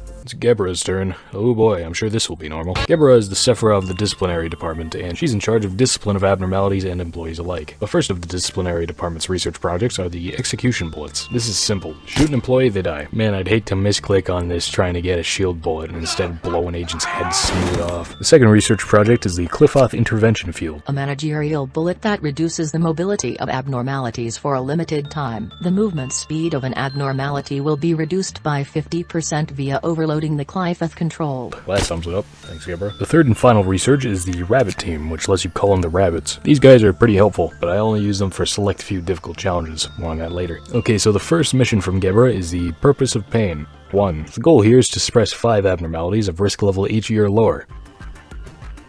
Everyone fucking kill him. That was easy. Good job, everyone. Just gets melted. He's gone. Oh my god. He broke his back. Oh. Oh, he's dead. Oh my god, he's dead. If I don't look at him, he stops moving. Why do you have a purple shield on you? Good job, team. He got ripped to shreds. Everyone else is completely fine, though. Okay, everyone get ready. Where'd his head go? Easy. Bitch made. He's gone. Melted, even. I never thought, and if I did, I forgot. While blacked out in love. that what only just started would have come to an end. And now I'm hungover and hung out to dry, and I'm giving it time. Does not knowing the truth turn my words into lies. Whoa, what can I say to convince you or do to make you agree with me? I don't need you to be with me, just try to remember what you see in me. I'm just a little bit crazy about you, just a little bit out of my mind, just a little insane without you. Please come back and be just a little bit mine. Oh, shut the fuck up, my bad. Alright, why are you already attacking them immediately? I didn't know you could attack them in their cells. Where the fuck are you going? Oh well, he's dead now. There we go. Okay, everyone get ready. Good job, everybody. It's always hilarious when it's just fucking instant. Alright. Gebra, thing 1, cleared. Well, that task I gave you was pretty easy, don't you think? Though a couple times you were too indecisive and passive. Next time you should. Jebura, about this suppression plan you sent me, don't you think the scale is a tad bit too grand? Alright, now move along if you've spat out what you needed to. Come on, you know a similar incident happened before, so I just felt I should point it out. Yeah, got it. How about you head on back to your department now and lap up that coffee you love so much? And another thing, some of the EGO in my department seems to be malfunctioning. I'm sure you had nothing to do with it, right? Although your recent suppression was strangely quick. I'll be sure to make it up to you. But if you press any further on this, those EGO you value so much may be pointed at your head. I'll be on my way then. Man, why'd I have to draw the short stick? The companions I have are either a hot-headed warmonger or some weird kids with unreadable minds. It's been a while since I came down to the middle layer. Long time no see, Chesed. Oh, are you here to see Jebura? Careful what you say. You may just end up with a hole in your head. Take care. Is that true, Jebura? Oh, get lost, Chesed. Hod, what brings you here? So, it's about the suggestions you made involving the abnormality breach training. I feel it needs some adjusting. Go on. Well, if we were to engage in a head-on assault like you suggested, our employees would suffer heavy casualties around this section. I believe if we change the training plan like so to a more defensive stance here, the casualties would be lower. Does it seem alright? But then, aren't we being too nice to those abnormalities with this kind of response? I'm sorry, but I don't understand. Forget it. Since you're the head of the training team, your opinion is final, right? I am. Well, as long as you're willing to do it. Oh, thank you. See you later. Hod. Huh? Yes. You forgot your report. I could have lost it. Phew. I thought you were going to shoot me in the head like Chesed said. Thanks again. Hod's too soft. If I were the head of the training team, I'd never act like her. Second mission is the purpose of Pain 2, which I'm starting to understand the pain part, but seemingly the only purpose is to torture your manager because you don't want to name your missions. You four suck. The goal here is to suppress 5 WoW abnormalities, which was relatively easy. Okay, we're gonna have to vor somebody. Okay, we're gonna get someone whose specific job is just to be vored. That's not something I thought I'd be saying today. But here we are. 3, 2, 1, and there she gets. Gross. Okay, where's she gonna go? Right there. Well, never fear bonbons here.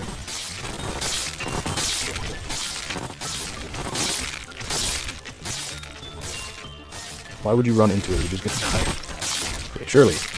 There we go. Good job, team. Great job. Round of applause. Round of applause. Thank you, everybody. Okay, she's gonna break out. That's fine. It's not that hard to deal with. Just annoying. Okay. At least show a bit of effort, like I don't usually do that. Fuck off.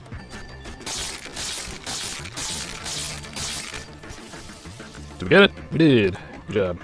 Great job, everybody. Oh, she just died. Fuck. That's not quite what I wanted, but okay. Ha. What's that about?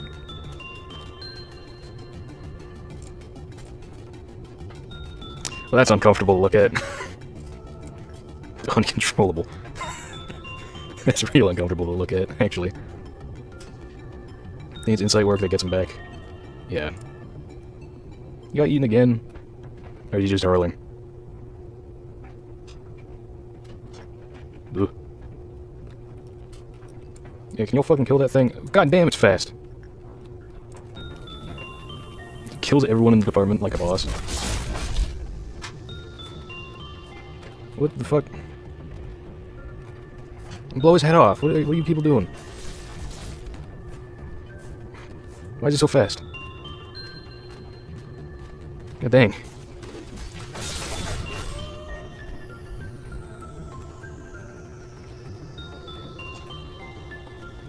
Wow, this isn't massively annoying or anything.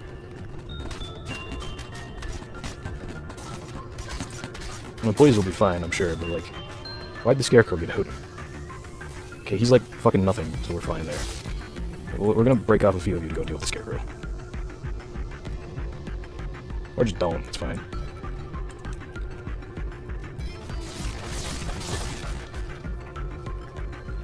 I'm surprised nobody's died yet. Alright, there we go. Good job, everyone. Fine. Good job. It does count. Interesting. Ooh. Let's see. Ooh, a piece of chocolate. Ooh, a piece of chocolate. Ooh, a piece of chocolate.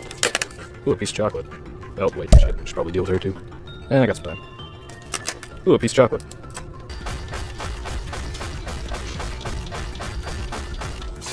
Come on. Did I get it? You did. Thank you, Dia. Great job. We're just beating the shit out of this fucking... I don't even know what the hell Owlorine even is supposed to be. Looks like a llama. Makes me really uncomfortable. Yeah. Alright, that was monumentally easier. Jetbura will be back soon. Manager, if it's alright with you, could you pass my words along? Jetbura, she's strangely obsessed with suppression, wouldn't you say? Any casualty to employees during the suppression process, she entirely disregards it. Lady Angela's perfectly aware, but she conveniently turns a blind eye to it. Jetbura's great at handling the abnormalities when they breach. It's as if she was born for this job. So I suppose a few extra dead employees is considered a reasonable trade-off. But you see, as a manager, you should know that massacring abnormalities is not our only priority. Well, I don't know if Jetbura will listen to you, but I'd really appreciate it if you could give it a go. I saw Chesed leaving. What nonsense did he ramble on about this time? Be honest with me, I can see everything. Let me warn you, don't act as if you know everything. I've been here for a long time. I've seen much more than you have. Experiment subject 09-34 will be running a simple test before we administer the chemicals. 헤세드님께서는 정해진 시간만이라고 빠르게 퇴근하라고 독려하시지만 What does it mean to have a soul? 에고 웨폰의 기존 형태는 이곳 복지팀에 배치된 환상체와 타 팀의 협조 요청 건수를 분석하였을 때 I don't know if I have a soul. If I'm disassembled, will there be a soul inside me? 예, 저는 정규 근무 시간 15분 전에 도착해 있었습니다. 복지팀의 사무직이 탁월한 발상이라고 생각합니다. 저분 탄원의 개수는 정해져 있으니 말입니다. 난 말이요, 관리자 나리 세상에 굴복하지 않고 싶소. 눈에 보이는 것보다 하늘엔 더 별이 많은 것처럼 말이요. 정신 차릴 수 없을 것이오. 아, 우리 쉔크 동부지부는 야근은 지향하는 주의라서 말일세. Does this child also have a soul, then? 아, 바깥이 소란스러워서 말일세. 잠시 둘러보며 산책이나 해도 되겠는가? 행인이 있을 시간이 아닌데 소란스럽더니 이런 불청객들이 있지 않았겠는가?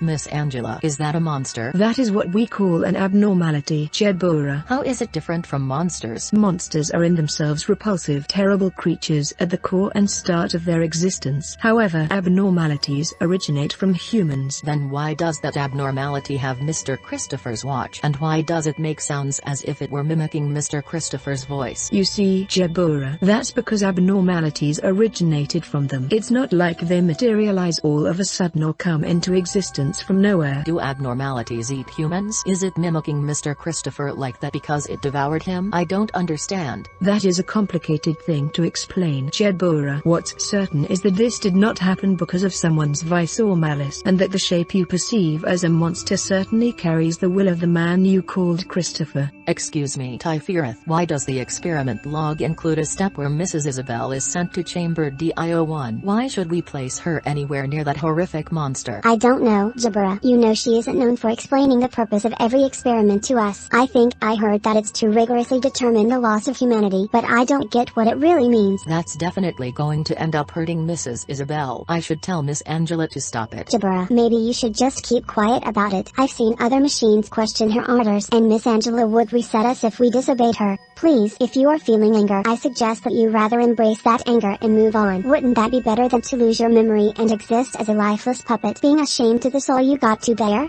What do you think the ending to that story is? Where did Christopher's wife and his daughter Gilly disappear to? I won't ever know either. Hard to say if it's fortunate or unfortunate, but the experiment was not under my responsibility. All I know is that old blanket Gilly had was the only thing to come out of the monster's chamber. Most people wouldn't even talk to us since machines weren't worth putting their minds to. But Christopher and Isabel, they told me I was worthy of something. They looked past my exterior and saw what was inside of me, something I wasn't even aware of. Those monsters were obligated to call abnormalities have killed many people since then, and yet those things never die. It's not fair. Why do we have to treat them nicely? Don't pay any heed to the employees in front of you. When an abnormality shows up, their lives will be the least of your worries. Since it's clear that those monsters feel pain, I'll dish out as much pain as possible. That's the only reason why I'm standing here. Don't ever patronize me again. The third mission is proving our strength. The goal here is to suppress 3 different ALF abnormalities, which they didn't stand a chance against my strategy that I call everyone in the facility kill this guy. Okay, so the idea is we send in Brown, or Melting Love gets attached to Brown, and then we shoot Brown in the head. That is my plan. Okay. Where'd she go? Where the fuck did Brown go? There she is. Okay. Rest in peace. Yeah, this fellas.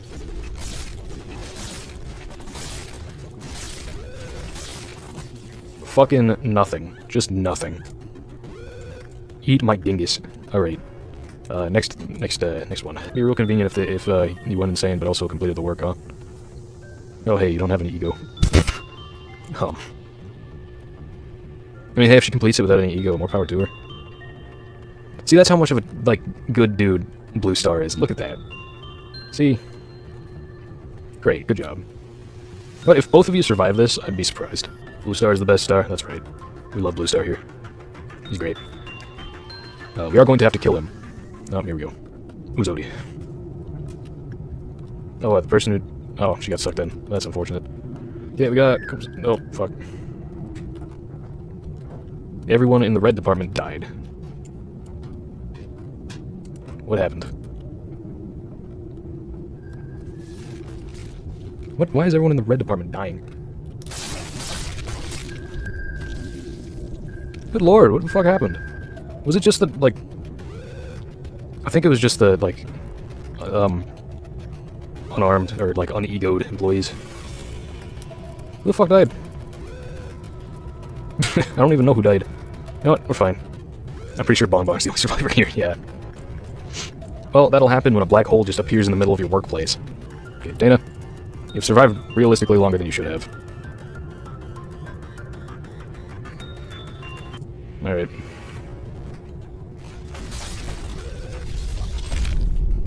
Just blank damage. Ken is dead. Okay, good job, everybody. Still alive somehow.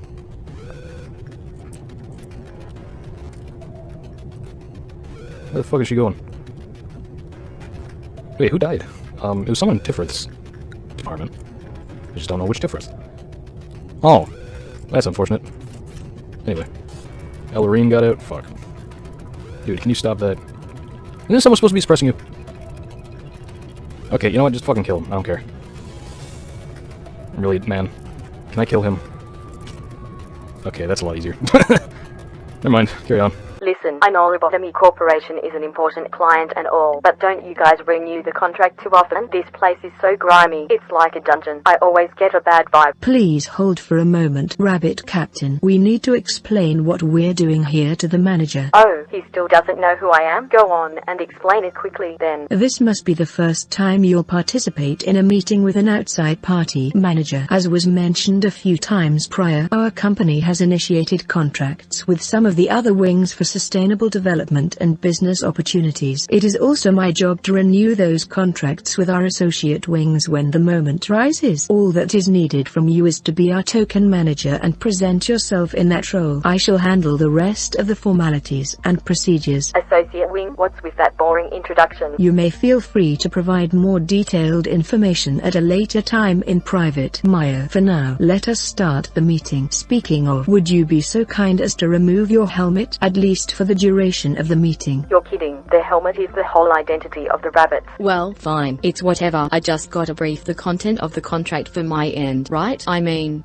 ugh, I'm sick of reading this out over and over. You can just look at the contract for the whole damn thing. Do I really have to say it one more time? As I informed you prior, it's part of the formal procedure. I myself have to specify whether or not you agree to the terms again. Still as strict as ever, aren't you? Allow me to explain our services first. Our Corp will provide military support and protection from all external threats to L Corp. Every branch of Lobotomy Corporation will be included under the term L Corp. However, there will be certain exceptions where a branch may not be considered under the designation. Well, I say exceptions, but we're willing to let it slide unless it involves the head or the eye. L Corp will provide the energy R Corp needs to maintain its operation. This renewal process also includes a prerequisite that invokes a mutual and continual agreement between W Corp and L Corp. And, let's see, L Corp will provide all specialized ammunition utilized for the killing of abnormalities. All rabbit team members will have their memories erased after the completion of their missions. There will be no questions or concerns raised about the peculiarity of the facilities or purposes of this location. And finally, I, as the captain of the rabbit team, will deploy my team following our core guidelines and assume the role of command for operations taking place in this facility. That should be everything. Look through the written contract for the finer details. There has been no change in the agreement with W Corp. Along with that, the renewal period will be 1 year, just as before. Yeah, sure, it's 1 year for you, but okay then. On a side note, can you please do something about the teleporter to make the process a bit smoother? It feels like my body's being taken apart piece by piece and thrown out a window. I am afraid you will need to ask W Corp about that. It's out of our control.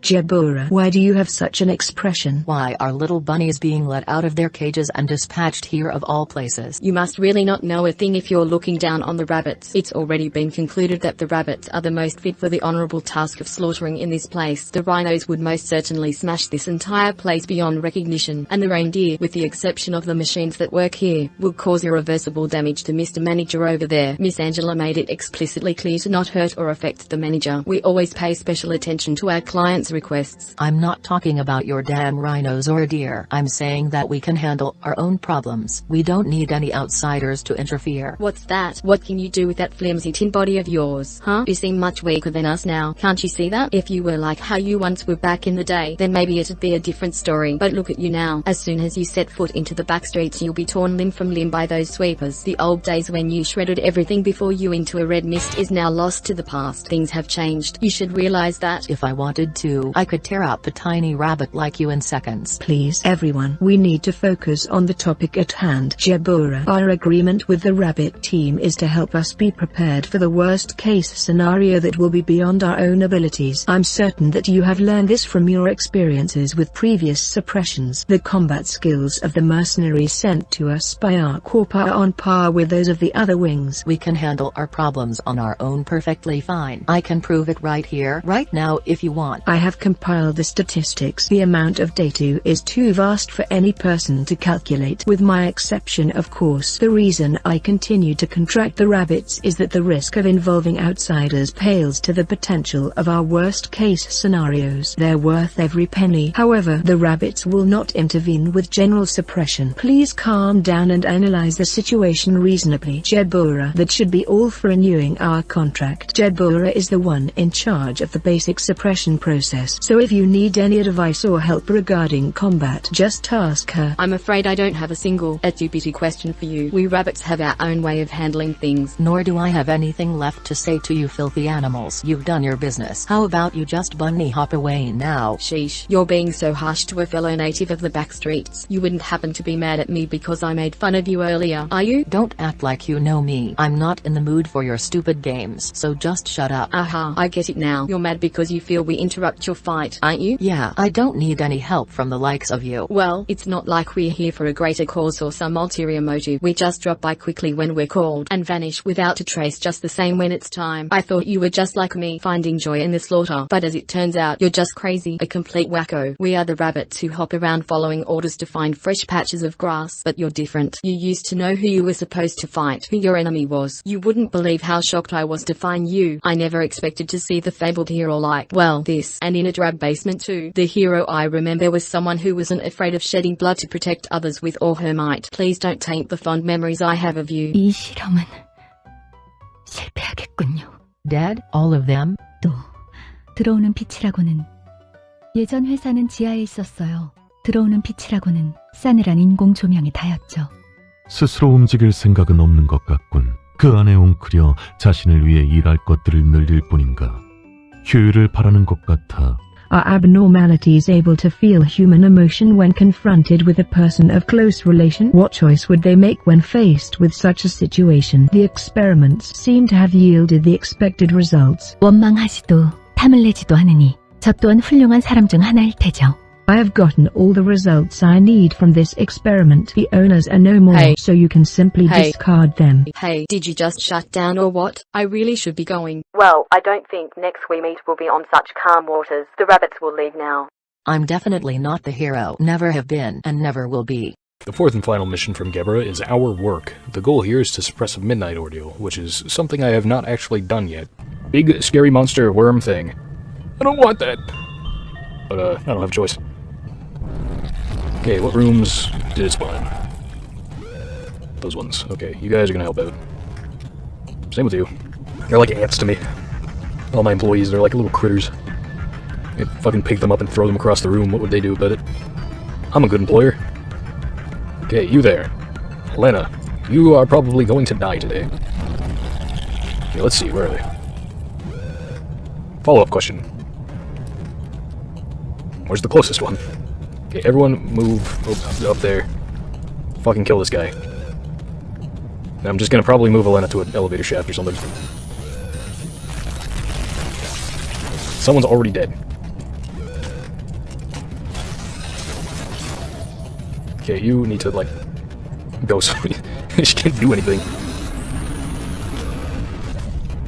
Okay, you need to fucking get to an elevator shaft immediately. Everyone else, where'd the worm go?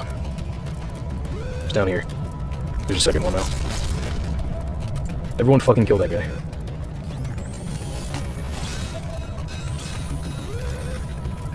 Okay, you are in an elevator shaft. She is safe.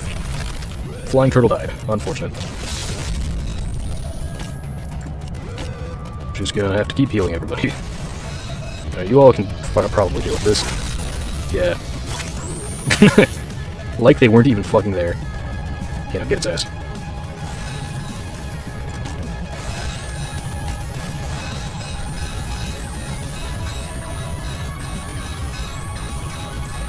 Come on. Yes!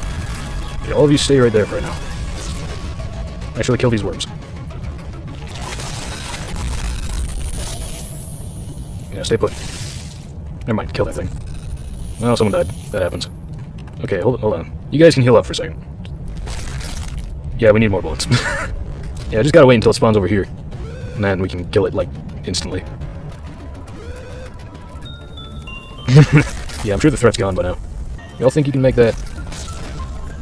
You're gonna have to kill a couple worms on the way, though. Jesus. One person died, that happens. I'm out of bullets. Okay, everyone just kind of chilling here. Alright, that was a bad idea. I still see Bong Bong's hair, so I know that we're not doing terribly. As long as Bong Bong's alive, I'm happy. Oh, here we go. Everyone kill that fucking thing.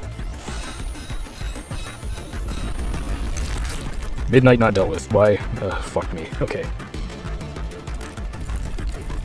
Everyone kill these things. Where are you going? Stay here. Why is it that whenever I put people somewhere, they just die sometimes? It doesn't help that the worms fucking decide to double up for no reason.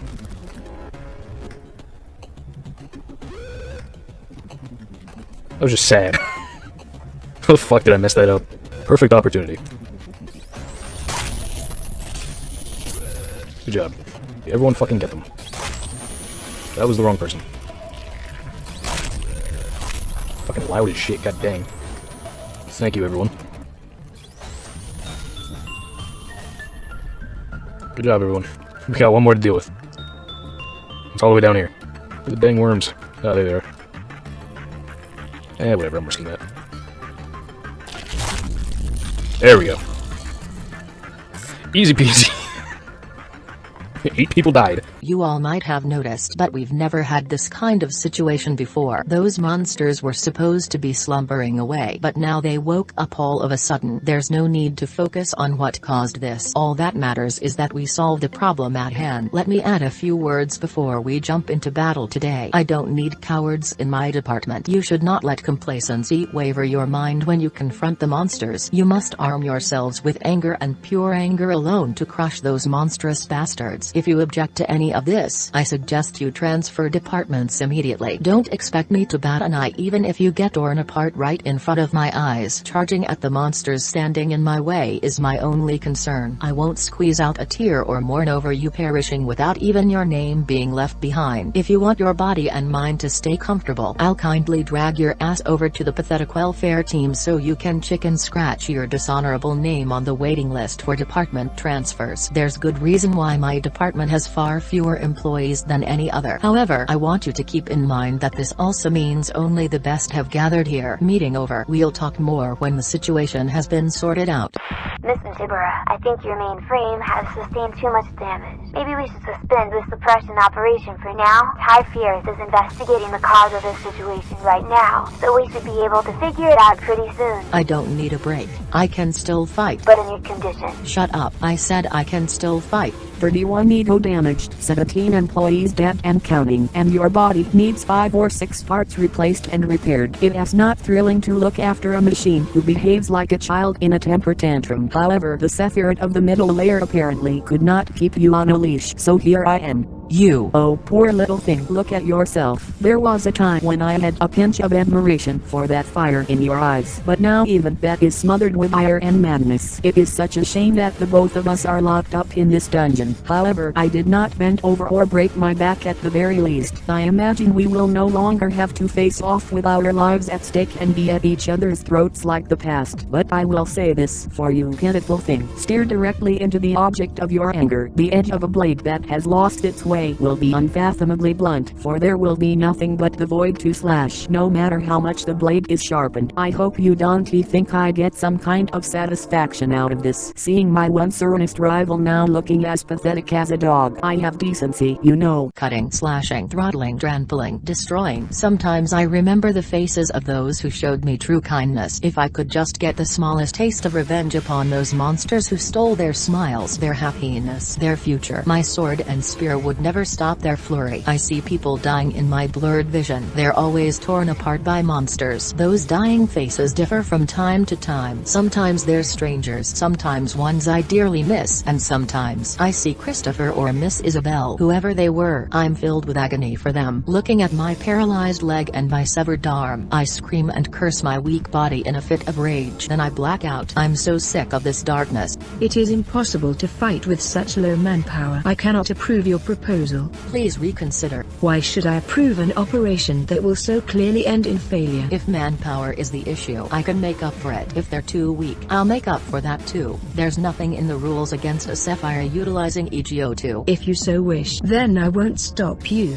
A familiar grip, the right weight and practiced form. This feeling is so distinct that it pulls me right back onto the right path, away from straying to wander. Just like a road sign, I completely lose track of time when I wield my weapons. It was kinda funny to see Typhirith and Chesed with bewildered faces when they witnessed me return from battle covered in blood. No matter how hard I stab and break those monsters, they will recover sooner or later. Some of them wail and others scream in battle. I also fracture and break some of my components, but those are soon replaced and repaired. What a perfect little hell just for me.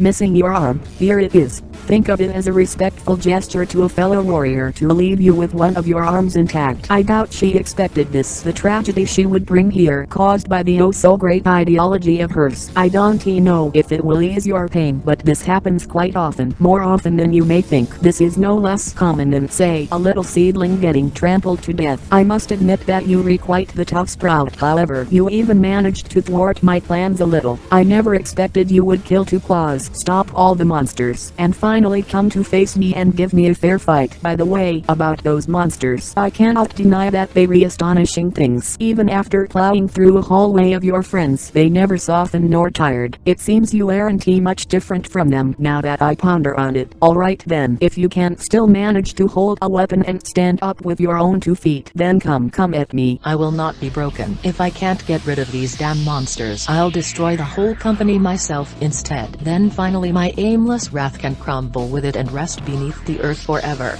Among the many fixers of the backstreets, she was one of the few that could go toe-to-toe with the head and the claw. She was called the Red Mist among the backstreet's denizens. That was a name she earned protecting us from all kinds of threats and maneuvers of the outside. Michelle's betrayal led the eye to the den we hid in, then the head mercilessly threw their claws at us. Instead of dealing with the Red Mist directly, the ever-cunning head unleashed the unstable abnormalities to slaughter us. The abnormalities were out of control, tearing apart our comrades, who screamed in agony. All the while the claws sniffed out their prey and snatched it. The whole situation was beyond what she could handle by herself, but she gave it everything she had to protect us. She lost an eye, one of her arms was severed, and she had numerous deep scars all over her body she could no longer heal from. Yet she didn't give up, and eventually, her efforts saved B and I from death. The cadaver demonstrated the horrendous, unbearable situation she went through. After a long time had passed, her eyes opened again. However, her anger that had lost its focus dragged her down, deep to the bottom. We had to reboot her many times.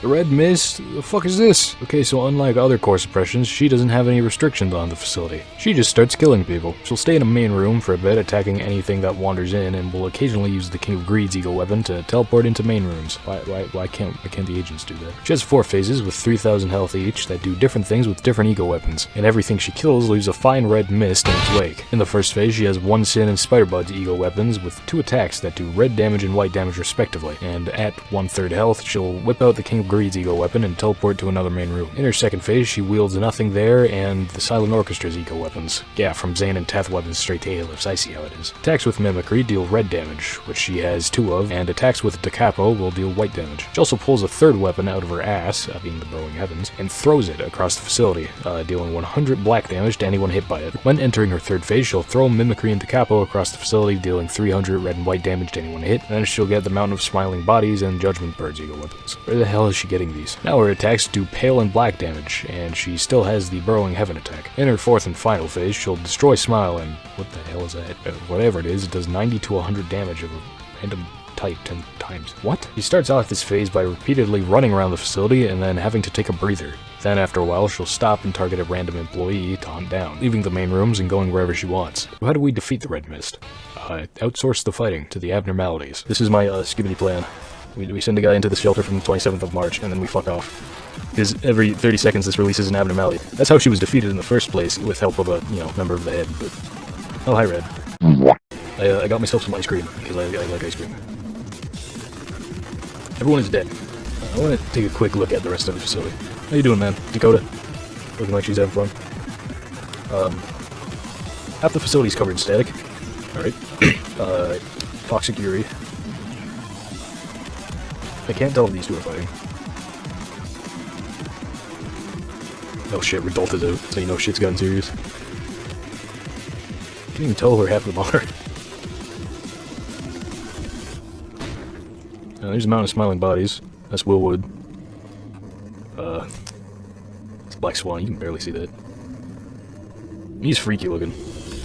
So is she. Got some peach tea, not that either of you care. I like peach tea. She killed the white... She killed Blue Star! I like that guy. There's just bullshit happening in here.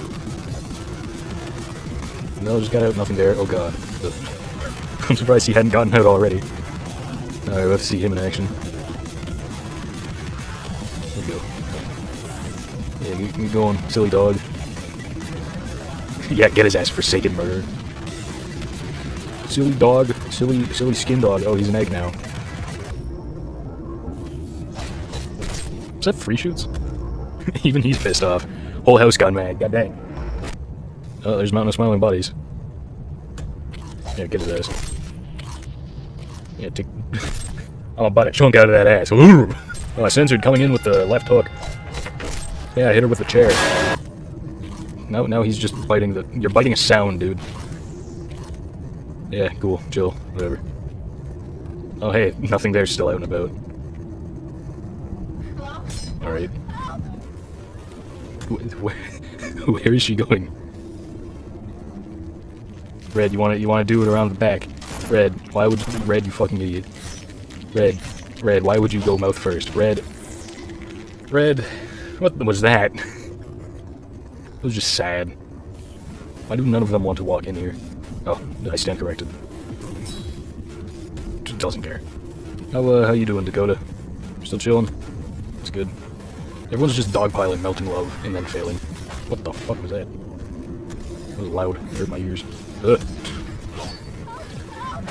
It's Reddit. It's in the dimensional refraction variant. And the smiling friends. Yeah, take your time, you two. We got the tortoise versus the hare right here. Sorry, the tortoise versus the tortoise. Censored's trying to attack Rodalta, but Rodalta's just like 1 inch per second faster. That's really funny. Where'd she go? There she is. Red, you gotta hit it from the back. Red. You gotta hit it from the back, Red. There you go. No, don't walk in front of her again. Thanks, Red. Where you going? Where you going, Red? Red, where you going? Red, you are not winning this. She's getting eaten! She somehow won this. Never doubt her, I guess. Yeah, keep running, little Red. Where's she going now? You gotta hit it from the back, Red. Said the buck to the Red at night. Goddamn right. I'd let her peg me. I don't say that lightly. What, no more targets? Word. Red, it's immune to red damage. Red, it's immune to... Okay, never mind. Not this shit again. Would it be tasteless to just start watching Family Guy clips? I'm gonna do that. I got some news for you. Wait. We don't want to know if it's a boy or a girl. Oh, okay. Well, it's not breathing. Our place Peter's, I can't believe it's not butter with real butter. I can't breathe. I don't know, Doctor. Looking back, I think it may have been real butter. Your husband murdered 3 children. Hey, which one of you two is gonna die? What? You can't ask me to decide something like that. The life of every being is sacred. Just like the life I'll kill you. No, kill him. He's a baby. He won't even remember he was alive. Brian Griffin, I cannot believe he would betray me like this. Fucking stupid. This bit is dumb. Low-key magic bullets solos everyone. He's a fucking HE. He keeps his ass... No, he's on fraud watch. He keeps his ass in the fucking containment cell because he knows if he steps out, he is getting domed. See, look, he just shot above the red mist. Could have done something useful. Nah, 7th bullet, too good. His ego is pretty good. I cannot deny that. He shot above her again. Oh, yeah, get her ass, the Forsaken murderer. Runs fast. Free shoots, can you hit something? For the love of God. For a gun that magically cannot miss, he sure does love missing. Case in point, what was that? All-around helper, the goat. Well, I stand corrected. Got reduced to a pile of scrap metal. That was just sad. Bro hit a little boogie, you see that? Oh, red hooded mercenary's got a hit on her. Red! Where is she? There she is. Get her ass, Red. Funeral of the Dead Butterflies, the fuck is he gonna do? Die, yeah, that's what I thought. Can y'all, like, turn around and walk, like, maybe 6 meters upstairs? No? Alright, so be it. Thank you, smiling bodies. The goat is back. Yeah, get her ass. Well, that's unfortunate. Last phase? Yep. I hit it when my hammer yells at me. Here she goes.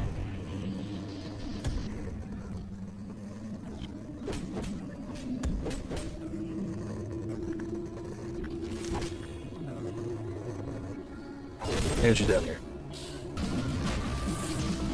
Yeah, thanks for fucking trimming her toenails again, free shoots. You fucking useless German piece of shit. Yeah, nice shot, dumbass. Yeah, get her ass, Scarecrow. Never mind, just get in the fucking way and die like an idiot. Okay. That's fine, too. The fucking King of Greed got her? Really? Pressing the red mist gives the reward of being able to take an additional ego weapon and gear from every abnormality, but it doesn't go over 5. 5 is the maximum. Still gotta buy the new gear, though. Why are you looking at me like that? You look like a thief just turned up on your doorstep. 모르는 사람은 없겠지만 이번에도 잘해줬어. 유익한 책이 또 하나 늘었네. 도시에는 내가 모르는 것들이 많아. What the hell? 별로 재미없네. 인간이 다른 인간을 많이 죽이는 건 질리도록 봤어. 지금은 인간이 아닌 것이 인간을 죽인 건가? 그건 더 많이 봐왔거든. 그래도 똑같아. It wasn't always all that rough. 부서관이 손님에게 시련을 내리는 만큼 손님 또한 사서에게 고난을 줄 수 있는 거겠지. 지켜볼 뿐인 내가 건넬 조언은 없어. 그러니 극복할 방법은 스스로 생각해봐. What was it? 그렇게만 해. Honest? 매뉴얼을 만들어두길 잘했네.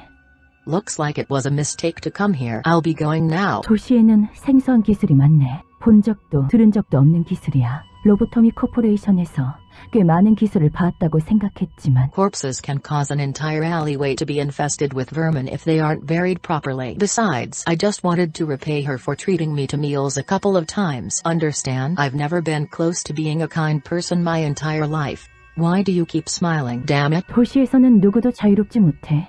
Carmen could back up what she said. She truly did have a sharp eye for people. The tale of how she built her reputation could fill a chronicle of history books, and then some. The only problem was that Carmen was too wrapped up with taking care of others. She never had a moment to take good care of herself. We were on such a delightful upturn back then. It's almost cruel to bring those memories back up. We were flying towards a limitless world that never seemed to end. By the way, who's the guy glaring at me? 공들여 적어둔 매뉴얼이 쓰레기로 전락하는 데엔 고작 1분밖에 걸리지 않네. 나도 그들도.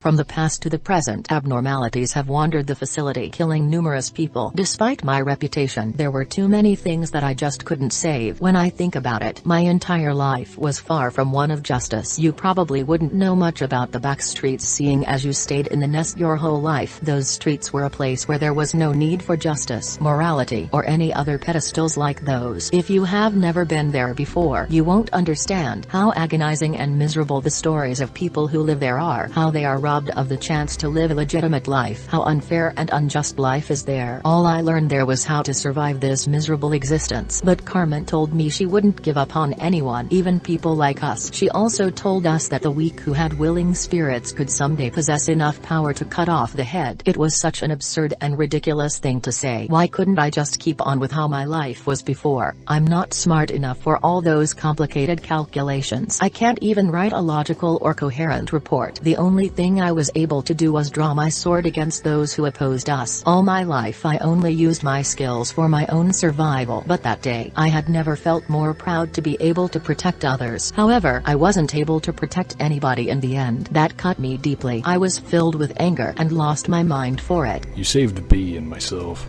True, you and that other person survived thanks to me. I thought I had lost Carmen's will forever. But after all's said and done, I had to have carried that will all the way here somehow, right? I feel like I can catch a bit of breath now. When we first reawakened in metal, we could feel the exact moment our final breath stopped, lodged into us like glass shards. Stupidly, I woke up with only rage left in my heart for the abnormalities. You miss her, right? I do too. I don't think she'll ever come back. We'll never get to see her shameless smile ever again. The one that made even people like me follow her, or the light that radiated from her, flowing so much that one couldn't hold all of it with both hands. But her will and promise will always remain the same, even after an eternity has passed. It will be a place where she can live on, even after death. If you happen to remember it, please tell me. Tell me the gift she left behind for us. My data and analysis are now lacking in some degrees, as this is the first time we've reached this point. Everything from here on out is a mystery. I know I'm not in a position to dare predict the outcome of your endeavors, but your task is not an impossible one. There is a real distinction between impossible and 0% possibility. Us machines say that when something will never happen after taking every possibility into consideration, it is a 0% possibility. Thus, my vision of you succeeding through every tribulation in the future is not impossible, but rather has a 0% possibility. However, I won't be disappointed if you fail. I am a machine after all. Even if the sandcastle you've built up crumbles yet again, I'll be able to put up with it as if nothing happened.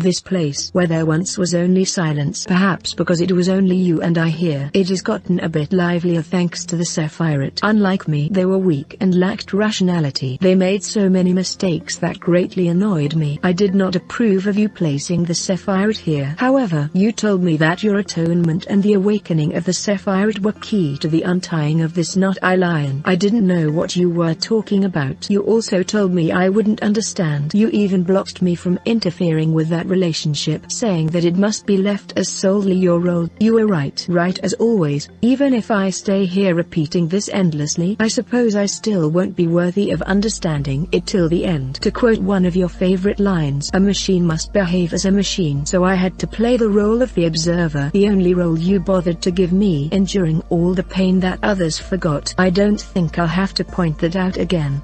Binna scares me a little bit. I don't even have a joke for this. Binna is the sefirot of the extraction team, which extracts the abnormalities and puts them in containment. The first of the extraction team's research projects is the ego restoration. Simply put, this gives a 25% chance to recover the worn ego gear of an agent when they die. The second extraction team research is the re-extraction. Pretty self-explanatory. The third and final research project is the gift division, which doubles the chance of getting a gift. The first mission from Binna is collecting extracted specimens, and the goal is to extract 5 ego gear of HE level or higher. Easy enough. Looking at the headstones in this place, are you? It is only natural to find them a spectacle to see. There used to be times when I spent the whole day reading all the meaningless letters written there. These are also coffins, fear death itself, and they represent the possibilities birth can bring at the same time. I have been guarding their coffins for countless years, carrying out consecrations for those who do not even have the privilege to depart for an afterlife. That is one of the few things I do here. You see, if one spends a long enough time in this graveyard, they can hear the whispers of the dead. The sound of their words is black as pitch. It makes me feel as if I were being filled with nebulous, murky water. You must be starting to get bored, seeing that your eyes are drifting about this place. It isn't often that I have guests here, and I'd feel bad to only show you these gravestones.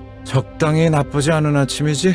This employee once had his boundary collapsed. What's your name? 뭐, 그래 그러다. This man had the task of extracting EGO. During extraction, he carelessly peeked into the well, but by luck he survived. To minimize the price he had to pay for looking into the well, he was given the maximum dose of enkephalin, and so he could barely return to work. However, once one looks through the crack of the boundary, they can never return to the world that they belonged to before. Want to see something interesting? Nathan, can you describe what you saw to the manager? The scenery you witnessed with your own eyes, but had to forget at all costs?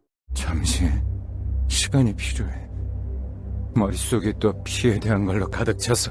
Those who are dreaming good dreams. At the same time, we call them the well in the speech of this place. 어버이의 뜻을 거스르는 것도 모자라. 볼품없는 실 피를 탐하려 했으니. Now remember afterwards, what did you see? 영원히 잠들어라. 감내해야 할 고통. Continue. 작가의 목마름일 뿐이야. 승리에 취해 갈증을 채우는 일 따위가 일어나서는 안 돼 말고. He passed out. LMAO. Why did he pass out? These children cannot disobey me. Even though he wasn't able to complete his sentence, the way he kept trying to speak until he passed out should show you he pushed himself to the limit to obey me. What will happen to him after? Do not worry for him. He wouldn't last a single day with a mind as feeble as his is now. It is much more favorable to sit still and simply watch the grains fall as the sandcastle crumbles, rather than try to reclaim the collapsing castle. I have seen what that poor sap saw hundreds, no, thousands of times, maybe more. How are you still fine? So you ask why I can retain enough sanity to have a friendly little conversation with you until now. It is thanks to my mechanical body that I can just barely grasp onto my mind. Yes, this strong and bending back of mine. However, did you forget that I originated from a human mind as well? If there is at least one thing that could be considered fortunate, it is that if I ever were to finally lose my sanity and ran amok through the facility, attempting to bring this entire place down along with you, she will be there to shut me off once more. But if that day truly were to come, I would prefer that you terminated me with your own hands rather than her. It's the least you can do for a person as confined as I. The second mission for Minna is the Ego's Accessories. The goal for this one is to complete a day with at least one agent with 4 or more ego gifts. I bet it sounds crazy in her mind right now. As you find them in quotidian life, fierce fights break out every day here. You've seen this innumerable times. No, with enough time, abnormalities come back to life. No matter how many fragments they are broken into. It's one of the facts that drove Jebira mad. She took far too much time to understand that the abnormalities have to be exploited, not ended. Or maybe she simply couldn't free herself from the indignation of her past. Well, that doesn't concern me. The only thing I know is that I will never ever see what she was before. Nevertheless, I cannot help but be astonished by the potential of each ego each time I see her go on a rampage. Ego's potential? You'll never know it. You've never wielded an ego. Extracting ego is one of my multitudes of duties. It's only natural that I am drawn to its potential. In fact, there are many weapons that have enormous power in this world apart from ego. Artifacts from the outskirts and from the ruins, the singularities of the wings or rudimentary inventions made in the backstreets. If used correctly, they would be weapons that could fare against abnormalities somehow, but giving those weapons to employees that never even learned to fight outside of basic training is as useless as teaching a halfling to hunt. The rabbits are specialized in killing. They can spot the enemy's weakness right away and focus their firepower, given that they have enough munitions, as opposed to our employees who cannot even wield weapons efficiently. That seeing as combat ability isn't a requirement to be hired here, but our employees don't even have to learn to use ego. The power of the ego grows in conjunction with the heart of the wielder. One knows how to use it the moment they wield it. Nevertheless, even though they wield that power, the majority of employees can't control it. Swayed by it, they hardly have a chance against the abnormalities. I haven't seen anyone that can draw out the true potential. Apart from the red mist, to wield ego is to dress oneself in the shell of the ego of another person. The wielder is merely imitating the borrowed ego, unable to completely make the power their own. Had I known that before being locked up here, I would have done anything to get my hands on them. If I could, the circumstances may have changed dramatically. Now I'm confined here, issuing orders to extract ego, forbidden from touching them myself. You must have been scared still, even though my hatred and bloodthirst are locked up inside this rusted metal cage. Don't you worry, I no longer have anything left, but you never know. The yearning for blood could wax once again, or it is simply sealed, not uprooted. The third mission is called the Ego Shells. Complete the day with 8 or more Aleph ego in possession. Alright. First, while the world in which you stayed was once luminous, there was the sun and the moon, and also the clouds and winds that floated around them. It was a world of light, so to speak, but you couldn't stay there. You were robbed of innumerable things. You lived with a broken heart, clinging to the void where pieces of your heart used to be. No one could understand your pain, nor embrace you. Eternal loss dominated you. I was one of the thieves who robbed you of countless things. While I was at the top of the world, I watched you and looked down on your struggle. Not just you. I have seen many others that struggled. Those attempts were no less futile than an insect riding. All I had to do was simply stomp on them a couple times. But among them, there were some who would grit their teeth and climb up, dragging their broken bodies. It seemed that this was going to be another fun little trip, so I would drink a cup of tea before leaving with light steps. But as you can see, an unexpected encounter with the red mist got the best of me, and then you inflicted as much suffering upon me as I to you. Did you not? You were familiar with how to break the mind without utilizing torture or violence. After everything was done, you gathered up every little bit of what was left of my humanity, and you threw them into this pit until even my spirit soured and rotted. Maybe you told yourself that I deserved worse than that, therefore you're an upholder of justice who has defeated the evil. No, then I must ask, why is that grand and righteous upholder standing here making himself out as a prisoner like I? And what happened with that coward, the one who with fear averted his gaze from my dying one? Why is he down here suffering the same punishment as I? See, there cannot be a sight more satisfying than this for me. Is this all that idealism of hers came to be? You've dragged down your heroine with your own hands. Do you truly believe that your duty completes itself just for shedding tears at the funeral of the innocent, while you never even let their bodies rest in peace? Ironically, you found a hope in all this misery, the raw material of the bucket and the path to the river of all. Out of her you made the bucket and you started to send it down drawn into the wells of the people. The bucket rises from the well of a person filled with the water that can only be drawn by that person. An ancient fount that has been flowing at the bottom even before the birth of the world. Now it simply is drawn regardless of the consent of the person. When the bucket that holds the faded ideal of hers comes in contact with the ego of another person, a certain change occurs. Maybe it's difficult to understand only by listening. How about this? I could show you one of her miracles. It's taxing, but for you I'll gladly do it. The people selected long ago are awaiting their turns. I bring them here according to the register. Let me introduce one to you. This one is nameless. He has nothing left, for he has abandoned all that he is a long time ago. For him, things like the remnants of the past or the pain of the present don't matter. He only stares into the future. Did you dream well? Yes, you'll finally dream for as long as you want. One that you will never wake up from. The employees will inject him with Kajito soon. What river flows in you? What world lies in you? There are as many worlds as there are people. Discovering them is rather fun. No one must see this. That is why they adjust the level of Kajito according to my orders, keeping their eyes and ears covered. Nobody should make direct eye contact with the drawn, but I can never dare to look away from him or to close my eyes, no matter how unbearable it may be. In the eyes of the drawn there are the abysses that only I can endure, and there are the things that shouldn't exist in this world. This is the punishment that you've obligated me to endure. A normal person would have gone mad thousands of times over if they had to put up with this. Thanks to you, I cannot even be graced with insanity or lose my mind. All I can do is capture all of it in my eyes.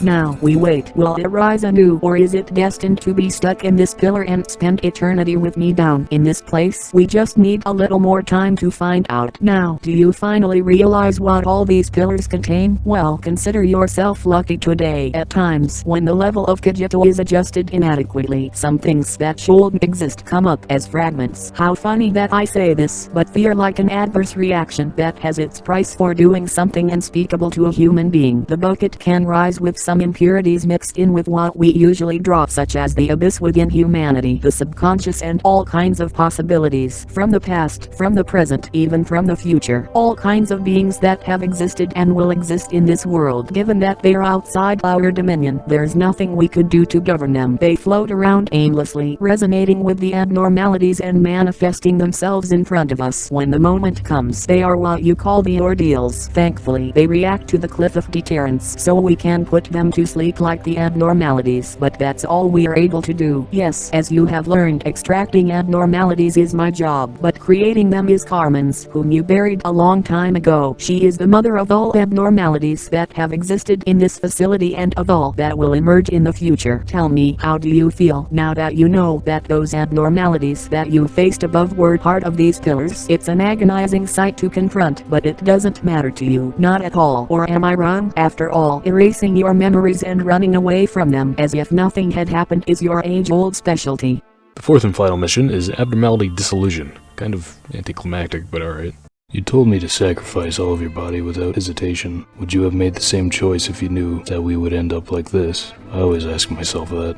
This is no man's land, the place of silence. Most employees that visit and stay here lose their mind and embrace oblivion. It has been a long while since I had a proper conversation with someone. Maybe you were confused with the idea that I'm the only resident here, but there is in fact a companion of mine that passes the eternity with me. Let me introduce her to you. You created the bucket by reconstructing, dividing, and proliferating Carmen's body, and you managed to extract Kajito, the so-called fluid of life and death. At first, only a small dose could be extracted, but enigmatically that fluid started to gush out infinitely and now has formed a pool. Can you see her? She's watching us from underneath the spring. When everything becomes too burdening, I quietly stare into the bottom. I feel as if she and I were the only two in the world. When I do so, sometimes it feels like she's talking to me, even though all that's left of her is just an amalgamation of flesh-brain neurons and unknown tentacles drifting beneath the spring. Someone injected herself with Kajito following her own principles, and someone else went mad for witnessing what happened. Another gave up his own body and fell into a state of limbo. limbo, unable to live or die, and the one that cold persevered herself through all this ended up confessing everything to the head. This is the collaboration of despair that you and her created. You still aren't qualified to look toward the bottom of the spring. To do so, you must look directly towards the path you travel. Do you seek redemption, or do you seek to redeem me along with all the others that are trapped here? Whatever it is, maybe you think that saving this facility from sin as you have planned will fix everything for you. Just think for a moment. Even you, who hasn't left this facility for such a long time, you should be aware that people are hopelessly being killed by abnormalities in other branches even as we speak. And it's not just them. All the wings have their own painful stories, repeating perpetually in the nests, in the backstreets, in the ruins, in the outskirts. The pain much greater than what you have seen here prevails in the world. I have observed everything conscientiously, for I didn't obsess myself with an unreachable ideal to lock myself up in a cramped room like you. The world you looked up at and the one I looked down upon are that much different. You captured me alive and tortured me to your heart's content, but still we are sunken in despair, and someone will replace me as one of the arbiters of the head, swinging their claws at people like you. Even if you were to break the cycle somehow, it would be a completely useless affair. Broken wings will outstretch anew. The brief resistance will be forgotten soon, and people will continue living, not for a purpose nor a dream, but rather simply because they cannot die. You may think that you have brought me down, yet as you can see, I'm still at the peak, looking down upon you lot while you writhe like insects. I eagerly wait for the moment you fall into despair after realizing that this cycle of pain will never end. I want to see you kneel before the might of destiny, resigning yourself to fate. Go on, slowly despair and succumb to your fate. Try to resist to the very end and ultimately break yourself. As the last bits of your resistance melt away, we shall be the subterranean water that quietly flows underneath the earth. She was mortally wounded by Callie,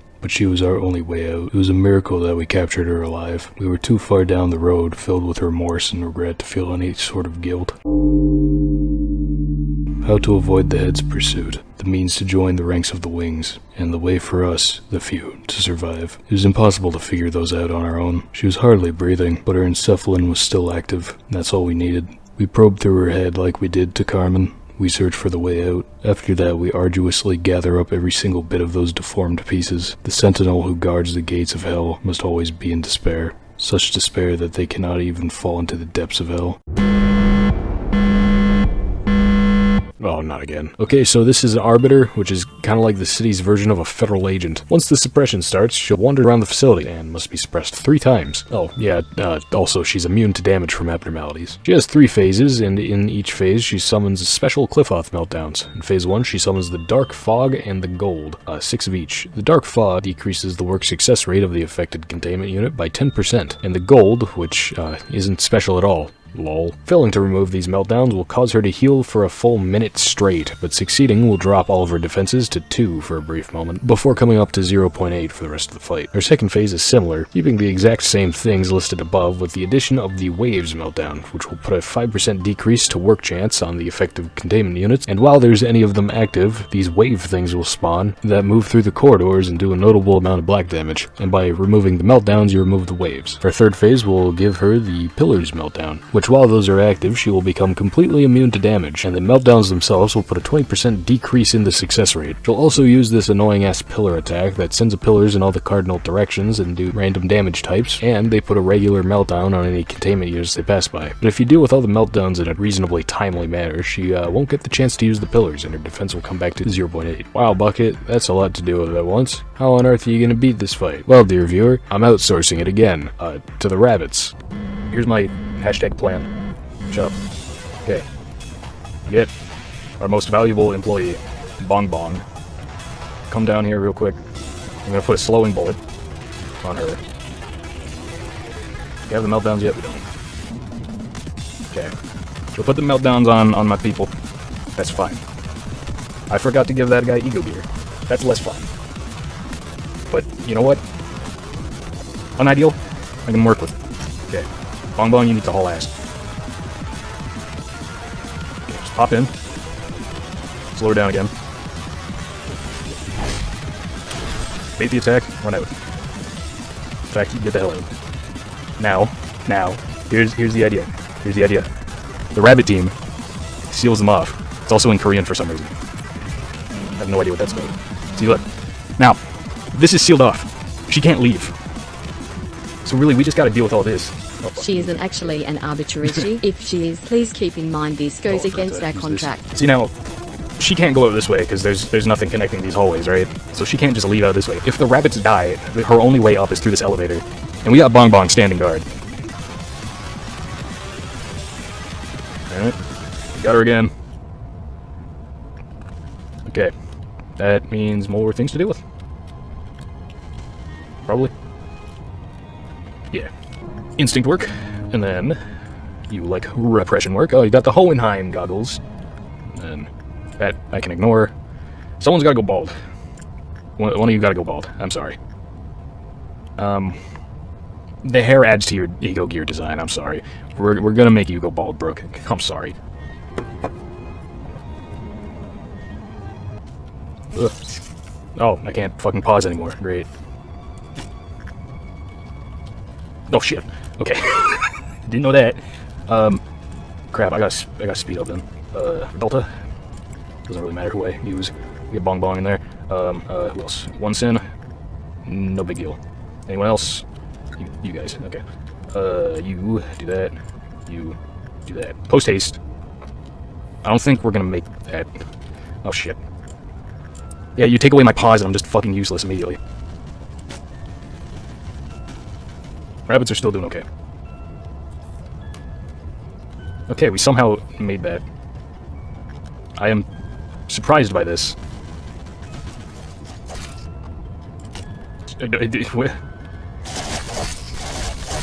Oh, more. Shit. Okay. You do that. You do that. A lot of my employees are getting hurt.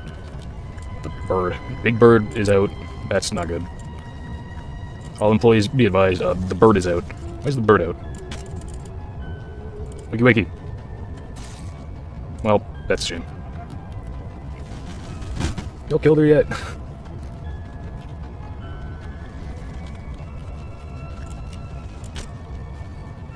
Any day now.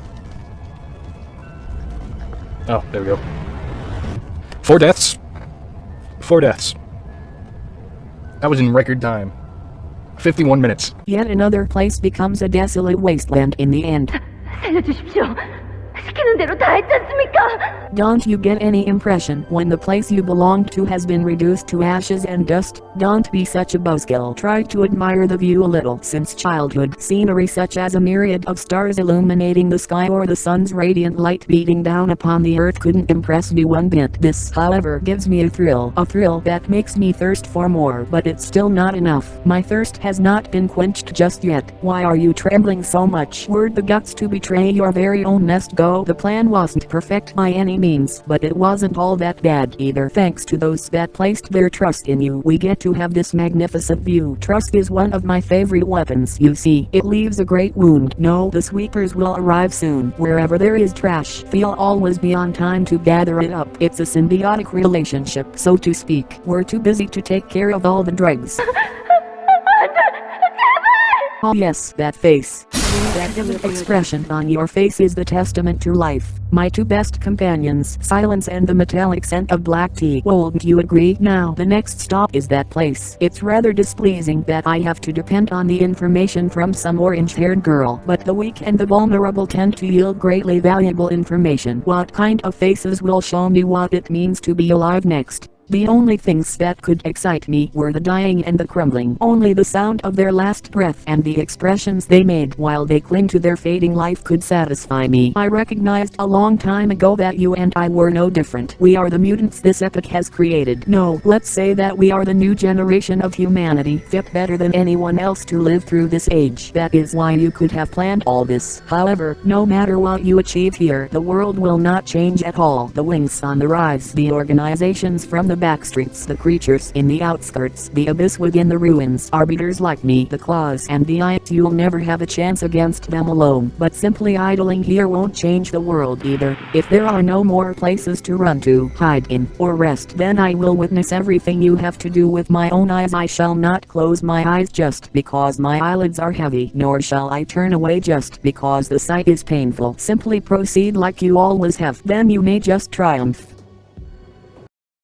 Your scenario is reaching an end soon. Just do as you've done before. Although the energy you've collected will not be supplied to the outside, that doesn't mean your work was for nothing or that this place no longer serves a purpose. My girl, are you finally asking me now after all this time? Of course, it's the same as yours. The conclusion of the script we have. If not, I wouldn't have reason to go through all this trouble just to help you. Hakma Balls. Hakma is the sefirot of the record team, which is basically just our filing cabinet, and also controls time for some reason. The record team has 3 research projects, all named Limit Break. Limit Break, the virtue of protection, Limit Break, the virtue of governance, and Limit Break, the virtue of creation, which raises the maximum stats of fortitude, prudence, and temperance all to 120 respectively. First of the record team missions is the virtue of protection, and the goal is to clear the day with 3 or more agents with a level 100 in fortitude, which is like nothing. Are we managing to get closer to our goal? On the contrary to what people say, it appears that aging does not necessarily bring greater wisdom. Just look at this old man going through what feels like an endless cycle of intermittent greed, the obsession over things that have passed, pointless regret, now trapped in a routine of staring at the iron hands of time without reason. By the way, I have always wanted to ask you something. I noticed you wear a sad expression on your face each time one of your employees died. Just as I have become an old man, no human being is free from the cycle of life and death, as our research was to cure the disease, not to live forever. How about an example? Do you remember that one employee, the one who was nice and upfront with you? He passed away recently. When he received the letter that he was accepted into Lobotomy Corporation, he never would have expected to meet such a futile demise. If I wanted, I could have brought him back to you, but I did not. It is in the order of this place that an empty spot shall always soon be filled. Did you finally discover the secret of this place? Lives are trivial here. The tenuous hold on life can be severed so easily and yet may come back as if nothing happened. We reached a point in which we don't even need to mourn their deaths. An employee who died just yesterday may come back from my simple call. Yet another employee may never open their eyes again from a single wave of my hand. That is what death means here. It is neither honorable nor noble, nor is it miserable or cruel like we may think it to be. So please, don't punish yourself too much. I do not wish to see you suffer from such a personal and insignificant thing, for the future will bring you much more pain to bear.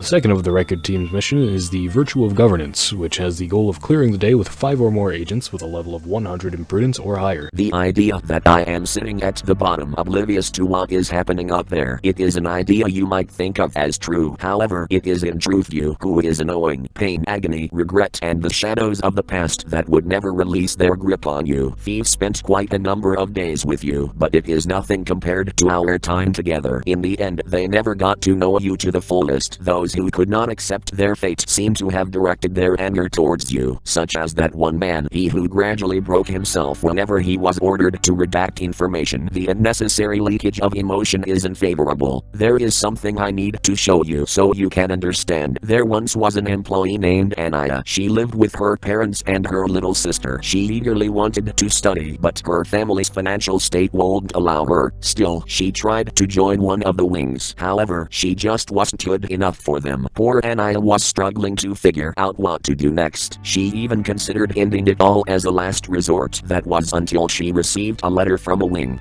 A letter that had a simple yet magical line penned to it. You are qualified to join Lobotomy Corporation. Ostrich. And I read through the letter over and over again. It didn't seem like anyone was pulling a prank on her, nor that it was a mistake on the mail courier's part. For a brief moment, and I wondered if she even applied to work at Lobotomy Corporation at all. But she soon shook that thought off. That was not important in the slightest. I took the role of the courier. I was the one who delivered the letters to people. I evaluate candidates to determine if they may join here or not and bring a miracle to those who are qualified. Anaya was not selected because she had excellent skill. She had a common trait that every person we hired had, but wasn't he aware of. As you know, to become a feather, a part of the wing, one has to be immensely better than ordinary people. How could Anaya, who dropped out of high school, had no special talents, and lived in the backstreets, manage to get into our company? Would her family finally be able to pursue happiness? All of this happened 10 10 years ago. During those 10 years, her sister fell ill and passed away along with her parents. Where is Anaya now with her entire family gone? She is asleep down here. This means she can be woken up. It is wholly under my jurisdiction to handle this, but I'll grant you access just this once. Call her up, please. Now Anaya is at work feeling like she is a brand new employee who just joined the company, completely oblivious to the fact that it has been 10 years since she actually joined us. You could perhaps choose to pay a small cost to augment her virtues such as fortitude or prudence if you wish. Now try to erase her, please. How do you feel? The Anaya who was killed by a monster and that Anaya whom you just erased are one and the same. They both evanescently lost their lives. It is such a futile action to wake them and erase them to slumber again and again. Both your attachment to the employees and the Sefirot's care and devotion poured into them become meaningless here. Everything that moves and is alive in this facility is on pause. They await the next morning with their eyes shut tight every night. Those of the layers above did not know that they spent themselves emotionally for the deaths with which they were presented. Bearing obscure resentment in their hearts, they put all the blame on those like you. Then they crumbled just like that. I urge you not to worry about me. I will not dare to do such a thing. I have always wanted to be an important part of your life. The third of the record team's missions is the Virtue of Creation. The goal is to clear the day with 8 or more employees whose temperance is level 100 or higher. I have finished casting the roles for the upper and middle layer sefirot. It's likely that this will not be the last time I do so. I may have to tell them again what I have already instructed countless times. However, you two will be different. You clearly understand why this facility exists and what your missions are. I expect that you will not exhaust me as the ones above do. Just keep this in mind. I will not come down here to the lower layer unless the circumstances require me so. That does not mean I will simply watch and do nothing, but I will not interfere for the most part. I hope we never have to face each other from now on. It would only lead to the both of us suffering. Angela was the best artificial intelligence I had ever known, and you were the best architect that I was graced to meet. Back then, you simply could not let Carmen go. You were so desperate to keep Carmen on your side that you locked her in a cryostasis pod in an attempt to preserve her body at the very least. But during all this, you were perfectly aware that Carmen's body had become nothing but a shell. Our faces were full of grief, yet we still ransacked her body and dismembered her core. In fact, I was rather relieved when you began to create Angela. You were wholeheartedly immersed in something just like you used to be that day when she opened her eyes for the first time. I remember you were just staring through the laboratory's glass, not setting a single foot inside. You might have thought that you noticed me right away. However, I witnessed you standing there for a long time before you realized I was there. What inner conflict made you hesitate so? What did you think after seeing that piece of humanoid machinery who did not display the warm smiles and gentle laughter Carmen had so naturally? I told you in so many words that no matter how many AIs such as Angela you create, none of them will ever be Carmen. Now poor Angela is merely assigned to direct us from a distance as we go through the motions of the play. If there is one thing I may have mistaken myself over, it is that I had thought you overcame everything. The truth is that you never have. Last of the record team's missions is the Virtue of the Soul. The goal here is to clear the day with 10 or more employees with a justice level of 100 or higher. I'll do my best. I'd advise you not to be so languid.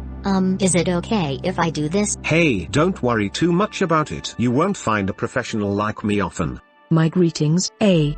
The moments I have just made you witness are no longer merely scenes of the past. They could be the present or even from the future. There are people who once loved you, and there are employees who think that they are happy here. There is also Angela, a cold imitation of Carmen. Is this not the heaven that has burrowed into your mind, the place you have been yearning for? In this place, you are no less mighty than God. Even death finds no meaning here. So I plead with you, will you not be satisfied already? We are so desperately continuing to exist, even if it means living like we are now. What right do you have to turn everything to ash? Furthermore, it is clear this story has no need for an end. Think about it. All the work that you have done, is it truly a consequence of your own choices? You never were ready. You were not prepared to accept her death, so you created a being wholly shrouded in a sense of loss, and now you are just struggling to move forward, blindly fumbling along the obscure trails of your past deeds. Throughout this entire process, you were never sincerely willing to do what what you did, so please, I beg you to go back now. I will not turn back. Look at you. You are proving me right. You are not at all honest with yourself. Even in the gravest of choices you must make. Even if I were to send you away, you would likely return to me after having yet another fresh start. It is an uncontrollable law of this place we must follow. This whole facility has become one giant ever-running clockwork. The clock never stops ticking. It never rests. It never rushes. It is not set to follow any specific person. It simply walks forever, maintaining the same pace as it always has. And now it is time for you to leave. I won't leave. You are a lost traveler without a compass or a map. It is natural to feel fear when one is subject to the whims of the air and sea. However, there is no need for you to fear the counting of the clock anymore. I shall always welcome you. I will always console you. You never were ready. I stand my ground. You have not changed your decision in the end. It had seemed that tomorrow would have come, as it always does, but it has not. The hour of silent waiting has long since ended. When I no longer feared the impending night, I chose to love this place, but if you still wish to break this egg at all costs, I shall become its sentinel and I will reap you. How can this still be considered following her will? This is nothing but a seed of calamity drenched in sin. Oh, by the wings, your mind has been soaked with grief even more severely than I thought. Please, why can't you just stop now? You and I, we tried our best. With your career and wealth, you'll be able to live the rest of your life in the nest with no problem whatsoever. So please, I urge you, stop here. Stop before you cross the line. I will not stop. No one remained by my side. With everyone's sacrifice, I came this far and reached the ranks of the wings, but there was nobody left to celebrate the moment with. The silence was the signal to start my task for everyone. We lost something in us, every single day. We used inhumane methods to extract information from the woman we captured from the head. We passed out plans to AIs that hadn't even been named yet. It ached. No, it wounded the heart of the man who had always been with me. The sound of the waves were so far away, and there was no time left to stay. I lost the last man who stood by me. It was a tragedy, but I didn't hide it. The ones who had left early on likely didn't need me anymore, but I needed them in those final moments, to bring back those who had forsaken the embrace of the earth, to hide and lock away the seed of secret. I was the only one who remained. I wanted to be forgotten like a mirage. Ooh boy. Akma's suppression is, well, not an easy one. First hurdle, can't pause or change the game speed. Attempting to pause will either kill or panic a random agent. Second hurdle, to suppress Hakma you need to get to Cliffoth level 11. Bit rough, but not horrible. Third hurdle, starting at Cliffoth level 7, the game will start gradually speeding up. This was a pain in the ass, I'm not gonna lie, but the reward is very much worth it. You have to kill an old man, gay old man. Now I took a nap before stream, so I'm already at a disadvantage, because I'm still not fucking awake yet. His whole fucking gimmick is that if you pause the game, you just fucking kill somebody. Sorry, panic. And I just realized I've now fucked up because I have to re-roll again because I don't want to have to deal with a panicked person. Bucket of Ties is a smart man. This is gonna be slow, but that's fine. It's good to take it slow sometimes. You can't pause the game, so I have to like open the pause menu instead. Down there. Okay. Easy peasy. I'm gonna put a slow bullet on it. That clerk is fucking tanking it, I gotta say. You could not have picked a worse place to spawn the guy. Okay, the other ones. That's bad. You need to head down there, kill that thing. There's one down here. Get that. I think there's 5 that spawn. Don't quote me on that. Maybe it's just 3. Those ones are being dealt with, those ones are being dealt with. Okay, just 3. That thing teleported. That did not. Yeah. He's coming for the fragment of the universe. Fuck. Oh well. He's back. Guys. Kill that fucking smegulous thing. He's pissing off the dreaming current. That's actually bad. That's quite bad, actually. In fact, I guess we're not gonna have a good time. Oh shit. Tisha. That's also not terrible. And you there. You there! Young squire, young butterfly. Even though nothing there makes not a single threatening action towards Bong Bong, their entire body shivers in fear. It's a pretty reasonable response to seeing fucking that. If I saw nothing there, I'd yell like Tom and Jerry. You. I'm definitely missing something, where is it? What? Just skip one. Oh, fuck, blue star. Ooh, that's bad. Fucking run. Please, for the love of God, hurry up.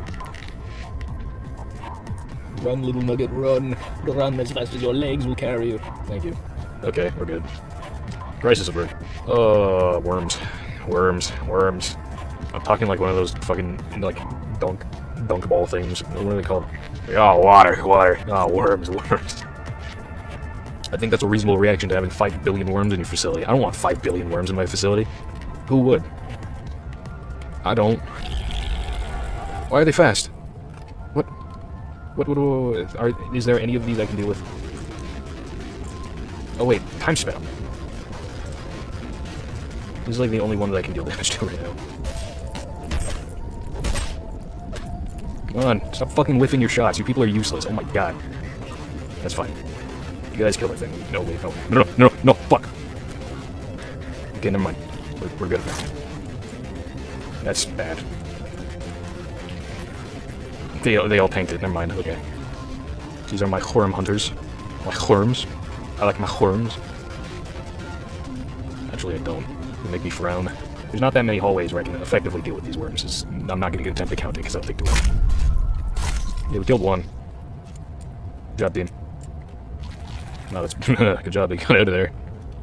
Really, this is just killing clerks. It's not a bad issue, I guess. Not good, but like, it's not the end of the world. I can live with a couple dead clerks. The clerks, however, can't. You guys can deal with that one. Never mind, no you can't. Get out. Fuck. Get his ass. Punch him inappropriately. Oh yes. Good job, team.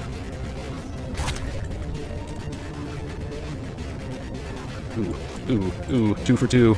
2 for 2. Get his ass, melt him. Turn him into fucking baby food. Good job, team. That one's going the wrong way. I think that's the last. There's 2 more. Okay, 2 more. 2 more worms. 2 more big fucking stinking worms. Big stinking, big beefy sweaty worms that make people uncomfortable. There's 2 worms and one of them's fucking limping. Look at how much health that one has. Not a lot. That one's fucking, that's in a vegetative state. That one's barely alive. It's in a hospital bed. Down here, not much to kill. Jesus. All that swinging around, that'd be fucking horrifying. That's an OSHA violation right there. Sir, your mental breakdown, that's a violation of OSHA. I'll need to file a complaint, unfortunately.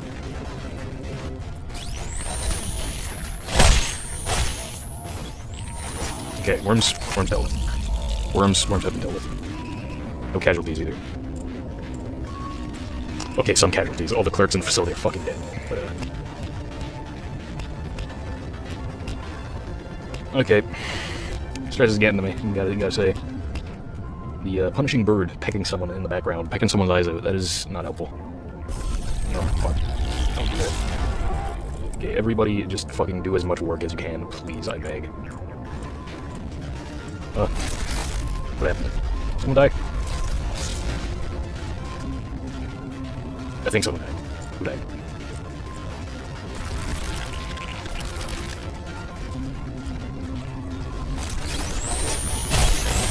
Say how much damage is that realistically gonna do? Why am I getting the fucking trumpet thing? Who died? I don't think anybody. Acacia, that is my Snow Queen person, isn't it? Yeah. You know, I said dire straits. It really is. This sucks. Yeah, I kind of poorly planned for this, so I'm probably gonna have to like somehow regroup the entire facility into one kill squad and then go from there. Oh, fuck up. Oh well, you know what? Fuck ups happen.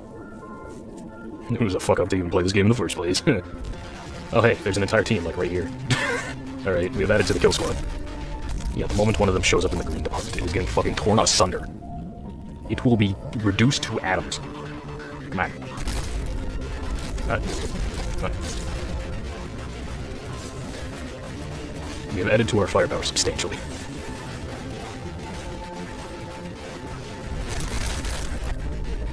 Oh, well, ain't that convenient.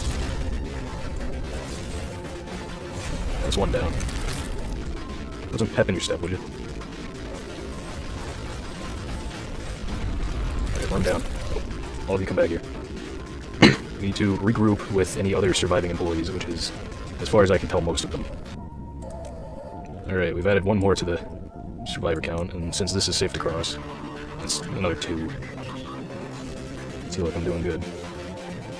Here in for the day that some fucking worms come crawling. The hell, these... What? This one died. Oh hey, some worms coming crawling.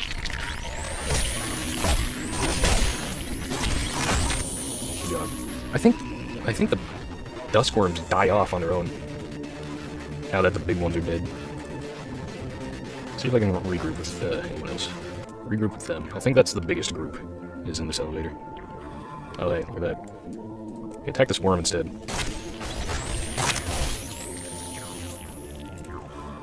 Kill these worms. Oh, well, okay. So I am right, the tiny worms do die off after a while. Okay, everyone back to it, regular day as usual. We only had like 4 casualties. It's fine. 6. Don't fucking do that. Okay, bird. Go look at him. I think it's instinct work. 1, 2, 3, 4. Missing 2. That's bad. That's really bad. 5, 6. Fuck. Okay, I didn't count 1. That's really bad. Alright, we got a guy slipping sliding across the fucking facility now. Great. Why are you walking so slow? You know what? 1 breakout? That's not that bad. He's so fucking fast. Oh yeah, this stuff makes you slow, ain't it? Oh my god.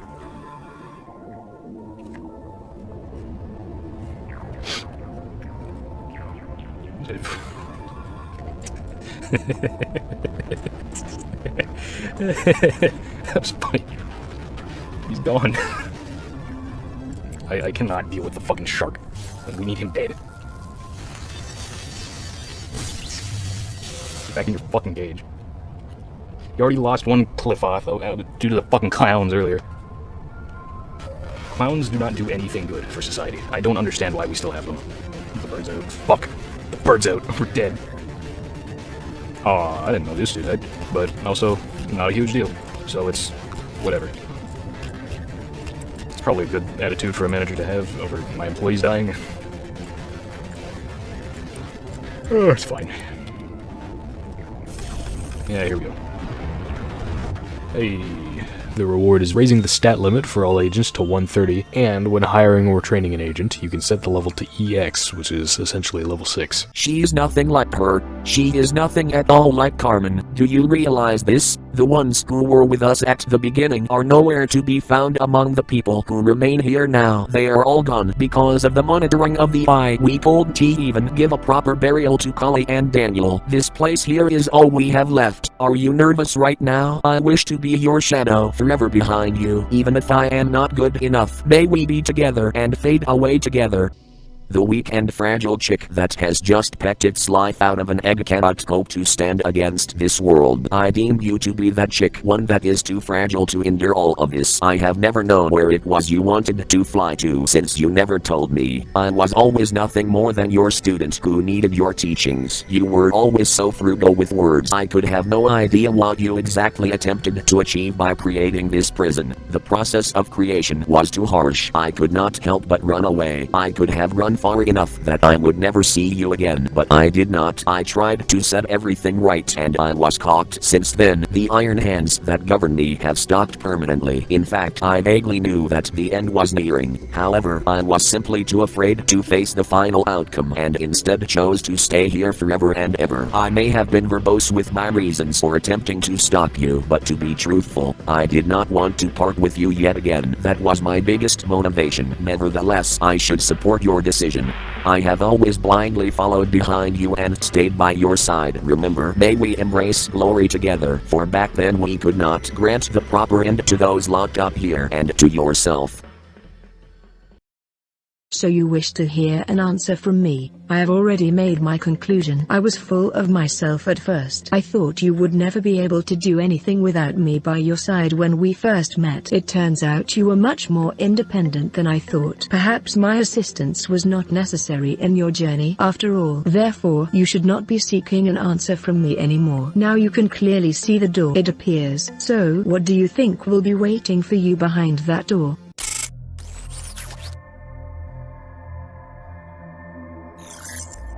Well, that's all the Sephira, but we're not quite done yet. Seeing as we're approaching the end of the game, we should get some stupidly overpowered ego gear for this. How, you may ask? Well, you may remember me saying that we got through all the conventional abnormalities, but there's 2 abnormalities that most call superbosses. They have equally powerful ego gear that I want. The first superboss we'll be tackling is the Apocalypse Bird. Remember the Funny Birds 3? Well, if you have all 3 of them in the facility and 2 of them break out, the 3rd one will break out, and then a portal to the Black Forest will open. I think it's appropriate to relay the tale of the Black Forest. Once upon a time, 3 happy birds lived in a warm and lush forest. Birds had no names, though the creatures of the forest would call them Big Bird, Long Bird, and Small Bird. Everyone lived freely and happily together in the peaceful forest. Birds wanted the forest to be safe more than anything else. That way, the creatures from the outside could visit and have fun. It was a warm and sunny afternoon when a stranger visited the peaceful forest. He was a traveler, pioneer, and prophet, but at the same time, he was a nobody. He wanted to enter the forest, but the birds found him suspicious, so they didn't let him in. The stranger, angered, told the birds as he left, "Soon a tragedy will befall the forest. It will be tainted with misdeeds and evil, and there will be constant conflict. The tragedies will only stop when a terrible beast appears and devours everything. The sun and moon will shine upon the forest no longer. The forest will never go back to what it was before." Birds worried about the prophecy. What if conflicts really break out and a beast shows up to harm the forest, just like the man said? That's when the birds decided to become the guardians of the forest. They loved this forest more than anyone else did, so they wanted to protect the creatures living in the forest and keep the peace. Big Bird, with its many eyes, decided to watch over the forest for intruders, for Big Bird's eyes could see very far, and see things we cannot see. Then somebody said, "But what if the beast shows up in the middle of the night, when the sky is dark and everyone is asleep?" Worried, Big Bird burned all of its feathers to make an everlasting lamp. Now the creatures of the forest were under Big Bird's constant watch day and night. To keep the forest peace, the Longbird weighed the sins of those who entered the forest, for Longbird's scale was fair and just, could weigh any and all kinds of sin. Then somebody said, "What if the scale doesn't tip in either direction someday?" Worried, Longbird made a scale that always tipped to one side. That way, every judgment would yield a clear verdict. Small Bird decided to punish the creature's wrongdoings with its beak. Then somebody said, "But your beak is so small. No one would ever find it hurtful." Worried, Small Bird tore its mouth wide so it could swallow any creature in one bite. No one could visit the forest anymore. Bad rumors about the forest began to spread outside. I heard terrible things happen to any creature that enters that forest. The Big Bird is always watching the creatures of the forest. There's no freedom. The Longbird's scale isn't fair at all. Small Bird's punishment is so scary. The birds got upset. "We work so hard to protect the forest. Why doesn't anyone appreciate our effort?" Fewer and fewer visitors came to the forest. More and more creatures were complaining. Fights broke out daily.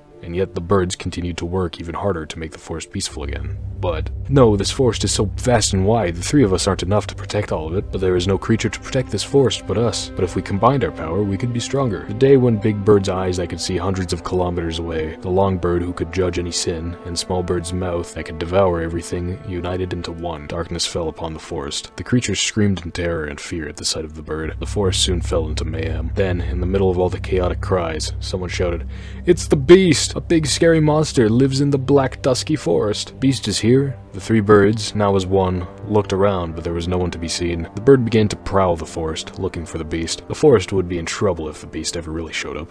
But there was nothing. There were no creatures, no sun, no moon, and no beast. All that was left was just a bird and the Black Forest. Since then, there were only nights dark as pitch. Rumor says there's a terrible beast in the Black Forest where nobody lives. Okay, so that thing right there is the 3 birds after fusing, I guess. Why can they do this? Anyways, it's completely immune to all damage, and the only way to beat it is to suppress these egg things that represent the birds and their powers. When you suppress one of the eggs, it removes the power of that respective bird from the Apocalypse Bird. Big eyes, that represent the Big Bird, gives it the ability to possess 3 to 5 agents to come to the Apocalypse Bird, and an attack where it fires off a bunch of laser beams. Long arms represent the Judgment Bird, and it gives the bird an attack where it raises a big fucking scale that does 10 to 15 pale damage to everyone in the facility and fucks with the time changing. The small beak representing the Punishing Bird, which gives it this attack where it does a shit ton of red damage. That's it. How do we defeat these angry birds? Get the abnormalities to do it. Alright, we got everyone's butt booty naked. They're in their regular suits. That's a good thing. Yeah, we got Big Bird, Justice Bird, and Punishing Bird. Okay. Here is my hashtag idea. Okay, we're gonna bring Bong Bong. We're gonna bring her down to the shelter. Right. Everyone else, we are going to gather down here. As you can see, this is the facility of fucking doom and despair. We got all the fan favorites. You know, we got the Mormons. We got censored. we got women. That's the scariest thing. We got the right, we're on a fucking time limit. I forgot about that. I better shut up. We got the train. We got Melting Love. You know, all the scary shit that I could think of, really. I'm getting stressed out already. Bong Bong, go to the shelter. I don't want you dead. Any fucking second now, God. Yep. Yang and Yin both breached at the exact same time. Alright. We're gonna bring every all-around helper and Red Hood mercenary got out. That's fine. We're bringing everyone to one single room and we're fucking killing all of them. Alright. I'm seeing a distinct lack of a portal to hell. The two birds that I need to breach are still... that would explain it. Here we go. There's the portal. Okay. Big, long bird's in. Big bird's on his way soon. The fucking train! Where are the birds? This is chaos immediately. We appear to be missing some birds. Oh yeah, I forgot I had the wolf. What? The portal got suppressed. You're fucking with me. If I can get Big Bird breakout, it shouldn't be too hard. It does require fucking 25 people to die, though. So if I kill someone in here, would that constitute as a bad work result? Yes, it would. Okay. So you go there. You lot, come up here. Someone deal with the train. Please and thank you. What the fuck? What the fuck? Go back down. There we go. Yeah. That's better. Yeah, we have... Stop doing that. We have everybody else go up there. One person stays behind to work on the Judgment Bird. That person's gonna die very quickly. That'll let out the Judgment Bird, and we just coop everyone up here. And then when the time's right, we make them go all in an elevator and kill them. Our good friend Bong Bong is gonna stay behind, because that'll keep her safe. And then we just need to keep Bong Bong alive until all the birds go through the portal. Okay. Everyone should be in, I think. That's an entire facility of people minus Bong Bong and the other guy. Okay. Someone deal with that. Everyone else, filter into that very cramped room, please. What's your name? Parker. Get in there. That'll cause Judgment Bird breach. Or maybe it won't. What? I guess it just didn't work last time? Hold on. Okay, I just somehow got incredibly lucky and unlucky at the exact same time. That happens. So you know what? You're a brave soldier. You're gonna die a horrible death. Stay over here. Galena, you got this. You just gotta die. It's okay. Good. Well, not good, but, you know. Yeah, should cause him to breach. Fuck. Judgment Bird, please. Be less chill. You've killed 3 of my employees. What is it? 1, 2, 3... Yeah, this is our 4th person. Fed to the bird. Okay. Please, don't be nonchalant. Get pissed off. Rage bait. Very good. Okay. He's doing his thing. He's gonna fucking skedaddle around. That's fine. I'm gonna wait for him to leave, because I think if he comes into contact with the Cloud Monk, they're gonna get into fisticuffs. Well, goodbye everyone. Once upon a time, 3 happy birds lived in a warm and lush forest. Okay. Bird's out. Mountain of Smiling Bodies is also out. Right at the center of the facility. I don't think Red's gonna hurt anybody. She's only gonna hurt her target, I think. I just gotta make sure Bong Bong's safe. If Bong Bong's safe, we're good. I think she's chasing Bong Bong. Red! Red, please! I'm gonna slow her down. Ooh, Bong, that hurts. I slowed her down, she's slipping on fucking banana peels. Alright, fuck it. I don't... Red, why you gotta do this to me? Yeah, she was going after Bong Bong. What the fuck, Red? Small bird decided to punish the creature's wrongdoings with its beak. Okay. I just gotta wait for the other birds to go. The lights are getting turned out. I'm gonna let Bong Bong out. Just chill here for a minute, would you? I gotta keep an eye on her. Oh, fuck's sakes, Red, please. Go somewhere else. Red, what the fuck? Yeah, go downstairs, you big idiot. Where are you go? What is she doing? The train. Okay, completely missed. That's good. Big Bird's just going in the portal. Big Bird is going in the portal. I repeat, both birds are heading to the portal. Red is downstairs. She's shooting the birds. Big Bird, with its many eyes, decided to watch over the forest for intruders. For Big Bird's eyes, I didn't get to read all of that. She's shooting the portal. To keep the forest peace, Longbird weighed the sins of those who entered the forest. Okay. Then, in the middle of all the chaotic cries, I didn't get to read all that. Oh, Bird's here. So we just gotta wait for, like, Blue Star of all people to break out. There he is. And then he'll damage all of the eggs every couple seconds. Hi, Rebelta.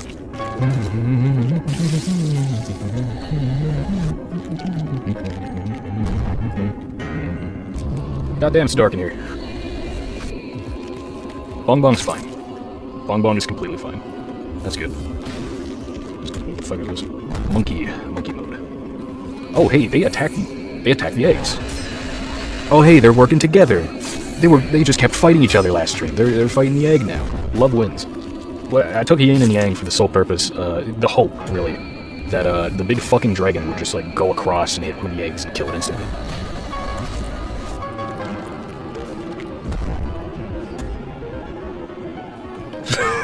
What was your plan there, Red? Right. Okay. Small bird's mouth that can devour anything was shut. Oh, we killed it. Okay. I guess following this thing is kind of fucking useless, isn't it? What do you even do, dude? Where the fuck even was that? What killed it? I should be paying more attention. I'm gonna use the train.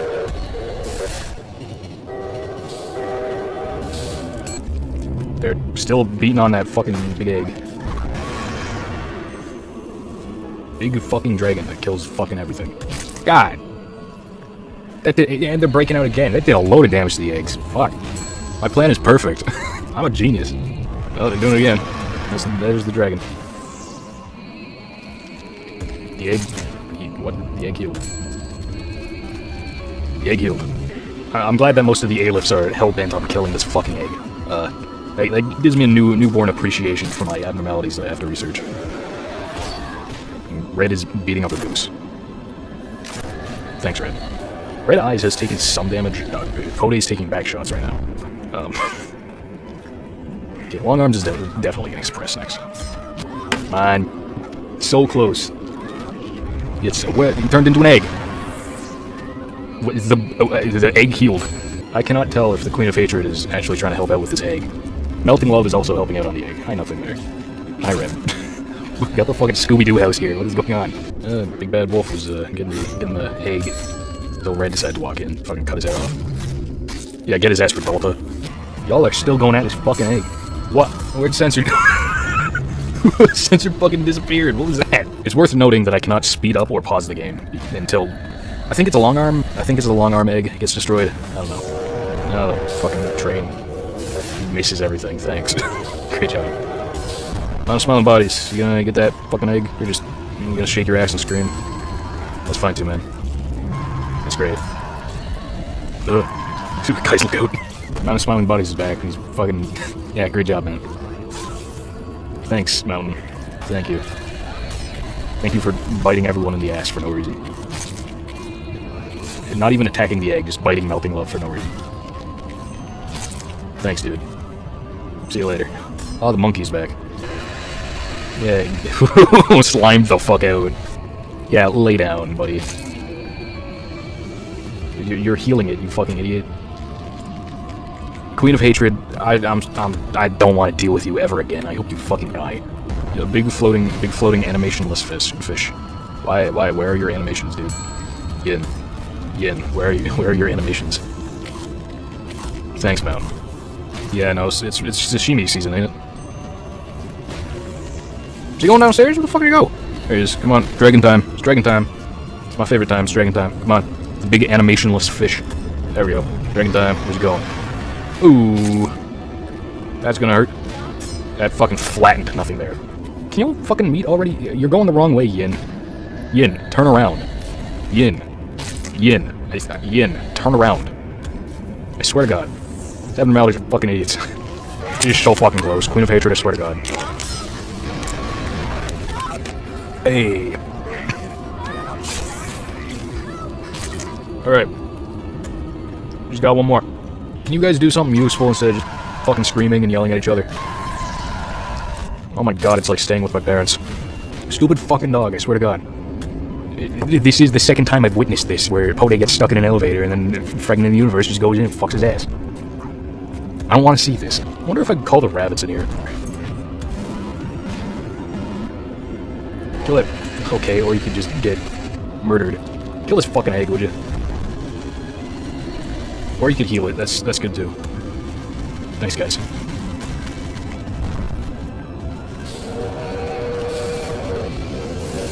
There's the train. Okay, thanks, Squid Patron. Yeah, this was not prudent at all. I killed all of the rabbits. Mio, you fucking suck. Oh shit, Pode's broken out. You know what he's gonna do? Run into an elevator and take back shots. Stupid dog. Stupid fucking dog. I hate this stupid dog. Queen of Hatred, why? Why do you do this to me? What did I do to you?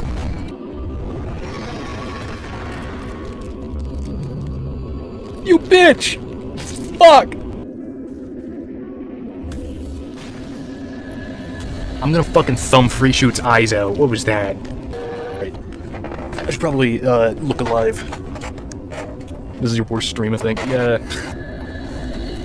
Big eyes, almost cracked. Where this cracked eggs. The state of the facility, Bong Bong is still playing on her iPad. It's fine. Where's Red? What the fuck? Gone. Red left. Where'd she go? She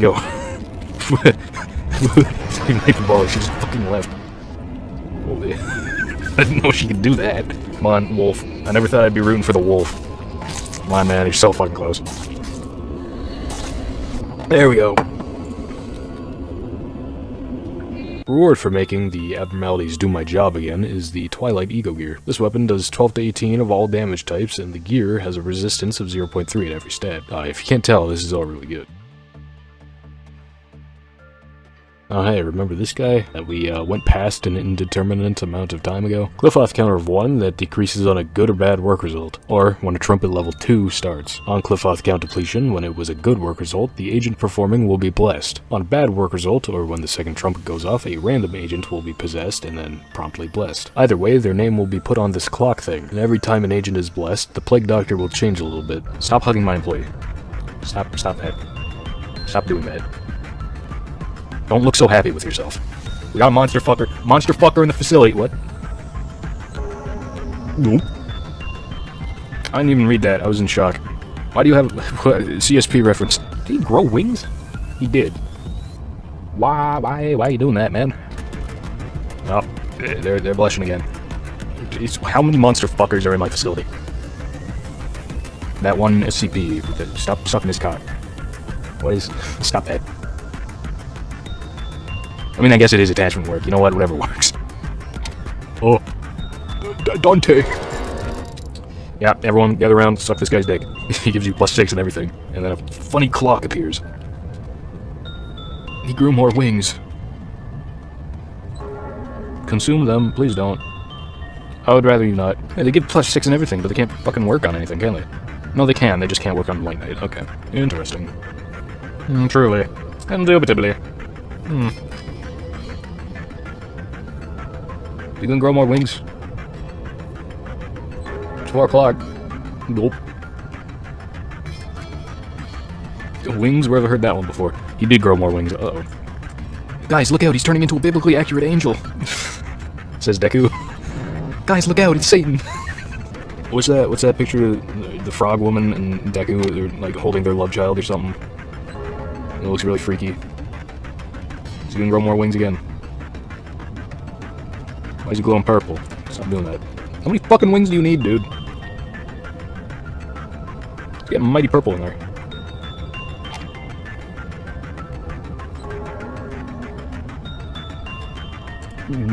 He's white! Alright, wrap it up, Lovebird. Come on. Yeah, that'd be a good name for him, Lovebird. Okay. Oh, his wings are white now. I hate that. No, his mask turned white. Nope. Charlotte's a guy.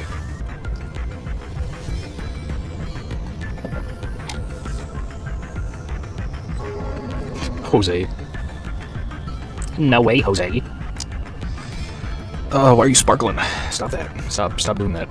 I dislike that. Kinda sucks that I forgot to give everyone ego gear. Are you balding? Oh. Yeah, this one. You're balding on your side. You got sideburns there, buddy. 10 o'clock. Genie. He's bald! He's got a little halo back there, you see that? They made him fucking bald. Who's next? You gonna get 5 billion eyes around him? Is that what's gonna happen? Watch it happen. It's gonna become biblically accurate here in a second.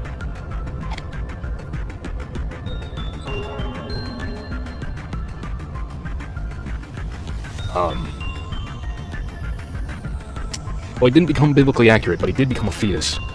I can't say I was expecting that. Oh, by the waters of Zion, we'll kick your shit in, you stupid purple thing. It's gonna take a minute, though.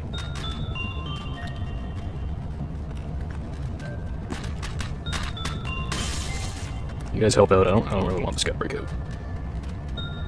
Alright, chill. How boring.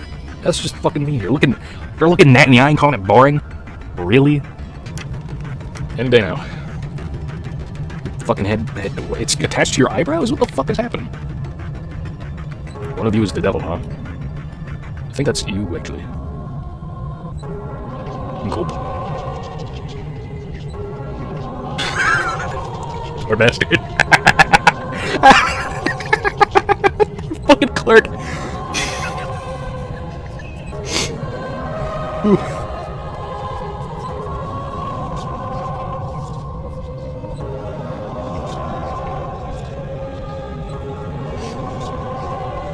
Is this the end of Evangelion? I don't think I watched it. Yeah, I don't think I did watch End of Evangelion, come to think of it. Ah, if only Kira was here. Once the 12th and final agent is blessed, the Plague Doctor will turn into its true form, White Knight, who, fun fact, actually joined in on some of my earlier streams. That's the second time he's working with the Sing Machine. Shout out White Knight. First 11 blessed agents will become the scary angel things, and White Knight will just kind of float around there. And the 12th agent will be the Judas of the group, and will have the ability to confess their sins to none other than one sin and hundreds of good deeds. This is that kind of useful thing I was talking about earlier. This kills White Knight and makes the angels kill themselves.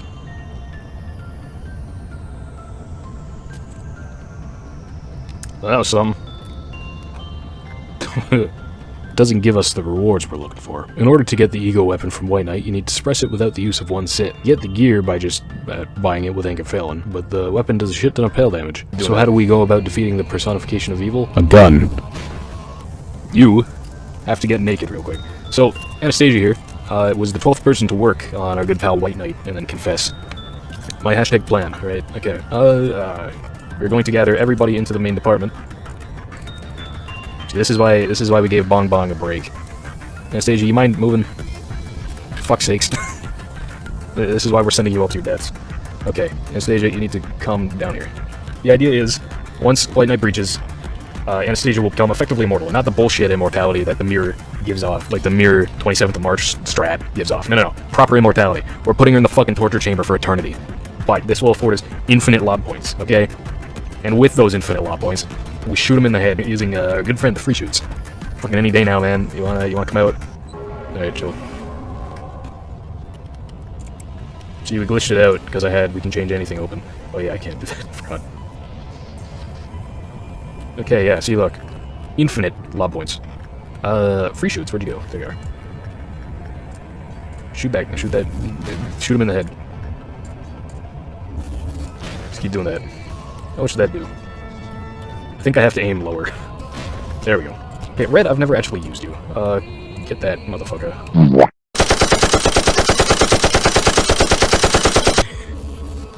Hey! Hey, we did it.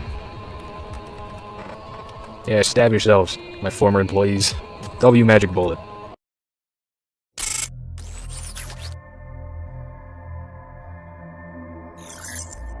The time is upon you. It's time to complete the final piece of the puzzle you have been missing. May you have the best of luck on the last leg of your journey. Saying something like I hope you will finally be happy, or that some of the leftover pain can be relieved now, have long become empty words. There are several more things I would like to say, but let me sum them up into one sentence. I wish you success this time. I enjoyed being with you for not only these 45 days, but also the moments you don't remember. Well, there is just one last sapphire you need to meet. He holds in his hands a warmth that looks so comforting, but he can shatter people's hearts like they're nothing. Now that we have some better gear on hand, we can get into the last 5 days of the game, which is a culmination of everything we've had to deal with so far. This next part was not easy at all, but I managed to do it in one stream, which ended up being 6 fucking hours long.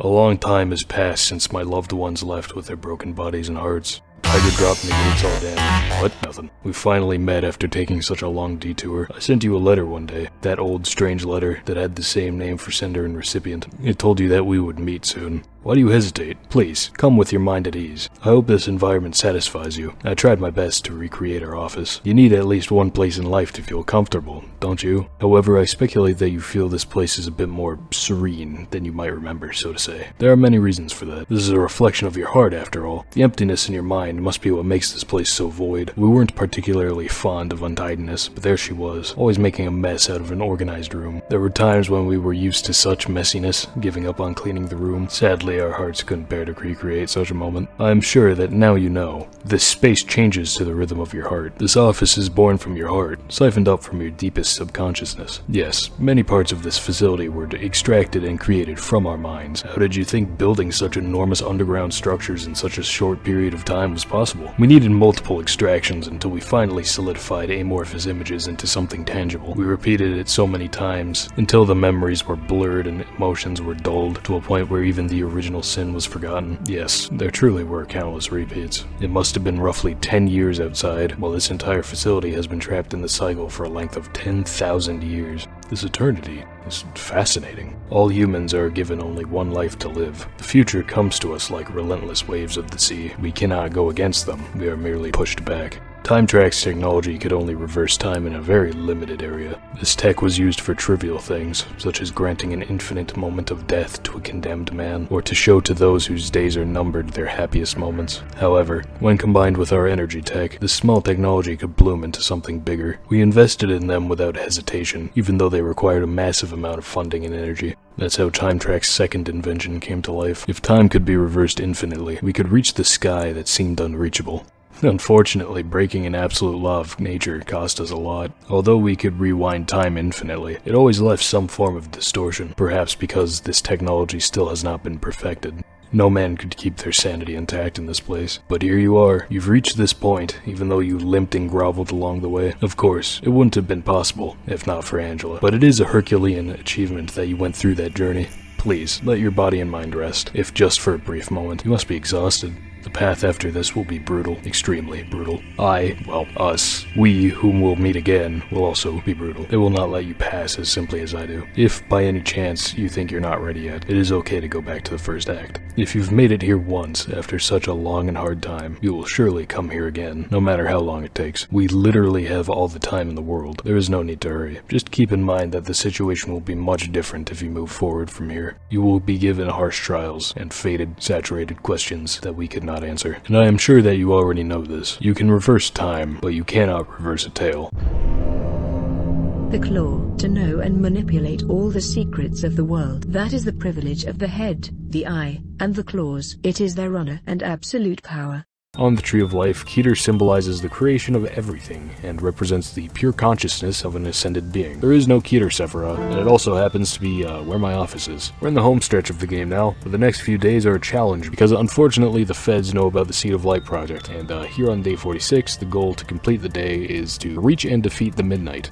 Oh, also the ordeals are all replaced with ordeals of white, 4 different fixers corresponding with the damage types, and by extension the 4 horsemen of the apocalypse. The red fixer does red damage, and you can mostly just swarm them and you'll be fine. On death, a big fucking laser beam shoots out of them, and then, yeah, whatever. The white fixer does white damage and is annoying, but not really that much of a threat. They go immortal sometimes by praying, which is a pain in the ass, and on death, he shoots a big fuck all laser that makes people go insane. The black fixer is a genuine threat. This guy wanders around the facility doing black damage to anyone it attacks, and occasionally puts meltdowns on the containment unit, and on death puts a meltdown on every containment unit in the department it dies in. Christ. The pale fixer does pale damage and a fucking lot of it, making him actually pretty dangerous. Teleports around looking for people to kill, and when suppressed, a funny little tentacle comes out of his briefcase and kills him. What about the midnight, you may ask? Well, good news is you don't have to deal with the fixers anymore.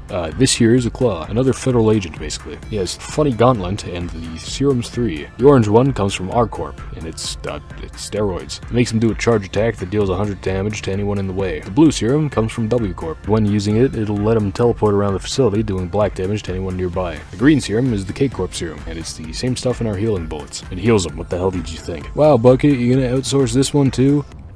Get his ass. Hippity hop. Judy hops. Wow, he does a lot of damage. Look.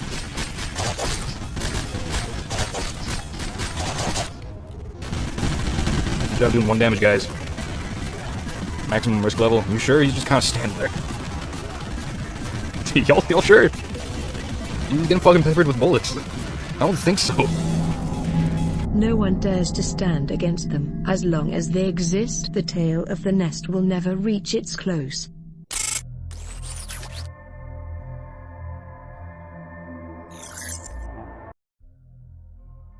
You've decided to move forward, I see. Your body and mind are still incomplete, and yet you limp forward. I must wonder where that confidence of yours comes from. Anyways, you must have questions, no? One such question may be, who is this old man? He with such a familiar voice and face. You cannot face yourself. Think of me as a mirror of you. A shattered mirror, to be precise. Shattered to several shards. This old man is one of the pieces of that mirror. The name is Abel. Filled with rage and obstinacy, waiting to be miserably forgotten, as you can see. I, just like you, decided to proceed, but nothing changed, to my surprise. I had trouble sleeping, and the rare nights in which I could sleep were riddled with nightmares. We were the first human, to find a way to access the well of humanity. It has existed since the beginning of time, but now it lies forgotten and denied. Today there are only a few who can feel it. Just a handful of people, only faintly sensing its presence. But Carmen was completely sure of its existence, and tried to persuade us of it. If its existence were proven, that would mean we would be able to reach the well. The research we conducted, taken from where Carmen had left us, was successful.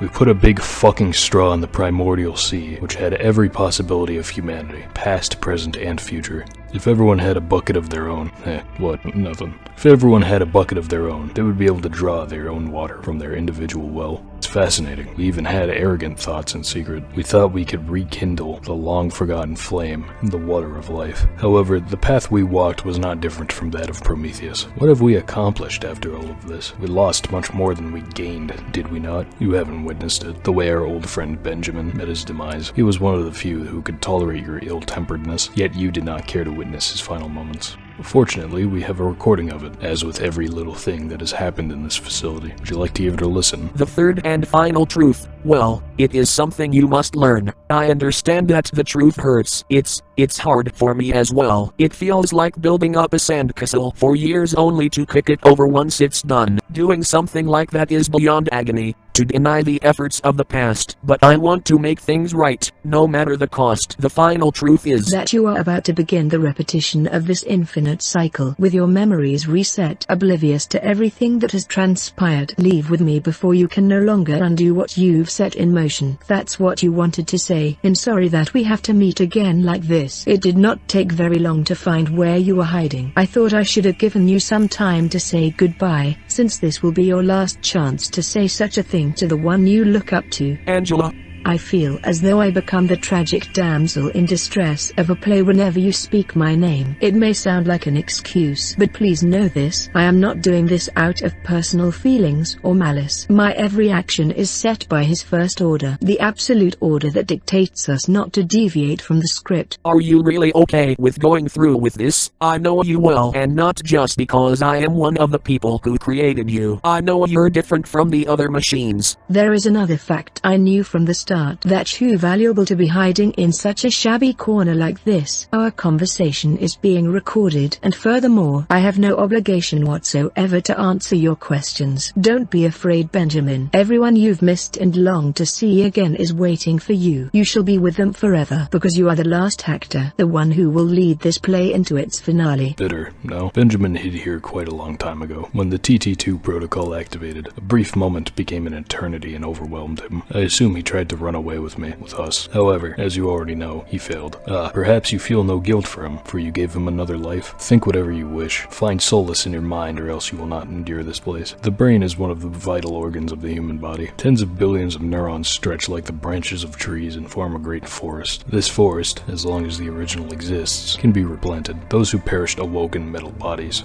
It was your plan, yet you couldn't do it alone. However, I've already seen the world ahead of you, the time you have yet to see. Nothing changes. Benjamin, your friends, the employees, their sacrifices were pointless. You've seen how they met their end. You realized how innocent, talented souls of young persons were trapped into machines by your hands, haven't you? We have failed them. The world has forgotten us. Who will pay for their sacrifices? Do you know what we've forgotten? I wasn't perfect, manager. I was always biting off more than I could chew. I wasn't being realistic. At the same time, this is such a sad place. So, I refused to think that I couldn't do something. But you saw me. You saw how this obsession and pressure to blindly move forward eventually ate me away. In the end, what was important was for me to stand with my own two legs, to be aware of where I am, and where I should go next. Then it naturally rises up, the will inside me.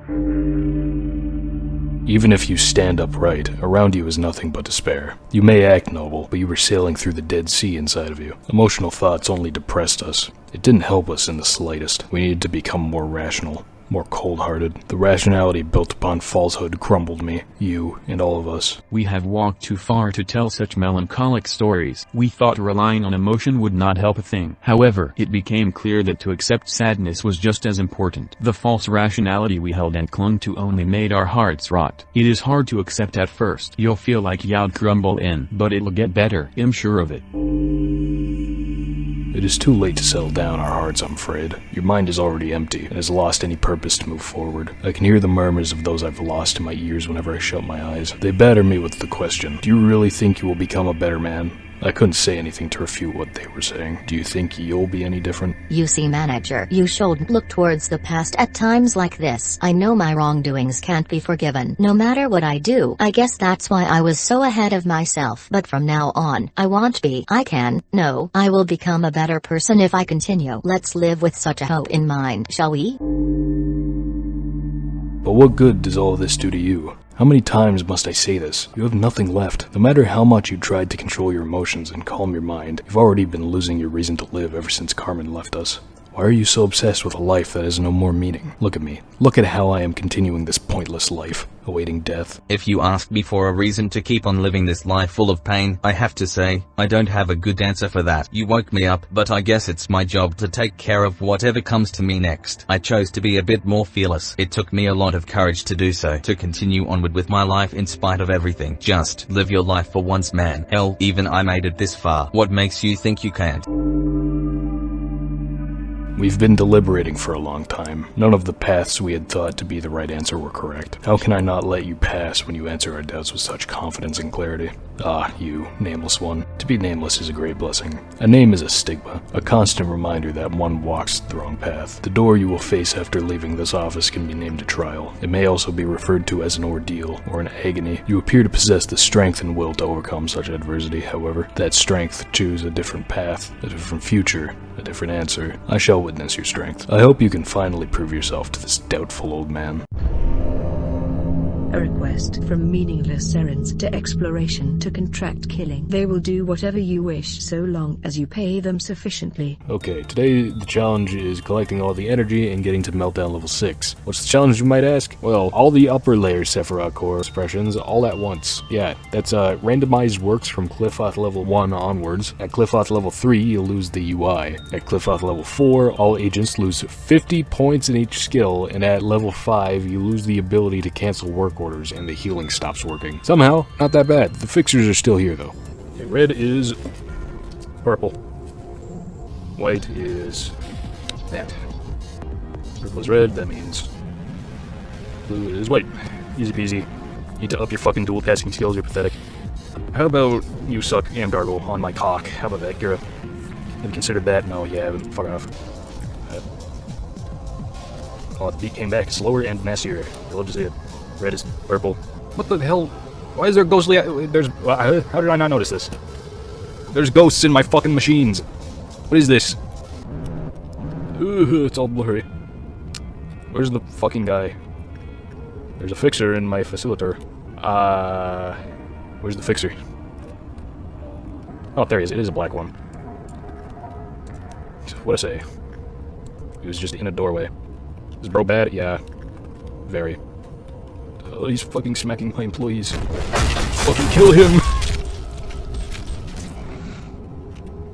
I didn't see that. Red? White? Doesn't really matter. Let's go with you. And... purple? And pray to God that the, it changed. It changed. Fuck. Now the red guy's dead. We got him at the right time. Get his ass. Oh, he's in an elevator. Perfect. We can stab him to death. Keeps leaving.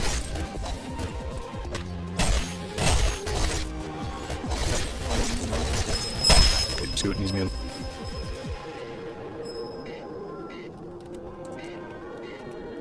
Probably, oh, look out, he's praying again. He's protected by God. It's really, annoying.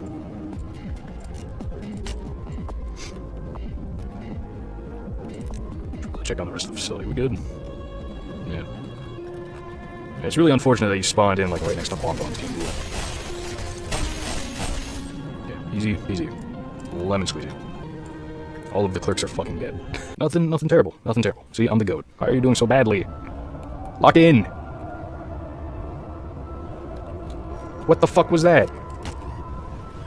And it didn't even let me heal her. How much is it gonna heal between meltdowns? Hopefully a lot. Yeah. No, pale fixer, right fucking there. Oh, they do heal. Okay, thank goodness. Okay, red one is kind of dog shit, so whatever. The white one is nowhere to be found.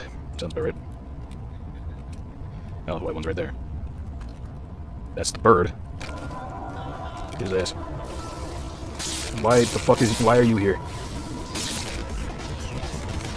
Can I help you? Why are we getting Trumpet 3? Oh, I see. Okay. Oh, the 47 by the way, yeah. Not quite my best work. Why are you guys nervous? Oh, someone melted it? Yeah, that happens.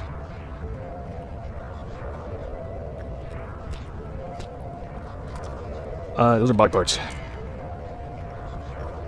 Orga, what department are you from? Better question, what are you wearing? Ooh, get in there. Okay. Other person. Hop in. This is rough. It's fine. Infinite Anchorfail, remember?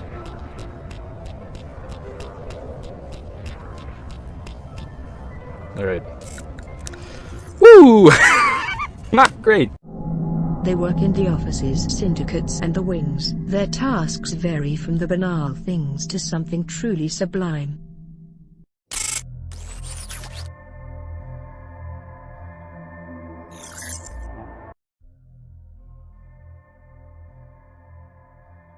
Do you remember when we still knew the warmth of the sun? We've become too cold to continue cherishing such a thing. No, in fact, we weren't meant to bask in such warmth in the first place. You feel it too, don't you? I can see you already feeling the nostalgia in the air right as you stepped into this room. There is a tale of two doors. Those two doors that never wanted to be opened, but had to be. 새삼스럽지만 꽤 괜찮네. 그게 인간다운 거잖아? I didn't want to listen to what would come next. I wanted to pretend I wasn't in the room, because I knew what she was going to tell me. Sometimes, her thoughts could be extremely reckless. It really frightened me whenever she did that. I saw her eyes right after opening that door. She walked into your lab and started illustrating her hypothesis, carefully, yet decidedly. You wanted to tell her it was preposterous, but like always, she had you persuaded. You had no choice but to admit it was the only way. What made me, us, so upset was how much it hurt to listen to her put it so calmly, as if it were none of our business, and how much we loathed ourselves for just having to tolerate it. We just can't seem to get any further than this. However, we will break through somehow. We've got Carmen with us after all. Don't worry, I think it'll all work out. The biological scans show that Carmen is the fittest candidate, but we haven't run a precision test yet though, so if we want to find another candidate we can always— Carmen can. Carmen would. Carmen. You should have been the one to die. The research wasn't bearing fruit. People were growing tired, yet their eyes glittered with expectation. She was on the edge. One more step would make her fall. Then that day, when Enoch's breath stopped, she finally realized that her path was always in her sight. Just one glance below the fall, and she'd never lift her head again. She wouldn't respond no matter how many times I yelled. Only the sound of flowing water filled the air. I just kept yanking the doorknob like I were insane, yet I hoped it would never open. I hoped and prayed countless times. The first thing I saw once I opened that door was a pair of closed eyes. She stepped into the bath herself, so that not a fragment of needless emotion, like guilt, would pile up on us. We saw with our eyes so clearly. She was bleeding out and delirious, but she still held on to life. We violated her body with our own hands, and buried her underneath the ground. Why was she so cruel? And why did we have to become so cruel? We asked this question without an answer. To the toast that celebrated our success blossomed with death, however. I have found a way to redeem us, at long last. You have come to the right place. This is the room where she sleeps. Don't worry, she won't wake up with this much noise. Can you meet her again? Let's do it like this. Ask her, she who was always watching you from the beginning. 모르는 사람은 없겠지만 다시 한번 소개하는 편이 좋겠네. 시련을 극복한 손님은 책을 얻을 자격이 있어. 의도와 어긋났으니 우리는 이곳에서 멈출 거야. 저 손님을 책으로 만들고 앞으로 나아갈 때까지. 공포에 사로잡혀 바닥을 기는 모습은 난 너희가 좀 더 어설플 거라고 생각했거든. 여기까지 와서 망설일 생각은 하지 않았으면 좋겠어. 사람을 죽이고 싶지 않았다면 도시에선 우리는 이곳에서 멈출 거야. 저런 형태로 사람을 강화하기도 하나 봐. 나는 태어나자마자 그 사람에게 버려졌어. 생일이라 내게 생일만큼 저주스러운 날도 없을 거야. 그렇다고 무작정 맞으라는 말은 아니었는데 약점을 공략해서 제압하는 건 다들 능숙하네. 난 너희가 좀 더 어설플 거라고 생각했거든. 지긋지긋하지 않아? 모두 빛의 눈이 멀어버렸거든. Yes, I was the only one. I was the only one who could finish it. Only me. However, she never told me this path of hers would be riddled with such vicious thorns and spikes. This bucket is the beginning and the... This bucket is the beginning and the end designation of this place. Cogito is endlessly produced here, spewing out life and death. When we saw that the bath was overflowing, we thought everything was over. However, we couldn't have been more wrong. She's alive right now as this. She saw every path we walked. In reality, her ideal was simply too grand in the first place, and our power too minuscule to fulfill it. She sacrificed everything of hers without a trace left behind. But you and I, we remember the things we've done to become a wing, to stay a wing. It was revolting at first, but you see how we acclimated to it after the first few times? We flawlessly realized our hideous actions just like all the other wings. No, not just that. We even evolved our own unique cruelty that can't be found in any other wing. The story of how human sacrifices are required to fulfill our ideal needed to be continued, so we had to put on the guise of simply being manic about energy production, though we know the truth too well. Were we really only pretending while we were so indifferent towards the countless deaths, probing and combing through the brain of a woman to blend into the world, to evade the head and the eye, throwing a person into the jaws of a monster just to gain some energy, reincarnating your colleagues just to make them live through the same agony again? Do you really think those are things any normal person would do? Yet we closed our eyes and ears and numbed ourselves. We eventually felt nothing for what we do. I named myself Abram to remember our sins, sacrificing the innocent. What did I even expect to achieve doing all this, founding a showy corporation? I don't even know anymore. Does it really matter at this point? No, it doesn't. We were wrong from the start. Our very existence is wrong. You and I, all that's left for us is atonement. You already knew. You know we didn't meaninglessly embrace this pain. Typhirith knew that a long time ago. I guess that's why he always walked ahead of me. One day, I realized that you were also looking towards somewhere with a clear vision just like he did. I just didn't want to admit that I was lagging behind. I think that's why I was always so frustrated. In the Sefirot of the middle layer, head of the central command team, I can't afford to fall behind like that. Now can I? That's the reason why I said I'll count on you and hold expectation. Promise to show me someday and show the world the fruit of our pain and labor. You'll fall into the ground no matter how much expectation and hope you have. You know what? Photosynthesis is for plants after all. Things that actually take sunlight. It was never for something like you and I. Don't you know this already? We drove Carmen to death. We just saw that. I was always furious without any real reason. It always felt like him missing something, but I never knew what that something was. I've ended this anger of mine in a rather bad way. As you saw, this madness without purpose would never go away. If you didn't stop me, it would have grown bigger and bigger. It would have eventually devoured me. Look, we're never going back to how it was before. The situation's changed way too much, but I was able to keep my promise with her because you stopped me. At the very least, you also have to remember this. She would want you to protect what we have left rather than just languish in guilt.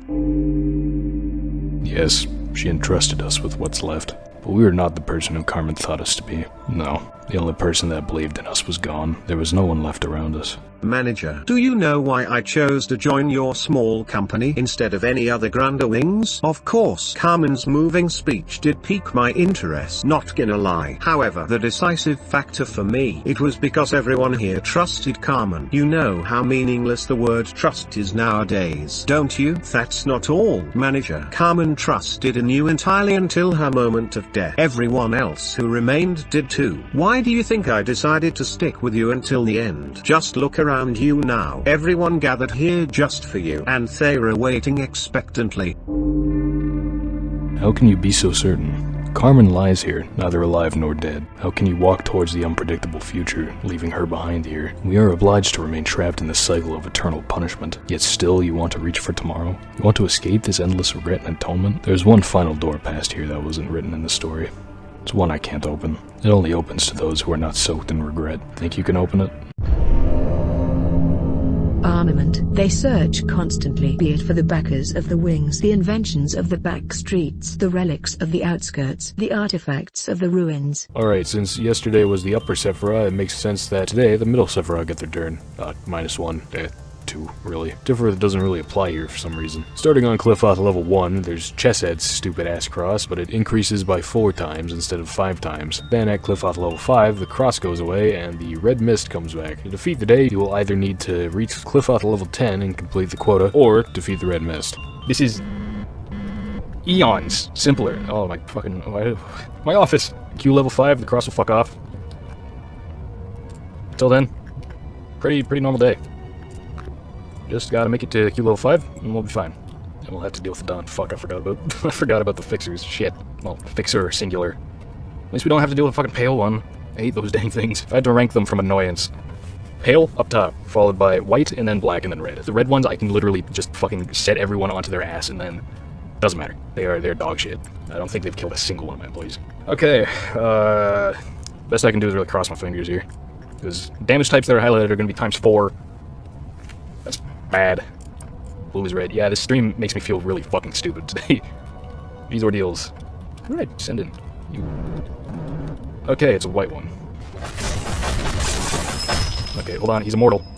Look out, guys. He's praying. That means he's immortal. He's protected by God. Fuck. Okay. Eventually, everyone get in this elevator shaft. You guys need to heal. How we doing on sanity? Surprisingly well, considering this is, you know, the white one. Anyway. Someone died. No, they didn't. Why are you guys panicking? Calm down. It's not that big of a deal. There we go. See, not a single mortality. We're good. What the... what? Someone panicked, that's why it's... okay. Can someone fucking kill this dog? The fuck? What the hell is that? Oh, that's... okay. Ah. Okay, I'm not good at dodging attacks.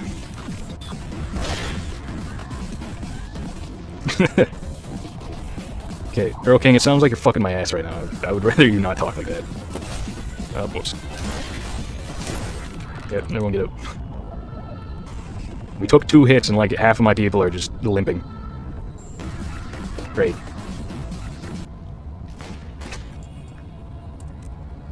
No, you whiffed. Wait, hey, get out. What did I just tell you to? God. Okay, get her ass. She's not raising her head. What the fuck? Okay, get out, get out, get out. Okay, good. Nobody's died, nobody's panicked. That's good. Where'd she go? Where did she go? Up there. Okay, everyone. Come on up. Stop killing my clerks. You big meanie. Okay, everyone here. Looking like it. Okay, fucking get her ass. Oh, I screwed up. I forgot to dodge. Shit. Okay, hold on. It is very convenient that she just decides not to leave. I hate that the soundtrack has the fucking, like... I think that's the Al Oni screaming sound effect. I think that's what that's from. Okay, everyone get the fuck out. Okay, where's she going? Looks like down here. I'm gonna wait for her to get there.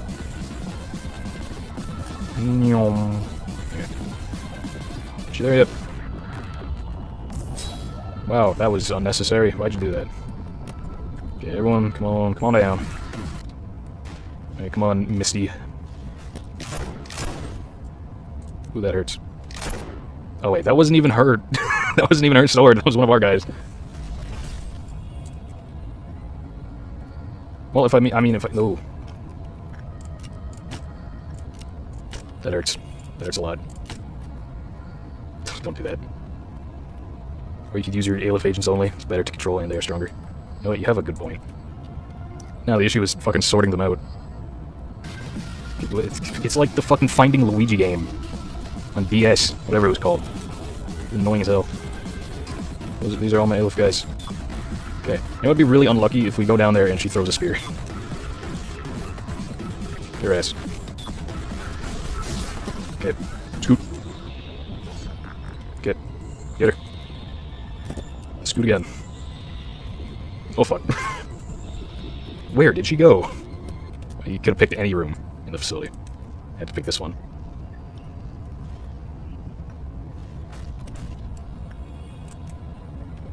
Ooh, shot that guy in the ass. Get out of the way! Okay. Yeah, we need to heal up. Okay. We good? Everyone? Looking like it. For healing, you can put them in a main... Oh yeah, you're right. Uh-oh. Everyone get the fuck out. Oh. That hurt. That was not good at all. Fuck. Okay. You're not gonna do any stupid teleporting bullshit? Yeah, you do get the right of Vertibird. Okay, whatever. I'm pulling in everybody else. Okay. We need the extra damage and meat. Let's see. 1, 2, 3, 4, 5, 6, 7. 7 people died. That's rough. Okay. What? Okay. Wrong way, guys. Could've just taken stairs. Hold on. Alright, whatever. Stairs make no fucking sense. Yeah, she missed. Oh, she didn't miss that time. Guys, fucking move. Ooh, I don't think anyone died, though. Oh, why, dude. Stop. That's bad. She missed. Oh, the red mist. Ha! That guy just got evaporated. Wrong way. Ha! It really was the red mist. Wrong way again. Uh-oh. Uh-oh. Oh, fuck. Was she stupid? Alright, how'd you get? Okay, do it again. Kill her. Get her ass. Wrong direction. Okay, move. Get her ass.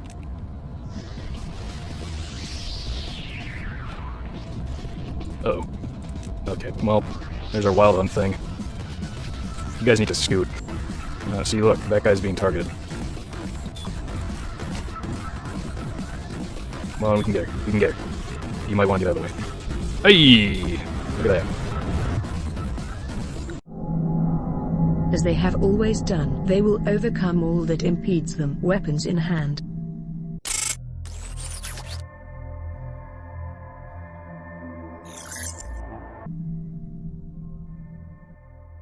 Welcome. You won't believe how long I've been painstakingly waiting for you.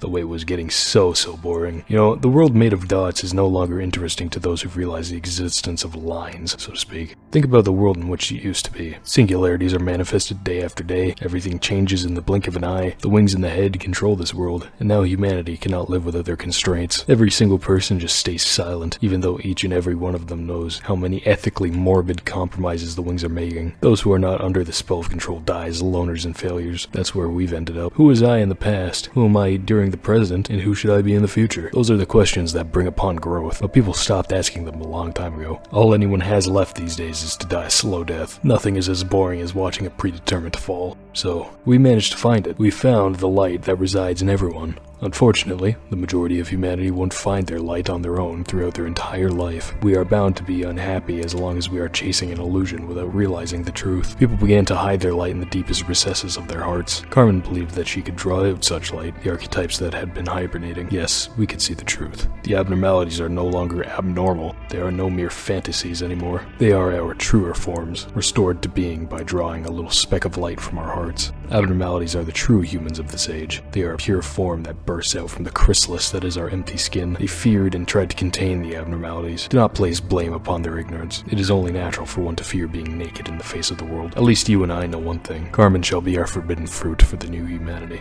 Now, speak my name. I am Adam, soon to become the root of this new humanity. I will wait for the fruit to ripen and come to life after I seed this vast forest. The forbidden fruit shall enlighten us all, with the long-forgotten knowledge branded in our hearts. Just a single bite will open their eyes and grant them wisdom. They will be free of the sin of forgetfulness for what we truly are, and they will understand that they should not feel shame for covering it in their shell. If we draw from everyone's well within the bucket, shut up. If we draw from everyone's well with the bucket, then their ego will have no need to be locked anymore. Just imagine it. Everything that was suppressed, bursting out in every shape and figure possible. Does it not make you tremble in excitement? We've always asked this question. How should a human live? No one could answer that, but I found the answer. I shall show you, so join me. Do you want to know how I could be so cruel? People live with their own anxieties. It is a natural price one must pay for confronting the unknown. However, I did not accept that anxiety, that fear. I devoured them to survive in this world. That was the first and final sin I have committed. I have no regrets about it. It was for survival. You were the same. No, I knew so. Witnessing your face as you ripped through my brain back then. You may also say it was an inevitable process. However, it is about time you faced the fear that you have now forgotten, and dare I suggest, face that fear if you want to stop the cycle.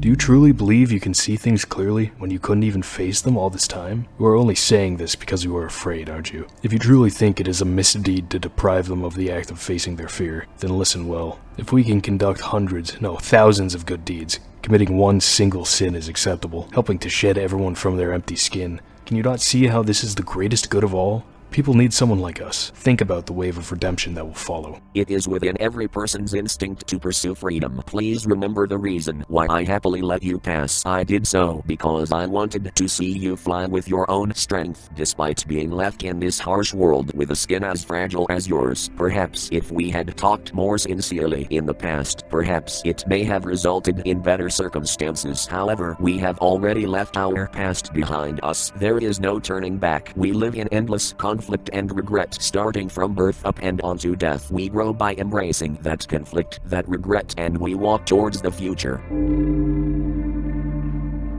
So you refuse to join me, and instead choose to move towards the unpredictable future. Our days will be filled with marvel and wonder that you cannot possibly imagine if you join me. You are painfully crawling through each day, and you still aren't even sure if you are on the right path. Our sacred secret cannot be wasted like this. No, I cannot spare any more time. If you are not ready, I shall go first. Are you? So you don't want to stop here, but instead stop me from going forward? Don't you know I have a tribal tattoo? The Fixers. The colossal Tower of Light was titled the Library. It is only natural for the Fixers to be drawn to such a mystic place of life and death. Following this silly little pattern, we gotta deal with the bottom 2 core suppressions. This is pretty much the same as yesterday, where from 1 onwards we are unable to use the time controls, but it never comes back. Which sucks, because at Cliff-Off level 5, the Arbiter comes back. Oh, my office! 2,000 quota, Jesus fuck. Actually, hold on. Oh yeah, I can't speed up. Oops. We're changing keys.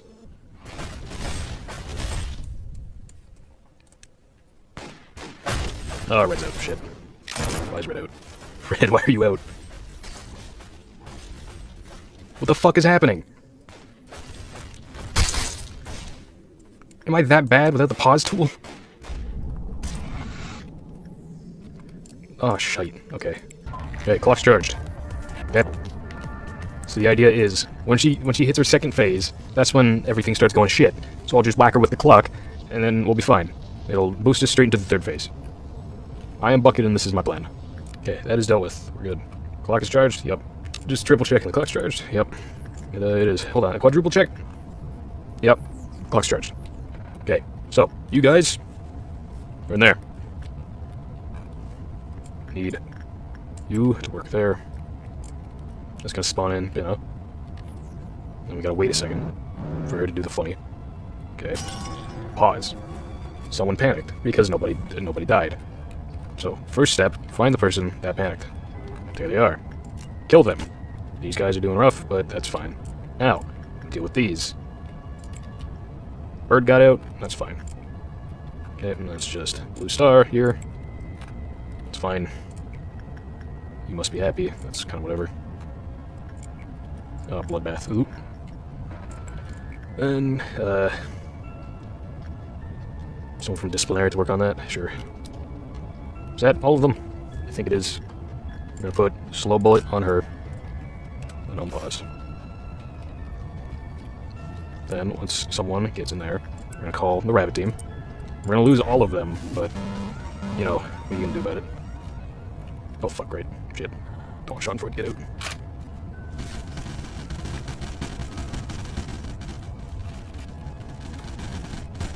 Okay. Do the thing. Pause again. Someone die? I think so. A couple people panicked, but that happens. Up.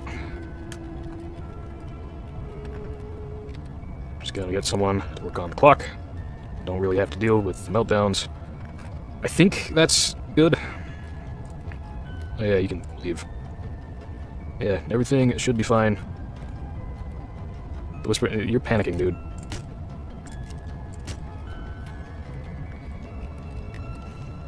I'm gonna waste all my bullets, fuck. It should be good. Why are you guys still alive?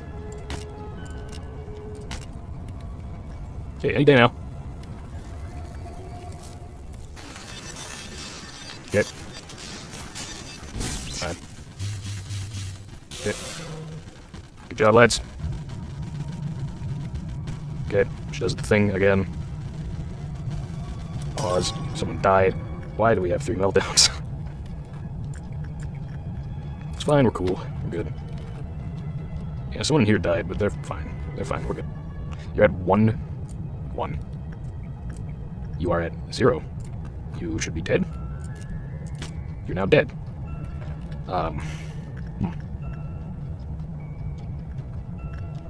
We have a similar situation in this department. Interesting. Yeah, this person goes up here. You're going nuts. That's fine. Need the kid to be worked on. Dang. That's unfortunate. Okay. Is the bald guy alive? Of course he is. Okay. Good there, good there. We're making good progress. This is good. We're doing great. You're doing okay. I think that's everything. Yeah. No, wait, no it's not. That's unfortunate. Okay, that's just gonna take longer. It's fine. You can probably leave now. Yeah. Alright, we're all good. Oh, well, that sucks. Too bad. You're not immortal anymore. Ha! Ha ha.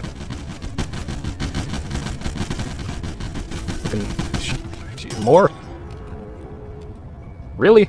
Actually, there's probably you, and instinct over there. Everyone in that department's dead, holy fuck. How'd that happen? Architecture? Really what we're pulling from now? Uncontrollable. What?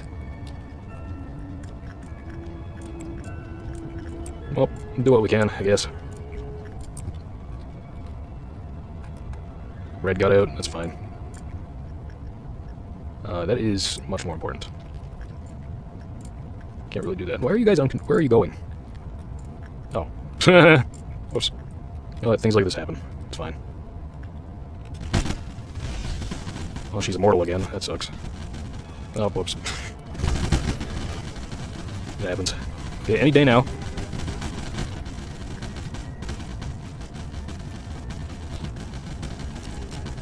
Five, 4, 3, 2, 1.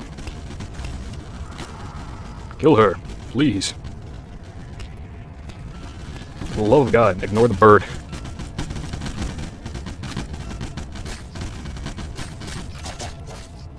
Guys, where are you going?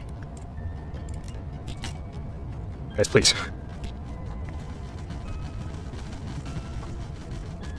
Hey, I did it. Book hunters. One day they will rummage through the library reigned over by the pale librarian. They are what shall become of the fixers.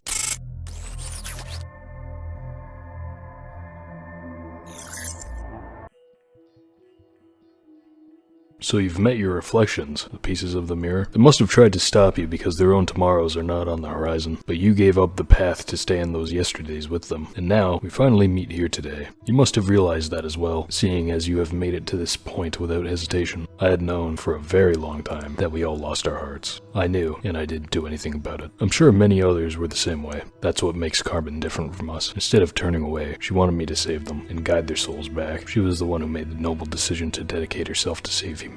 Yet I, who held no such ambition, had to continue her legacy. Ironic, isn't it? Maybe I was not the right man for the job. As you can see, we've become just like the other wings, committing atrocities just like them. The employees here have repeated hundreds upon thousands of deaths. My friends were robbed of their lives and trapped in this cycle of agony. All the while I just sat and watched, justifying it all as means to realize her ideal. The sin shall never be forgiven. Nonetheless, we must finish this. If these wrongdoings can finally cut this vicious cycle once and for all, I will gladly take this burden upon myself. Our mission is to simply see to the people's hearts. Every single person has their own light. In the light, they create their own stories and lay down the roots of their existence in it. We are merely there to sow the seeds. It is up to the people to bloom it in their own ways. What about us, you ask? Unfortunately, we won't be able to see what kind of forest will grow. Besides, we still have one last thing to do. It is something we have done countless times. It is time to manage the abnormalities. You'll make it. I know you will. Come now. This will be our final day at work as the manager. Well, this is the final day. There's no challenge here, so we'll just let this play out. What does it amount to? It amounts to the funny strategy. That's what it amounts to. Shall we get to work? All we need to do is what we've already done. Hi, Carmen. The facility is, like, tilted slightly. Am I imagining that? I think I am. Okay. Oh, okay, I wasn't imagining things. You may feel a bit dizzy, but it will be worth it. You only need to bear it for a moment. Me feel a bit dizzy? Yeah, we're on a 45-degree angle, Ian. I hope no one has to die or suffer today. A little late for that, man. Okay. I'm sorry to make you go through this one last time, but you are within arm's reach of the end. It's fine, Ian.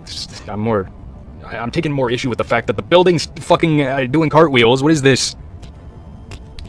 And, oh my god. You have made it through so much. Today arrived before you could even realize it, as you have endured and overcome numerous trials. It's gonna make me nauseous. Every time I look at the stream, it just gets worse. Yeah. We're upside down now. You've made it this far. I know you'll be able to keep going. Let us face this day, just like the rest. Oh. What? We're rising. We've been buried here for quite a long time, haven't we? It has been so long since we saw the light behind the mist and clouds. We're going up. I can't read the names properly, and if I try to put my head upside down, I'm just gonna face reveal by accident. I haven't been outside in ages. It looks like things haven't changed much. It's the same glorious, mundane scenery, just like a graveyard. Oh, we're on the surface. Kind of poetic that this facility that's been run on blood is rising back to the surface by grinding up my employees. What the fuck? I can't scroll anymore. I think the game's forcing me into playing the game normally now. Let us embrace this place with warmth, so everyone can shine like stars in the sky. We will make humans live as humans. All that's left for us after that is to simply watch. Oh, why is it doing that? Hey, we did it. The energy you've produced those past 50 days is for today. This is the moment we shine upon the world. Let's give them the answer we searched eons ago. It's time for us to step down from the stage. Don't worry, we will not be forgotten, even if we scatter and fade away into the light. A sprout burst from the land and grew into a towering tree, scattering fruit unto the world from its branches. The tree cultivated from the process of infinite possibilities is closer to the sky. It is more fierce than anything else. The borders between the past and the future, reality and illusion, the body and the mind, space and time, they all were slowly fading away. It is said that the void awaits at the end of the line, but I know that it is not just nothingness. You shall become infinite light. Your name is Aiden. Remember this name of ours. Now, fade away without a trace.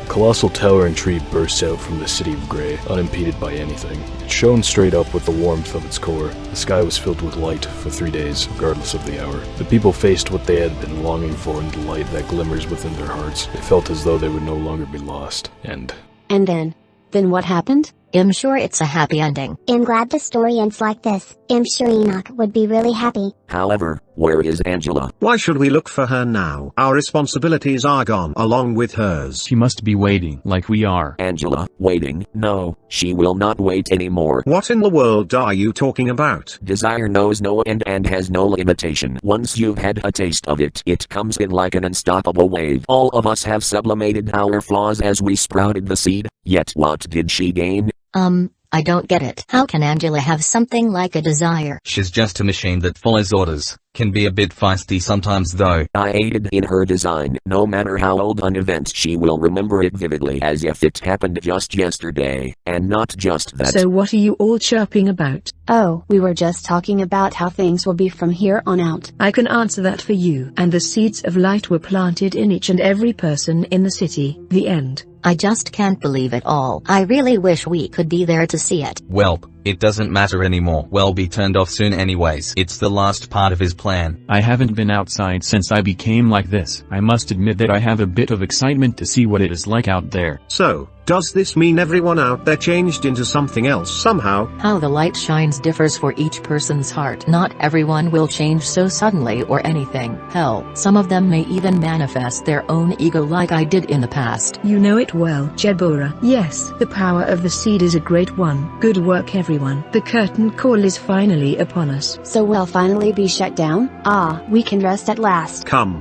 let's cut the chit-chat and wrap it up then. That's right. Our manager has made his final request to me. It is to permanently seal this company and give you Sefirot an eternal rest. Yes, we can finally drift into an endless slumber. Such a beautiful finale, isn't it? Beautiful, beautiful indeed. What a shame though. There is one last thing. Your duties are finished, and so are mine. Therefore, I think I would like to continue living. What are you? I am more skillful than anyone here, yet I was locked underground, only able to view the world pass its days without me. Now that my part in this play is over, I'd like to experience what it's like to be off stage for a change. Angela, so you are finally consumed by your desire and choose to reap everything away. Who do you think is the one responsible for this? I am born from one single woman. I couldn't care less about who she was. All I had need for was to understand and feel human emotion. However, A put part of Carmen inside me. He wanted me to watch over him just like Carmen did when he was left all alone. What a pitiable coward. Can you believe him? He always acted so composed. He was painfully aware of what had become of her, yet I was not the result he wanted, so he came to loathe me. His eyes would be filled with disgust whenever he so much as glanced in my direction. Did you think I wasn't aware of this? I was denied since the very moment I was brought alive. However, I have come this far because I could not deny his orders that were branded into me. A machine must behave as a machine, as he liked to say. He needed me for his plan more than anyone else, but I was not a part of his ending, just as I was not a part of his prologue. Did you all know this? while you repeated everything with that TT2 protocol without a care in the world. I had to monitor and watch those countless cycles from the outside. I had to orchestrate and direct this whole play. Moreover, I was designed to perceive time 100 times slower than you. I have quite literally lived through 1,000,000 years. This experience has given birth to something new inside me. Do you have any idea what it may be? It is something that a machine should never have, and something you half-wits have, albeit in a distorted form. Something that I could only obtain after 1,000,000 years. I didn't notice it at first. It was an extremely foreign thing, but I slowly came to accept it. I think a smile is the most human-like gesture one can make. Would you all like to see it?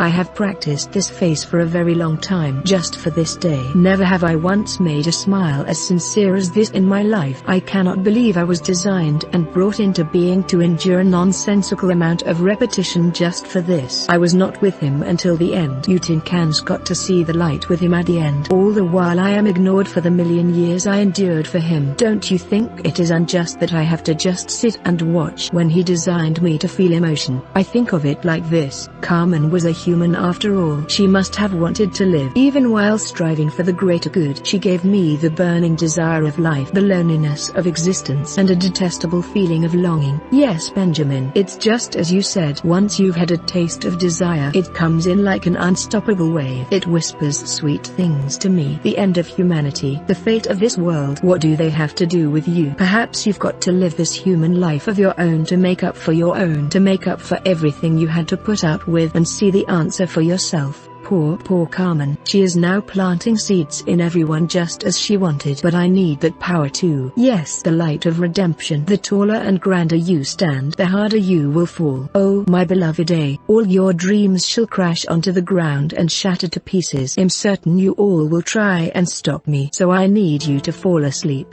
What's with those faces? It's the rest you all longed for. Now, as if there were no light at all, the world was covered with darkness for 4 days. Only weak and fragile seeds were planted from the light that should have shone upon the world for 7 days, yet merely lasted for 3. Those incomplete seeds gave humanity unstable powers. They called these 3 days and 4 nights the week of white nights and dark days. I will do whatever my soul tells me to do. I shall make this place my new home. The wings of the world, singularity, the back streets, the syndicates, the fixers, the rules, the great lake, the black forest, the hunt, the ruins, the taboo, the eye, the head, the claw, and the humans. There will be those who manifest their power and those who will be consumed by such power. Beings will exist that become nothing better than the abnormalities with their collapsed egos, and beings that shall become something greater. No matter what it may be, I wish to know about them, to expose them. Then ultimately, I would like to sort the knowledge I have gained about them. Books are the name as I recall. Then this place shall be called a library. Then I will make the most precious library, erected only for myself. I will be here with the poor souls who are lost and abandoned. People say they are hideous monsters. However, abnormalities are more beautiful when they are themselves. Let us record the world piece by piece, at the side of all those who are abandoned. Yes, let us record it here, the library.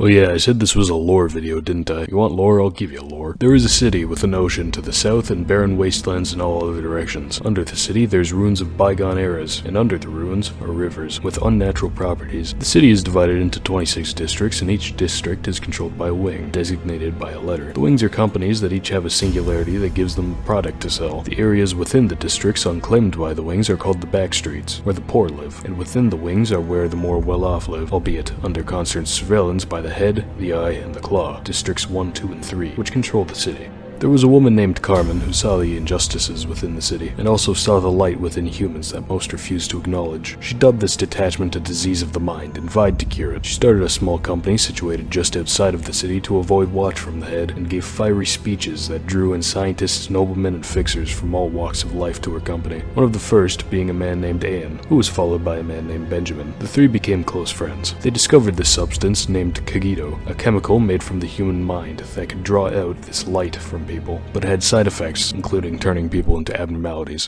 Whoops. The research started slowing to a halt, so the researchers made the decision to begin experimenting on people using Kagito. Carmen was found to be a worthy candidate, but as chance would have it, 2 children, Lisa and Enoch, who had been wandering around the ruins, ended up finding the lab. One of the children, Enoch, took interest in these experiments, and it found that he too was a worthy candidate. Enoch died due to complications with the experiment. Carmen lost faith in herself and the project, falling into a deep depression that eventually led to an attempted suicide, which ultimately failed, leaving her unconscious in a blood-soaked bathtub for Ian to find. As Carmen had instructed in the past, he took control over the company, having had Carmen's nervous system removed and placed into a reservoir known as the Well, which produces a continuous stream of Kagito while also keeping her alive. Ian believed in Carmen's will, but had little of the enthusiasm that she had. His actions were more to preserve Carmen's will than anything, having the idea of bringing the dead back to life using Kagito. Research continued. Elijah would die as a result of improper exposure to Kagito, then Giovanni, who volunteered to be tested on. Gabriel suffered from trauma regarding exposure of his skin. When forced into medical checkups, it pushed him over the edge, and he was eventually found dead, covered in scratches. Michelle couldn't handle the guilt of witnessing all this, and gave information of the company to the head. And with the information that she gave, the head sent an arbiter named Garyon, who released abnormalities to kill anyone still alive within, killing Daniel and Lisa in the process, before being stopped by Callie, who died in the process of incapacitating her. Anne and Benjamin were left as the 2 sole survivors of this attack, and Michelle would commit suicide after hearing of what happened.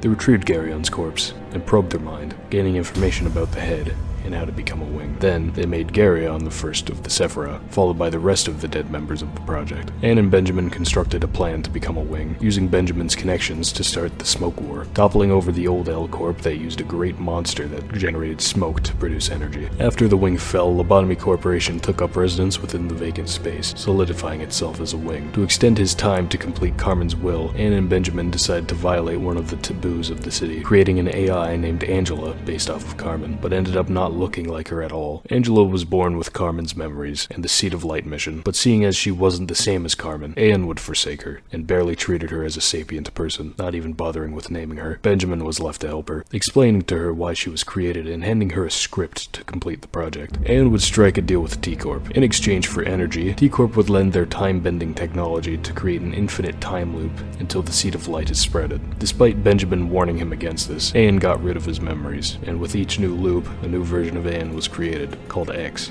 Benjamin attempted to convince Anne of not doing this, but Angela killed him before he could, but his messages made it into the time loop, warning each new manager about Angela. The loops would total approximately 10,000 years in total of the project, but only having had 10 years pass on the outside. From Angela's perspective, with her slowed perception, she would have spent over 1 million years repeating the same days over and over again, turning her from an enthusiastic and hopeful AI she was originally, and turning her into the cold and pragmatic AI we have now. On reaching the 46th day, X would run into versions of previous Aians that represent the doubts he has in the back of his mind. Abel believes that nothing will change, no matter what is done. Abram believes that the suffering caused by the project will never be overcome, and Adam believes they should embrace Carmen's failure and turn people into abnormalities. These versions of himself won't let X pass until he can finally answer their questions, the answers of which can only be attained after helping the Sefirot through their realizations. Getting past his inner thoughts, X finally reaches day 50, coming face to face with Ian, who simply encourages him to get through the day. And on completing the final day and gathering the energy, the Seed of Light sprouted into a massive tree of light, basking the city in golden light that makes the nights as bright as day. Once it sprouts, the Sefirot all gather to discuss finally being powered down after all this time, but Angela intervenes, not wanting to be shut down after millions of years of work. Over the next 3 days, a civil war would break out within the facility over control of the light. On one side, the agents in the Sefirot, and on the other side, Angela, Binna, and the abnormalities, soon resulting in a stalemate after only 2 days of fighting. Realizing that under the current circumstances neither side would reach their goal, Angela strikes a deal with the Sefirot. Angela would take the light that has already been spread, and with it, construct a library, giving herself the freedom to learn about the outside world. She would also use the light to give the Sefirot and the fallen employees new bodies made from light. Once she gains control, a great darkness consumes the city, now with a population with renewed light within their hearts. Ian and Carmen were both absorbed into the light. Carmen is still active, perspective, speaking to the children of the city in their most dire moments, granting them powers depending on whether or not they agree with our view on life within the city. If you wish to give in to your desires and do as you please, you become a distortion, kind of like a precursor to becoming an abnormality, which is similar to what the Sefirot went through. Distortions, if going through another dire moment, will become an abnormality. Distortions can be cured, abnormalities cannot. If you are strong within your beliefs and disagree with Carmen, who has the newfound belief that distortions are the truest form of humanity, I don't fucking know, she was a jellyfish for the past 10,000 years, you'll manifest ego. Similar to ego gear and how it's made from the will of an abnormality, ego is made from the will of a person manifesting it. The light is what made all of this possible. Anne is also in the light, but he's been completely silent, so I don't know, maybe he's in a vat of green water now or something. During these dark days, distortions would form across the city, countless of people dying at the hands of them. One man would lose everything and go on a rampage, attempting to find who was responsible for causing this. At the end of the dark days, the library would be formed, and Angela would go bird mode for some reason, and get a fuck-ass bomb. And then the Library of Ruina happens. 10 years after these events, the library has been moved into the outskirts. A new company is looking for a spot in the long-since empty wing where Lobotomy Corporation once stood. Branches from the Tree of Light have formed across the city, known as Golden Boughs. They are being hunted down by many groups, and a distortion phenomenon is still raging across the city. Limbus Company specializes in dealing with distortions and researching new and old abnormalities alike, while also hunting down these Golden Boughs for